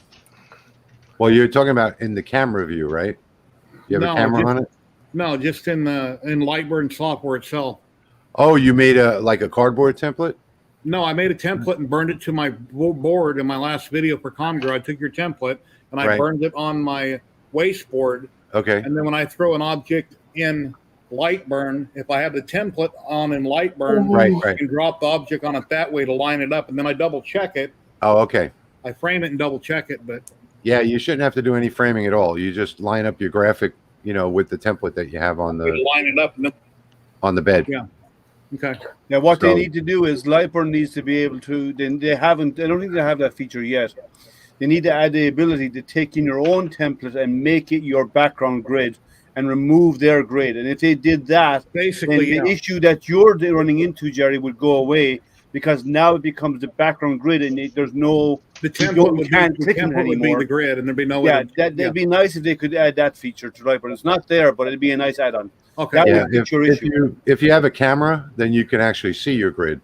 Yeah. So I have a camera on mine, so it's easy to, I only have a grid with 2 lines, up and down, horizontal and vertical. That's it. That's all I have. I have that on the K40, but I don't have that on the diode. Yeah.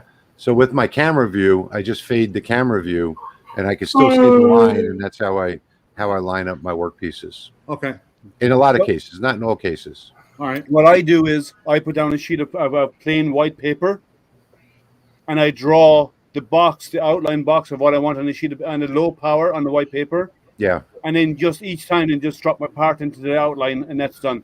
Yeah. Okay, that's basically what Jerry's doing, except he's got a permanent. I know. Yeah. But that's all I do is I tape a small piece of plain white photocopier paper on there. Yeah. At about 8 or 10%. Draw the outline box of the shape of the size of whatever I'm doing, round or square or whatever. Now I have a place point for everything to go in there. Then I just load a graphic and hit go. And I got that roll of white tape in the mail last week also. So when I put that on glasses and I engrave it, it'll give it a frosted effect. But I haven't tried it. Yeah, you need high power for that. But going back to that, that's why I have the vertical and the horizontal line, Liam, is because I have like 16 different templates I've made out of cardboard. And I just drop them and line them up with the 2 lines, and just. All right, so that's your guide point for your templates. Yeah. So I have a whole. Actually, I have about 22 or 23 templates now. Yeah, so, I do something similar with my K40, whereas I use foam board. Yeah. I cut out the foam board as my template, and I put a mark on the side, right, and I mark on the board. So when I take the next one, I just put it up to the mark and then drop my parts on, and that's it. What I find interesting is that so many people on the CO2 lasers, they use templates, but on the diode lasers, they've never thought of it. So I do it on both. It's easier. It makes life way easier, especially if you're doing repeat parts over and over again. Like I do some slate coasters on my CO2. Yeah. So the outline of the square of a slate coaster, the 4x4, and you just drop it in that spot and hit go. That's all I have to do. Each one and hit imprint, and I control it. I use on my K40. I have it driven by a Raspberry Pi running K40 Whisper on a Raspberry Pi. Right. So all I have to do is with the tablet out there, drop on it in and hit go on my tablet, and I don't have to have a computer permanently attached up there because it'll run on it. Once Lightburn comes out with a Pi version of Lightburn, which they don't have, once they have a version of it that will run on a Pi, then I'll do the same for my CO2, my diodes. Is there any way I can run 2? Is there any way I can run 2 diode lasers at once with one version of Lightburn on this PC that I'm on right now? No, you have to have ports. Yeah, you have to have. It's 2 different COM ports. Well, there's one way. You could do with it a Raspberry Pi. You could. Well, you can't do it with a Pi, but because you can't run Lightburn on a Pi. But what you could do is if you run a virtual machine on there, and each virtual and your main machine had one COM port and a virtual machine had another. Now you can install 2 versions of Lightburn to control them separately. Yeah, that's true. So you could do that with a VM. Let me show you what I'm working on today, Jerry. Okay. Let's see. Where is it? I'll watch what he's working on, then I'll disappear because I have to go get dinner. All right. Well, it's not showing my screen here. Hang on one second. Let me bring that one up. Just click share and then pick the one in. Yeah, I did that, but it's not showing the other screen for some reason. Let me see. Huh, that is weird. There it is, right there. I had to do it 3 times. So this is what I'm working on today. It's a clock. Nice. It's a special order. And I'm actually going to be doing a video on this one. This took about less than 15 minutes to make. Mm-hmm. So what is your cuts and layers? well, this is all cut right Okay. here. Everything that's red is cut. All right. Everything that's black is engraved. And then I'm going to duplicate this part right here and make it slightly larger. I'm going to have 2 more of these slightly larger. So you're gonna layer them. Excuse me. Yeah. You're gonna layer them, yeah. I'm going to layer it. Yes. Yeah. So it's going to be they're 3mm pieces. So it's going to be 9mm thick, and there's going to be 3 layers to it. So it's going to be like a graduated 3D look. Are you going to layer from the inside out to the higher, or from the higher to the center out and lower? On the back side. The larger ones go on the back. Yeah. Okay. So you're going to have the tree and so on. Then will be in the centers raised area. Okay. Yeah. This one will be the first layer, and then there'll be a layer the same exact size on the back of it that I'm going to do with a whitewash, and then another layer a little bit larger, and then another layer a little bit larger than that. Mm-hmm. What, 3mm wood? Yeah. So it's going to be 9mm altogether, and that'll give me plenty of backing to put my little hook on and everything else. But I'm still waiting for the clocks to come in on this one. Oh, one thing. The text along the bottom, the curved text on the bottom. Yeah. Would you have to raise them off that red line? Because if you don't, No, that's off the line. See? Oh, it's barely. Okay. All right. Yeah, it's just off the line. Okay. And you can't probably see it, but these 3 numbers right here are slightly off from the rest of them because I needed to have that larger space there. And then up here, these 3 numbers are slightly off.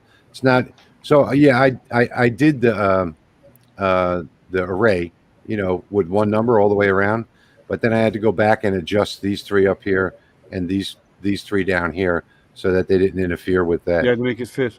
Yeah, they're just slightly off, just a little bit.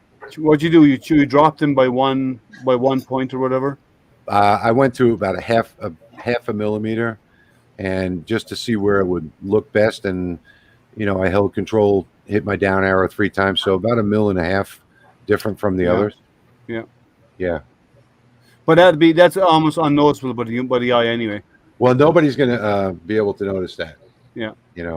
So only I know about that, but that's another project that I was working on last night before you should consider, unless that's really large, should consider a CO2 for cutting the ply. It's really fast. My 15 watt will cut that in about 15 minutes. So I'm not, I know a CO2 will do it in about 5, but I like the detail. When I do something like this that's small, it's only 12 inches. So these letters are going to be really detailed, and the CO2 can't match the diode laser when it comes to detail.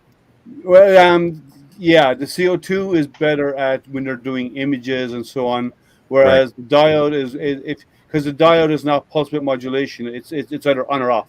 Yeah. Whereas the CO2, the diode is pulse width modulation. The CO2 is not. Right. Yeah. But I can do, my K40 was a piece of crap, so I can't really speak for it. I use mine nonstop. Mine is very busy. I use my K40 more than I use my diodes. And I use them both, but I get a lot more work done. Llama's got a nice CNC built here a while back. He's been making some cool stuff with. What brand is the Llama? Open Builds. Open Builds? Oh, okay. Yeah. How do you like it? You happy with it? Yeah, generally. Jerry, I need to drop. I need to go for dinner. All right. Well, thank you. As always, guys. You have a great night. Take care. Have a good night. Take care, guys. Take care. And Jerry, I got to drop out too. It's time for my. It's 7 o'clock here. I haven't had dinner yet, and I can smell those ribs. Well, thank you very much for stopping in. Thank you very much for the donation. I appreciate it. Yeah, I And, just wanted to pop in and say hi. Appreciate it. Yeah, I do this each and every week, and you're always welcome whenever you want to come in. Yeah, thanks. Y'all have a great night. Thank you. Bye-bye. Bye. Yeah, I'm probably not 4 gonna hours, last Jerry, which is longer good for you. either. Yeah, I've been streaming for 4 hours and 3 minutes, so let me find the right button here, and I'll say goodbye to everybody, and we'll go ahead and end it. But I'm ready for a nap. yeah. But I thank you very much, everybody, for joining. Thank you, Stephen. Thank you, Kieran. Thanks, No worries. Llama. You're welcome. And hopefully Lightspeed's got his board sorted now so he doesn't catch fire. No smoke test on Stephen's board now. If I do a live stream tonight, you gonna come on and watch it? Tonight? Yeah, if you stream later, I'll watch it. I don't know. I won't drop in, I don't think, but I'll watch it. I think if that it's my morning time, so if I do, I'll be at work in the morning if that's the case. It's only 5 o'clock at night here in Vegas, so right now I'll be up Yeah, till probably it's, midnight. What time would that be Lightspeed for you? Well, late at night, so I don't know.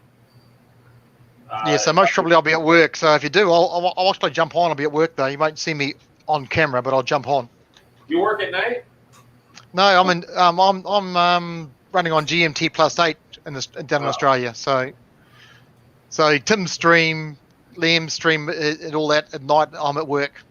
The Earth is flat, and he's underneath it. Yeah. He's looking up my shorts right now.